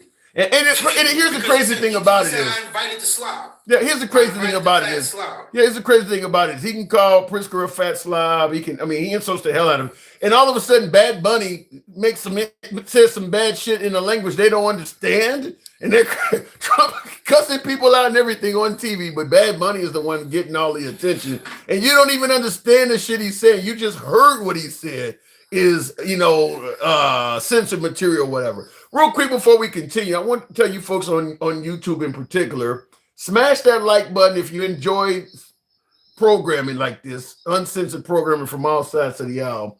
Feel free to sub to the program. If you're watching us also on Instagram, Substack, or TikTok, give us a follow. But I don't understand the selective outrage, Tamar. And then he goes and says, I think I heard something about him not wanting the governor of Maryland. Is it the black one? The only black governor? Yeah, you're talking about Westwood or Westbrook or whatever his name is. West Johnson or Westmore, I think it is Westmore. Yeah, then he starts talking about him, about how he didn't want him there to that governor's dinner. Yeah, that's crazy. How could you throw an annual governor's meeting and only invite the Republican side of the aisle to it? Like, what the heck? Fortunately, the governor of Oklahoma, we talked about that the other day. Fortunately, the governor of Oklahoma, who's, blood red state, said, look, if you ain't inviting the Democrats, like, why are we having this? And the Republicans decided this is not even going to happen. Like, what are you doing? And he attacked him. He attacked him too. He did? Yes, he did. He attacked him because he said that. Yes, he did. He attacked and he's a ruby red governor, if I'm not mistaken. Yeah, Oklahoma. In fact, Oklahoma is the most Republican state. They're even more Republican than Texas. What I don't understand, and listen, the Democrats. Looking at the Democrats, I've never seen a level of cannibalism in terms of politicians that I've seen coming out of the Republican Party under Trump. Like, the Democrats do not cannibalize anywhere near to this level where all you got to do is disagree with him on one thing and everything else you've done for Trump in the past is irrelevant. I've never seen that He's before. like a fat child. Like I told you before, I said that he's like Eric Cartman. He's from South Park. That's exactly how he acts. It's like Eric Cartman growing up becomes freaking president of the United States. Yeah, I've never seen it before. I mean, like Joe Manchin, I always bring him up. Joe Manchin, the senator, former senator from West Virginia, he was pushing back on Biden. He's a Democrat. He was pushing back on Biden. Like I think 70% of the time he voted against Biden policies. You wouldn't survive as a Republican voting against 30% of Trump's policies. I mean, they got rid of Marjorie Taylor Greene, and she was with Trump like 98% of the time. Even Liz Cheney was like 95%. All you got to do is fuck up once, and they get rid of you. I mean, Mike Pence was certainly viewed favorably in the Republican Party up to January 6th. Now he's on the other side. All it takes is for one incident. They demand perfection. I've never seen it before. And these people just eat it up. They love it. It's like the cult is like crazy. Like that shit with Pam Bondi when she was being talked to, and they literally asked her about a person that's working for the Department of Justice that was a January 6th person that got pardoned, and she's like, "Oh yeah, he was pardoned, but he's still working for the Department of Justice." Like, make that shit make sense. They don't. You can't. Yeah. And she literally said, "Oh yeah, well he was pardoned by the president, but he was still a January 6th person. Or he still was a rioter at the January 6th that he had to be pardoned." And you have him working for your Department of Justice. Yeah. Well, I've heard, they suggested Enrique Torres or whatever his name, the perceived leader of the Proud Boys. They said he's a member of ICE. I'm not surprised. No. That's why it's his personal army. Yeah, you got a couple of people of color, but the majority of those people are white nationalists. Let me ask you this way: you think any Democrats are working for ICE? Let me ask you this way: do you think they were allowed to work for ICE? No, because they cut. That was one. Remember when the reporter, she got hired. They didn't do a background check. They questioned you about who you. That was one of the questions I think that they asked you, who do you support and stuff like that. They actually asked you that? Yeah, I remember. I watched what's the Democracy Now, the news thing. Yeah, that's why I watched the lady do the report about it. She was speaking with Amy. What's the white-haired lady, Amy? Yeah, I know you're talking about. Yeah, the older lady. Yeah. Yes, the host of the show. She was doing an actual interaction with her. I forget what I'm saying. A segment, and she was saying that that they she was breaking down the application thing. Wow, that was one of the things that they did. They're checking your voting history. Wow. So it's pretty clear they want folks that are somewhat loyal to the cause, and I can understand that because what ICE is doing, you can't be empathetic towards immigrants at all and be effective as ICE. You got to be somebody who don't give a fuck about those people to do your job accurately, because they're going to order you to do stuff that is based on zero sympathy. That's why this whole deport 100 to 200 citizens per month thing is kind of, because I had people, when I just played that clip, I had people in the comments talking about you're supposed to be of moral character. Look, I don't think there's any of us that if you went through our entire history wouldn't find something we did that was against the law. Cheated on your taxes or something. I mean, because most didn't dot an I, yeah. So it makes it so that they're going to easily find 100 to 200 citizens they can deport. And not to mention the Somali community in Minnesota. That's a good way to get rid of a lot of them too, because they've been allegedly involved in fraud. And those folks in Somalia, well, actually the Somalis in Minnesota, they're born in America. So they're not people, because if you're talking about getting rid of naturalized people, it's still somebody that came here from another country, went through the process legally and became a citizen. He's not talking about, or at least not yet, he's not talking about deporting people that were born in America. But it's Trump, so anything is possible. Wasn't Maga Riaz born in Egypt? I don't know. He might be. I'm almost sure he said he was. Yeah, that's a good point. So that's him, right? He's a natural. Yeah. That would be him. That would be if that. Yeah, he said. Yeah, he's in the comments. He said yes. See, you see. We're not gonna get rid of MAGA. We would take a GoFundMe to get MAGA Reacts back, wouldn't we? You might. I'm So gonna do Jeremy laugh. can we change his name to Egypt Reacts? Is that a pyramid I see behind you? He said he's not going nowhere. Yeah, bro. He said he's not going nowhere until I said so. Yeah, that P. Diddy once had a P. Diddy once had a song saying we ain't going nowhere. Look where he at now. So He said he told us that he thought he wasn't gonna stop either, right? yeah, right. Well, let's hope MAGA Reacts don't get deported. I can't debate with them anymore if they end up kicking them out of the country because it might be hard to call back. And when they deport you, I think they put a 10-year. Even if it's some minor, I think they ban you from coming back to the country for at least 10 years. Because there are people on TikTok. There are people on TikTok that have. He's been here since a kid, so. Huh? I said he's been here since he was a kid, so They don't give a fuck. Yeah, but that's what they're doing to a lot of people. Yeah, they don't give a fuck. I don't care if you're 90 and you've been here since you were 5. If you're here illegally, they throwing you out. They don't give a fuck. But the lack of empathy is off the chain. Everything Trump is doing is almost he's making moves almost like he's not planning on leaving.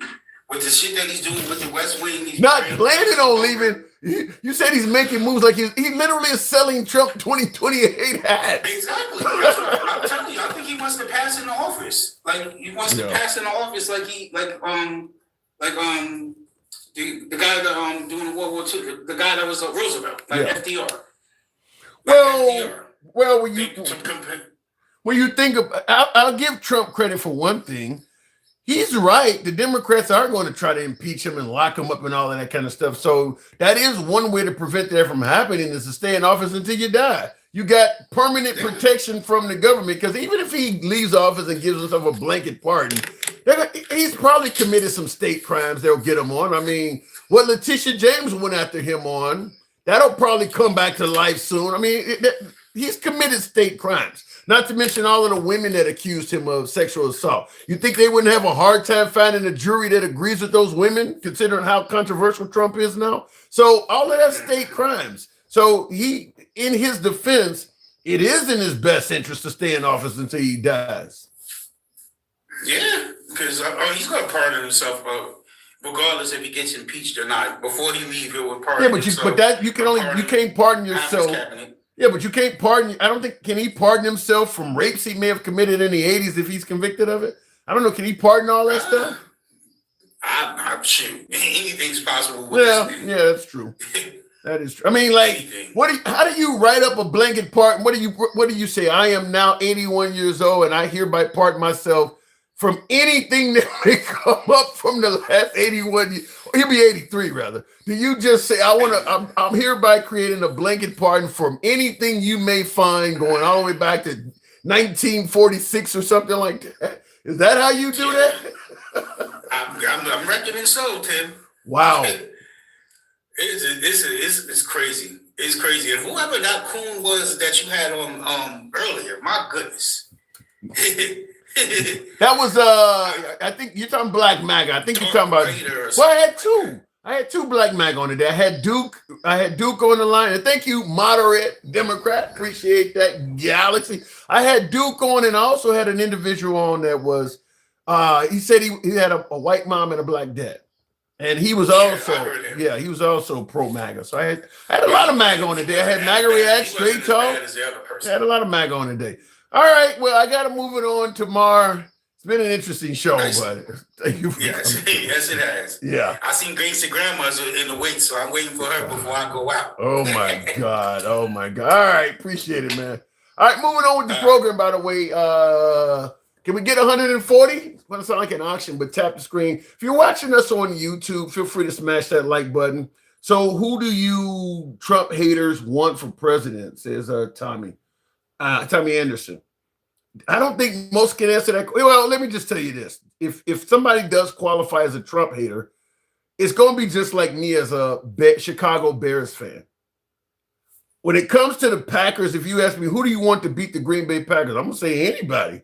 Anybody, you know, that is our motto. I'm a Bears fan and a fan of anybody that plays the Packers. So when you ask, well, who do you want to be the next president? They're going to say anybody but Trump. Anybody on the left but Trump. I mean, at this point, there's a hell of a lot of liberals that would take Biden, even if Biden didn't know his name was Biden, over Trump. So we'll go with that, but I don't think the Democrats right now have a clear-cut, solid leader. I'll certainly say that. The Democrats do not have a solid leader. Is that a major problem for the Democrats? Not yet.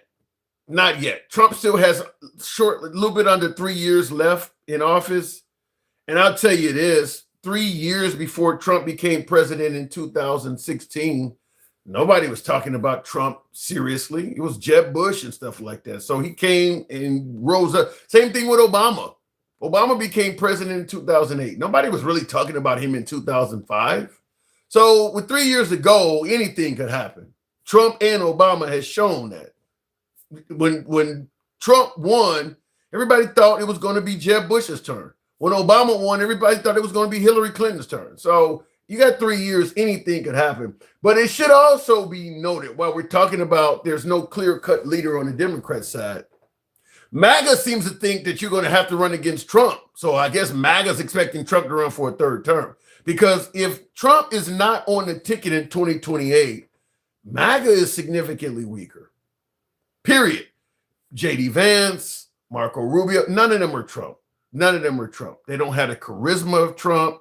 They don't know how to talk to a crowd like Trump. They don't know how to energize each other like Trump.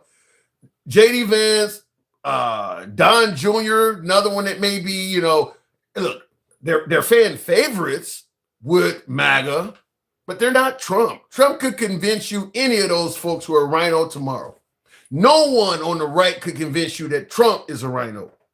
So he has a power that Trump could make J.D. Vance go away just like he did Mike Pence. Same thing with Marco Rubio. He could make those guys into nothing overnight. Same thing he did with Marjorie Taylor Greene. He could turn them into nothings overnight. There is no one on the right in the eyes of MAGA that could turn Trump into a nothing. So the hierarchy, the supremacy is there. So whoever replaces Trump is not going to have the same power with MAGA, the same it factor that Trump has. That's who the Democrats are going to be running against, that person, not Trump. So MAGA seems to, you know, what Democrats don't have nobody that can beat Trump. That's not who they're going to be running against. It's not who they're going to be running against. They're going to be running against somebody else that has the baggage of Trump. So you're running against J.D. Vance, you're running against Marco Rubio, Ted Cruz or somebody, and that person has to actually atone for the baggage of the Trump administration.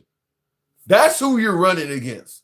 So we'll see who the Democrats. I'm not saying that means the Democrats are going to win. They can still lose. But what I'm saying is their job is easier running against whoever that person is, I believe, at least in Trump. Because the amount of, we're going to trust Trump no matter what. I don't think the right would trust J.D. Vance or Marco Rubio no matter what, like they are with President Trump. So the right will be weaker in that as well. Epstein files about to be put on Donald J. Trump's. You say the Epstein files are about to put Donald J. Trump on his heels. I don't believe that. Look, the Epstein files at this point, decisions are made. People who are going to hold Trump accountable for the Epstein files already believe he's a pedo. People who are not going to hold Trump accountable don't care if he's a pedo. I don't think you're going to show MAGA much at all out of the Epstein files that are going to change their mind. Other than possibly showing them President Trump on 8K video humping on a kid, outside of that, the rest of that shit's useless. They're not going to take eyewitness testimony seriously. They're not going to take victims sobbing and saying they got raped seriously. They're not going to take any statements from feds or Department of Justice personnel or the courts seriously. If Trump is saying he didn't do it, he's going to reign supreme over anybody that's accusing him of doing it. I say this on every show. If President Trump is saying he didn't do something in the eyes of MAGA, there's nobody in existence that can tell you he did it and they're going to actually believe that person. So Trump is safe when it comes to the Epstein files, at least in the eyes of MAGA. There's no one in existence that can tell you Trump did something when he is saying he didn't, and they're going to believe that person. Like I said, unless there's like literally 8K video of him doing something, and even then they may suggest it's AI. But yeah, if Trump does something wrong, there's nobody that can tell MAGA and they're going to believe that person over Trump. Let me go back to the box. Imagine just Trump. We don't have to imagine it. We have it. We'll go back to the box and we'll bring up the one and only moderate Democrat. Good evening, moderate. What brings you to the program? What am I getting wrong, moderate? I heard you talking about him pardoning himself. He cannot pardon himself. I didn't think so. For state crimes, I didn't think so. I want him to try, so it causes a constitutional crisis, because I do think he's walking around with his own pardon in his pocket, trying to pardon himself. I do think at some point, if the shit really hits the fan, I do think he'll try to pardon himself, but he can't pardon himself, because imagine if we make that a normal. A president then can go out and do horrific stuff and just go, I pardon myself. Is there a definitive part of the Constitution that specifies a president can't do that? I don't think so. So he can't pardon himself. I'd have to have a lawyer, someone that's really I don't think it says in there that he can't do it, but I think it's common sense that you can't do it. Yeah, but if it doesn't say he can't do it, and you got a 6-3 majority on the Supreme Court, which is where it'll end up, you feel confident he's not going to get away with it? He might get. I mean, I think he's going to attempt to do it. But yeah. I do. I'm certain of that. Yeah, I'm certain of that. I mean, I do think that it would cause a constitutional crisis, because there's no way that you can allow a president. I don't care if it's Trump. Any president should not be able to pardon themselves, because that you're just opening up. Oh my God, you're opening up a freaking terrible situation where a president can literally just go out and start unaliving Americans and just go, I pardon myself. Yeah, but what if you think that the president should have the right to pardon himself because the liberals are making up a bunch of shit on him and just trying to convict him? Well, I think that you just have to go through the court. I don't think you should be able to sit there and pardon yourself. But I think if it's that serious, you have to resign and then give it off to your vice president. Have an agreement there that he or she's going to pardon you. That could happen too. And that's what Nixon did, didn't he? Yeah, that could happen. I mean, my guess is he probably does, as you say, have a pocket pardon. JPT Farms, thanks for the hat mustache. Yeah. My guess is what you're saying is accurate. He probably has a pocket pardon. Maybe even has been signed to use posthumously just to protect his legacy. Oh yeah, I mean, I'm not denying that the guy's going to try to do it. He's the most corrupt president of all time. He really is. I mean, could you imagine if Nixon could see this right now? If you can take Nixon and show him, he would be like, "Why did I resign? Yeah. Why did I resign? You know what I mean? Yeah. That was a different party then. A different Republican Party. Well, but man, have mercy. I haven't seen a president with this much power in my lifetime, obviously. So I don't know where we're going to go with this. But you're right. Any envelope that he can push, he's going to push it. Well, I mean, I'm hoping that the next people that run, we're going to have reforms on the presidency. Like first, pardoning power. If you are holding dinners, $1 million plate dinners, and then days later you are pardoning the people that were at the sons and daughters of the people at that dinner, you should be impeached and removed. Do you not agree with me, Tim? Yeah, some of it is so bad. It's so blatant. It's so blatant. And the crypto stuff that he's doing, you got all these people giving the money, and this guy's making billions of dollars. And then and Tim, how can a sitting president sue the government? He's the government, right? And he's suing for $10 billion. Other people got their names leaked too. And he's like, he literally tells people, he goes, I already won this. I won this. I just got to decide how much. Yeah, he literally said it's like negotiating with myself. Yeah. He said, I already won. I'm just deciding how much I want to pay myself. What? He thinks that the American people's money is his money. It is. It is right now. I can guarantee you this, that whenever Trump leaves office, he by far made more money during this second term than he did the previous 80 years of his life. So much. Another thing is I want them to do is like whoever wins the presidency, whatever, it's going to be a Democrat. Democrat's going to win. Are you sure? Oh, 1,000%. 1,000%. I'm not 1,000% sure. I'm going to tell you this. By the time 2028 gets here, I think Trump is going to be in the low 20s approval rating. And when you were talking about we call them now the Trump files because those are the Trump files. His name's in there 38,000. We call them the Trump files. There's 3 million more files that ain't even come out. That's crazy that the federal government was taking all of that. The fact that the federal government was taking enough information out there for 3 million files and nobody got prosecuted. Like, there's got to be feds everywhere that know about pedophilia. Like, how could you guys sit there and write all this shit and not make an arrest? You see, I mean, just so much of this information coming out. And then some of the stuff that he's accused of, bro, is some heinous shit, bro. But it ain't. But I'm going to say it ain't just Trump. It makes me wonder. No, it's a lot of. Yeah, but not only that. Not only he's the president, man. He's the president. Well, he wasn't the president. He wasn't the president when they were doing it. And that's what I'm saying. It's like, he's the president now. Yeah, that's true. But how could the federal government do an investigation that has produced enough information to create 3 million files, all sorts of pedophilia throughout it, and you ain't arrested nobody? You guys recorded all this shit and didn't arrest nobody but one dude? I mean, and they're blocking out these people's names, and then they're letting the women's names be shown. And you're seeing these pictures of these children, man. I mean, the little girls, bro. It's terrible, man. It's absolutely disgusting. I mean, it's a lot of stuff's got to change, man. I mean, I want the Democrat Party when we run in 2028, bro. You got to talk about changing the presidential rules. There's gonna be it's gonna be like an anti-Trump rule act or something. It's got to be called the Trump Act, bro. Probably we got to put Trump Act stuff in there, man, because it's the president. And then I want the president, whoever comes in, or the Democrat, I want them to jackhammer that stupid cement slab that he put in where the rose garden is. I want that shit ripped up immediately on day one. I want anything with his name on it. I want it ripped down and burned up on the same day. That's the vision, though. Listen. If you get in there and you start tearing up everything he did, kind of like what he did to Biden and Obama. Jackhammering it all. I don't. If he wants to build this big tribunal that's bigger than the one in Paris, we can knock that shit down. You can't do that. You can't. We can knock it down, bro. There's certain people in history that wanted to put shit up and glorify themselves, and we don't like them now.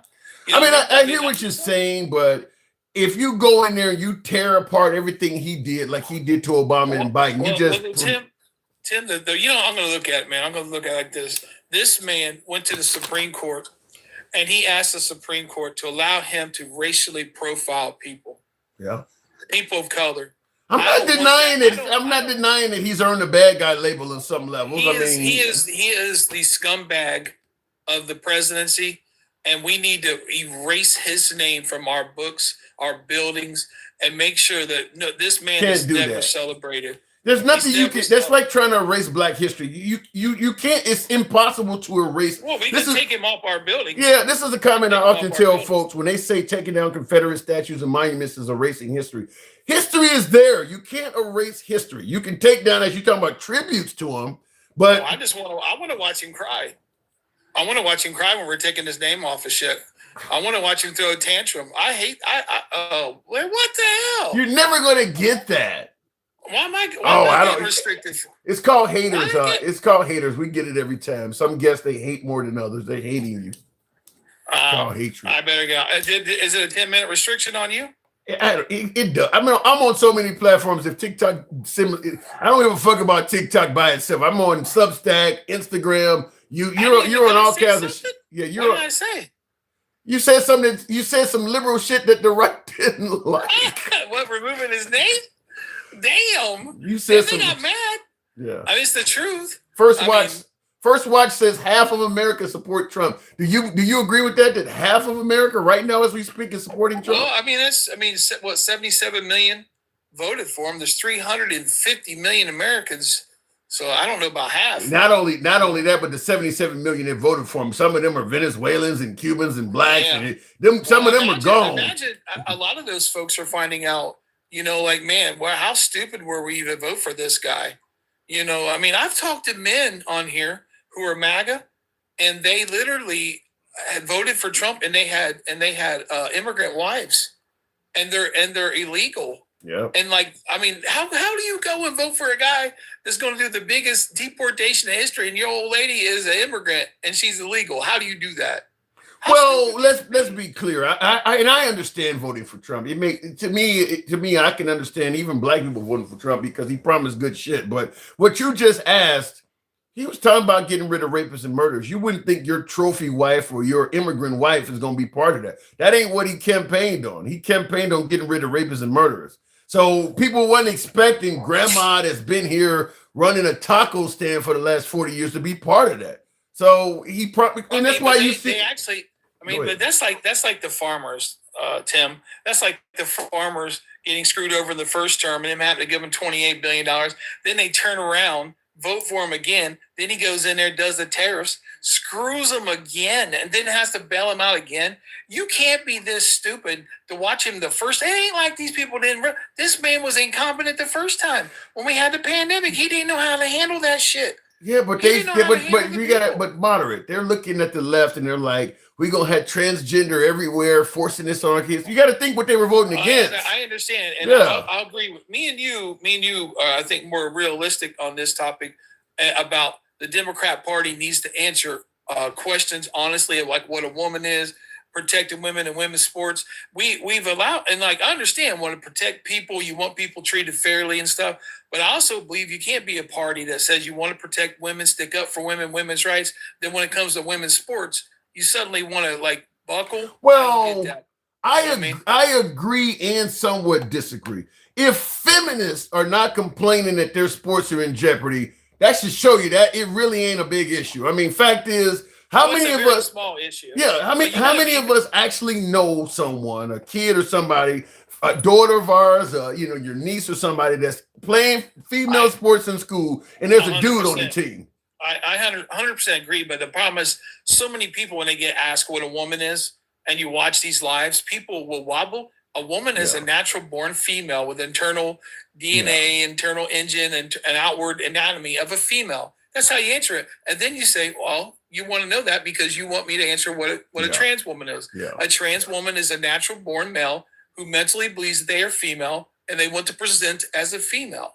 Okay? Well, they kind of view, and they have the constitutional right. They have the pursuit of happiness.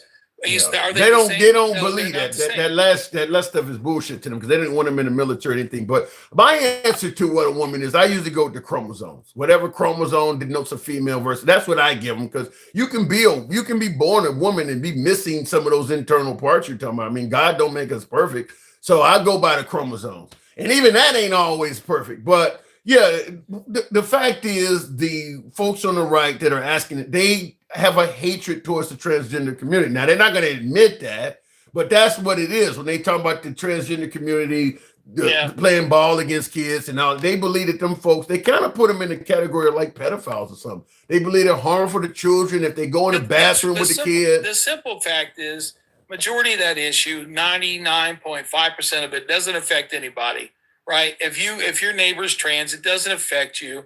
Nothing. Only time it affects anybody when you're talking a sporting event, a small majority, and like a changing area, like at a YMCA or something like that. That's when it affects most of this never affects anybody. No. It's the wedge issue where Trump likes to use it and stir the pot and put Democrats on their heels, and because Democrats want to defend a lot of people and give people the right to be heard. But that's what Trump does. Trump's even said himself when they bring it up, he literally said, we don't talk about that. The election is over. We don't need to talk about it. He literally said it. He knows it. And I see people in here, like me talking about it, they're like literally so angry with me. It's like, I understand, Andy, if you have me blocked, God bless you. Block me. I don't care. I'm not going to lose any sleep over it. You don't need to announce it. This is not an airport. Congratulations. Damn. It's like, I literally do not care. Like, I didn't say anything nasty up here. It's like this is the problem with the left, though. The left has this purity thing where if you don't agree with every single thing that the left agrees with, you're not good enough. You know what I mean? And the left has a problem there. And a lot of people are going to realize: do you want to win elections, or do you want to keep seeing a fascist take over your country? That's kind of my opinion as well. You can't be cannibalized because that's what Trump does. You can't cannibalize your own people. I mean, look, this person doesn't agree with you on everything, but you guys agree on a whole lot more than you disagree on. So you can't. Listen, yeah. So it's crazy to go after somebody because of, as you mentioned, with the transgender community, it only represents a very small section of the population. You agree on healthcare. You guys agree on, entitlement programs, all this shit that affects the overwhelming majority of the country, but you don't agree on trans, so you're going to separate. That doesn't make any sense. It's crazy because you can just be talking about a general conversation like this, and this lady tells me because I'm a man, I need to shut up and not talk about this. That's wild, ain't it? That's a wild statement. Yeah, Gangsta Grandma has done that to me. She says I'm not an ally. I'm like, what? Because I'm an ally. I really am an ally. I think these issues, everybody talks about them because they're part of the community, part of the America. It's part of politics. And no one's being rude up here. You just don't like my opinion on it. I mean, I may not like yours, but God bless you. Have fun with it. Fair enough. All right, moderator, I do got to move it on. Good to see you on the show. Certainly come on through. Yeah, you're more than welcome to come up in mine, man. I love to have you.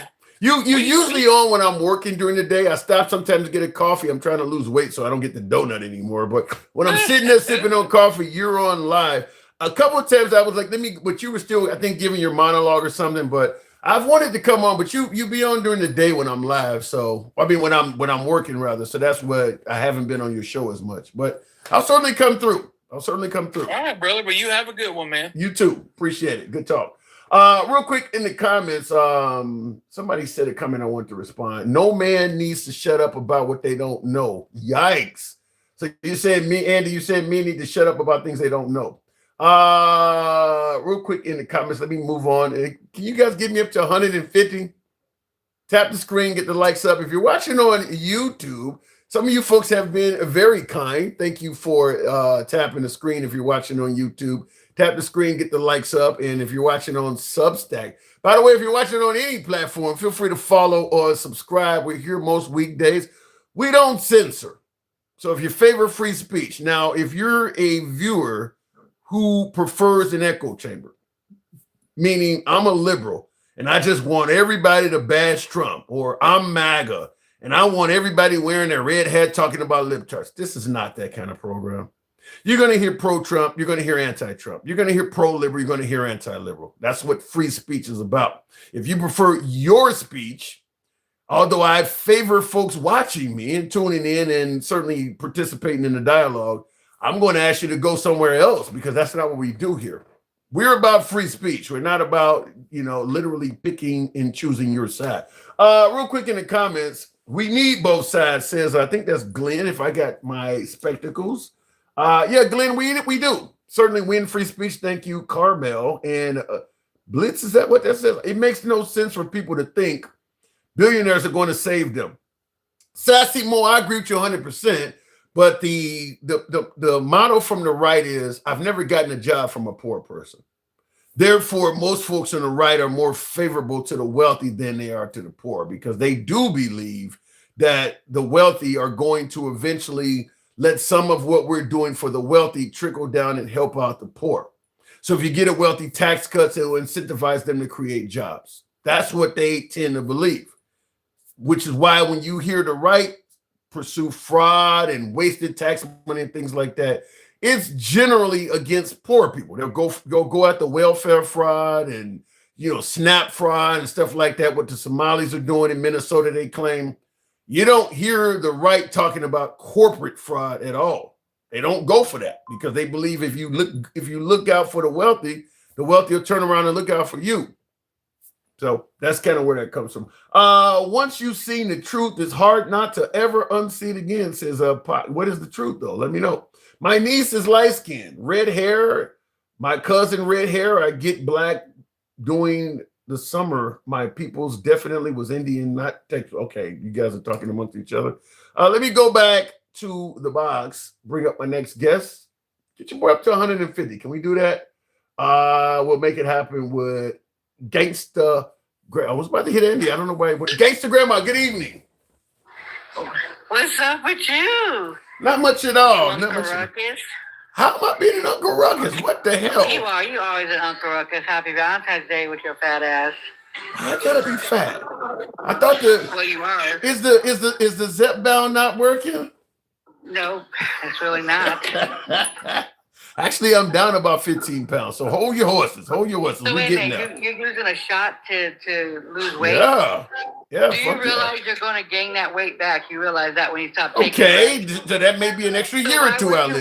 Why don't you take your fat ass out there and walk? I do that too, goddammit. It ain't working. But you're still going to go up there and you're going to be a fat ass because as soon as you stop taking that shot, I'm being honest with you. And I'm being not honest. Pull you down. You're going to regain that weight. Hold on. No matter what hold on. No matter what the fuck you do, when you stop, you're gonna gain the weight back. Even if you're exercising. No, you don't. Yeah, you do. Nothing is permanent. No, you don't. No, you don't. But that shot, I don't know what's wrong with the shot, but it does make you regain the weight back. Okay. It is what it is. Okay. But just start eating right, though, on some real shit. That's all you got to do. The bigger you are, it's easier. Well, I I'm going ain't trying to put you down. Well, Big Dog says I'm down over 48 pounds on Manjaro. He says I haven't gained the weight back, so he disagrees with you. They took Gangsta Grandma off. Gangsta Grandma, you got a real genuine hater in the comments. They took Gangsta Grandma off. I didn't say any damn thing. Andy, welcome to the program. Wow. That was too fucking quick. That was like what do you call it? You pre-ejaculate. They took you off too quick. That was too quick. I was still enjoying that. Anyway, Andy, good evening. Hello. Can we go back to that election shit that MAGA Reacts was talking about? Oh, please, Tim. Because you cannot let parties be in charge of that. States need to control their elections, and we have courts. Courts are who are the arbitrators of this information. That shit went to court over 60 times. And every time they told Trump, nuh-uh, that ain't how that works. And going back now is only wasting taxpayer dollars. Like MAGA doesn't know where money comes from, apparently, because they just want to throw it away like it's, like it's raining. They don't care. Yeah. They want to make it rain. They don't give a shit. Well, they say the same thing about Democrats. What is going to happen if they did find it? Trump cannot serve a third term. All that we can do forward or make changes to the election to make them more secure, but relitigating the 2020 election is stupid. It's costly, and the way Trump is doing it is not bipartisan. It is a fraud job. The fact that he had, who was it, Tulsi Gabbard on the ground? What was Tulsi Gabbard doing in Georgia? Yeah. She's the last person on earth that needed to be there. Nothing screams we're having a cover up like Tulsi Gabbard sticking her little head around the hanger. Yeah, I don't think she wanted to be. I don't think they intended for Tulsi Gabbard to be discovered there, because you look at that footage, she's back off in a fucking baseball cabinet. I don't think she ever wanted to be discovered. She was trying to be undercover doing that. And see, MAGA RX also doesn't understand that it was the Trump administration and Fox News that said because they lost Miami, that they didn't have the support of the Latino community that they needed to redistrict Texas, because if they did, they'd lose Texas in a landslide. That was your party that said that, not the Democrats. Please quit trying to say that we're up here just trying to gaslight y'all when it's literally your own party and you don't even listen to your own party. How about this? How about this? In Hard Grand Production says Ron DeSantis, Greg Abbott will be the candidates to follow President Trump. What do you think? Ron DeSantis and Greg Abbott. Look, he didn't do well in the, I don't know why they say that. He didn't do well in the primaries. Nobody likes DeSantis. He wears lips in his shoes. He don't even like him. For real. Oh my God. I don't know if that's a joke. It is so hilarious to me. Like, Joe Biden gave too much student loan debt, and that was unconstitutional, and they had a fucking meltdown. They have a meltdown over Hunter's laptop, which they produced. We know this because Steve Bannon said so. Steve Bannon said he doctored it. They created their own scandal, but yet we watched Don Jr. get $5 billion in the desert, and nobody says jack shit. Well, it's good for... Republicans have no conviction. They have no morality, and they have no honesty left. So when we look at them, you go, oh, our good book, you should believe in our book. Y'all, you're just making us not believe the Bible. You're making us lose faith in all of your shit. If Christians act like this, then why follow Christ? What the hell? Y'all need to get your shit together. The biggest detriment to your party is you. I gotta say, personally, for me, someone who grew up in the church, I used to say this a lot, and JPT Farms, I used to say this a lot, certainly because I grew up in the church, used to go to Bible school every fucking summer and everything. If you had asked me when I was a young man what I wanted to be when I grew up, I would have told you a pastor. It has done exactly to me what you just said. It's really fucked with my faith. It's like, if you can do all this stuff and be a Christian, it don't look like a good place to be. Certainly with the immigrants and all that, it's really shaking my face significantly. Remember when the term Christian in the Bible was a slur? And Christians were supposed to be viewed by their works. They were not supposed to call themselves Christian. They were not supposed to openly go around talking about it. Yeah. The fact that they just say they're Christian and don't do the work is their problem. They think that saying the words, I'm a Christian, absolves them from doing the work in the Bible. And I got news for them. When they lay down for their final nap, it's going to be a hell of a surprise. Ooh. And in the comments real quick, Danny says the rule of law. You can't be pardoning everybody talking about the rule of law. If you either look, if the January 6th folks are getting pardoned, then you're not for the rule of law. I mean, you can't be suggesting, well, we're only doing this because they're not following the law. Meanwhile, on the other side, you're pardoning everybody. So it's not about the rule of law. Y'all put Kid Rock on TV talking about punctured veins and a methadone clinic and called that good Christian values. Like, for real, y'all. Y'all did that shit. MAGA Reacts, you need to check yourself, because when I heard you up here, all I heard was somebody that sounded like a petulant child throwing a fit on the floor, going, I just want my way. I don't care what happens. I just want my way. I will leave that one alone. MAGA Reacts, he's passionate in his opinion. We don't agree. So you sound like a child to you, huh? Yeah, when he's saying, I don't care about the courts, and I just want Trump to I want my daddy to handle it. Doesn't that sound like a child? Just for real. Yeah, it does, the way you phrased it. So, I don't know. Women hear childlike behavior all the time. We deal with men. And one more before you let me go. Hey, moderate. When you take a biology class and learn that 1 in every 100,000 children is born intersex, and that doctors make fucking mistakes all the goddamn time, and that children are born with the wrong hormones and the wrong genetics, you can miss me with your bullshit, because all you're telling me is you failed fucking science, and you're willing to put a community at danger, already in extreme danger, at harm with your bullshit. See, you're out here talking about, we're just being logical. You don't have to say any of that shit, even if you believe it, because you're putting them in harm and you don't give a fuck. And that's my goddamn issue with you. And I have you blocked, and so do a whole lot of other women, as you saw in the comments. Wasn't just me. Thank you, Tim, and have a good day. Right. It's about 4 of us. Can I pick the microphone back up? All right, Andy. Thanks for coming through. Love you, Tim. Thank you for letting me have that moment. Anytime. I just sometimes you gotta just be the goalpost. A field goal's coming your way. Looking in the comments real quick here. What happened to feminism? Feminism still exists. My guess is it may get stronger now that we've made it so that we criminalize abortion and things like that. You may see that come back. Love Andy, could listen to her all day. Says, what is that? Two wheels? 2 wheel A? Okay. Tap the screen, get the likes on up. Certainly if you're watching on YouTube, can you do your boy a solid? Tap the screen, get the likes up. Speaking of religion, does God forbid eating beaver? My guess is probably not. Probably not. He probably would want you to be married to the beaver you're eating, but I don't think it would go beyond that.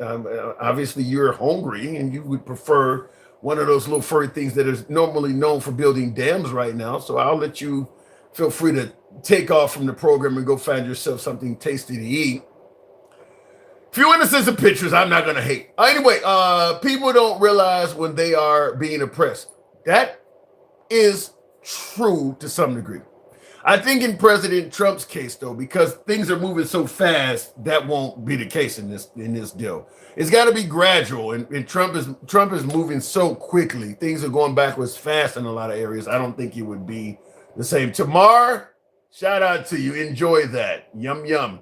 Real quick in the comments here, I want to make sure I didn't miss anything before I go on to the next caller.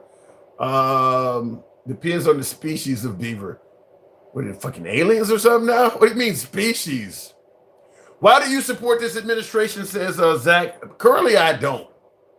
And Trump's first term, I didn't think was that bad. But second term, I don't favor any administration that's running it for one man. If Obama did everything on his own, I wouldn't favor that.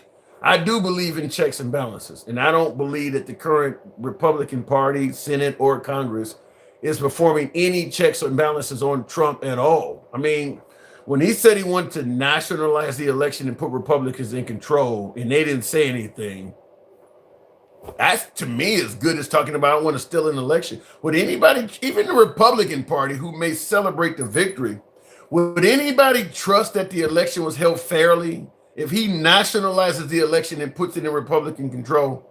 Even the winners would be like, shit, we got away with one. I mean, everybody would assume that election was not held properly to let one side be in control of it. Congress on the Republican side didn't say shit. Didn't say none of that. That's about the most egregious statement you could make in terms of stealing an election that you could make. I can't think, they say the Democrats stole it 2020. I can't think of anything that was said that was that bad. We want to nationalize the election and put Republicans in control. I think he said in at least 15 places or more. You can already understand the 15 places are going to be all Democrat strongholds. So imagine Republicans in control of the election in Chicago. So what ends up happening? Chicago goes red? I mean, like, if there was ever a concern or fear for some kind of civil unrest, imagine an election where the people of a city are 100% sure that imagine somebody like Marco Rubio or somebody, governing policy for Chicago. They obviously know this is not the dude we voted for. He's going against all of our interests. It would just be a disaster. So all of a sudden people are, outside of City Hall doing all kinds of violent shit. So I guess Trump or whoever the Republican president is would flood the area out with ICE. It's just a disaster. That's what could happen if you let one side take control of an election, which is what President Trump is promoting. So no, I'm not a fan of that at all. And the fact that the Republican Party said nothing about it speaks volumes. I don't know what happened to my monitor here, but that really speaks volumes that the Republican Party is okay with the man talking about nationalizing an election. Frightening shit. Anyhow, moving on with the program, I would vote for a Republican mayor in Chicago if they didn't favor Trump's agenda. Look, it doesn't matter what you vote for. What I'm saying is if it's a city, let's say a city that leans overwhelmingly Republican, and all of a sudden Al Sharpton becomes the congressperson or the mayor in that town. That ain't gonna work. The Democrats take control of the election, and you got a hardcore Republican area, and Al Sharpton is suddenly the mayor. Everybody knows this person didn't win. They put in the person they wanted, and this person is now in our town doing all kinds of shit that we don't agree with. That's what would happen if you let the Republicans take control of the election. You're going to have people running the election that are not who the folks voted for. Anyhow, let me go back to the box. We'll go to the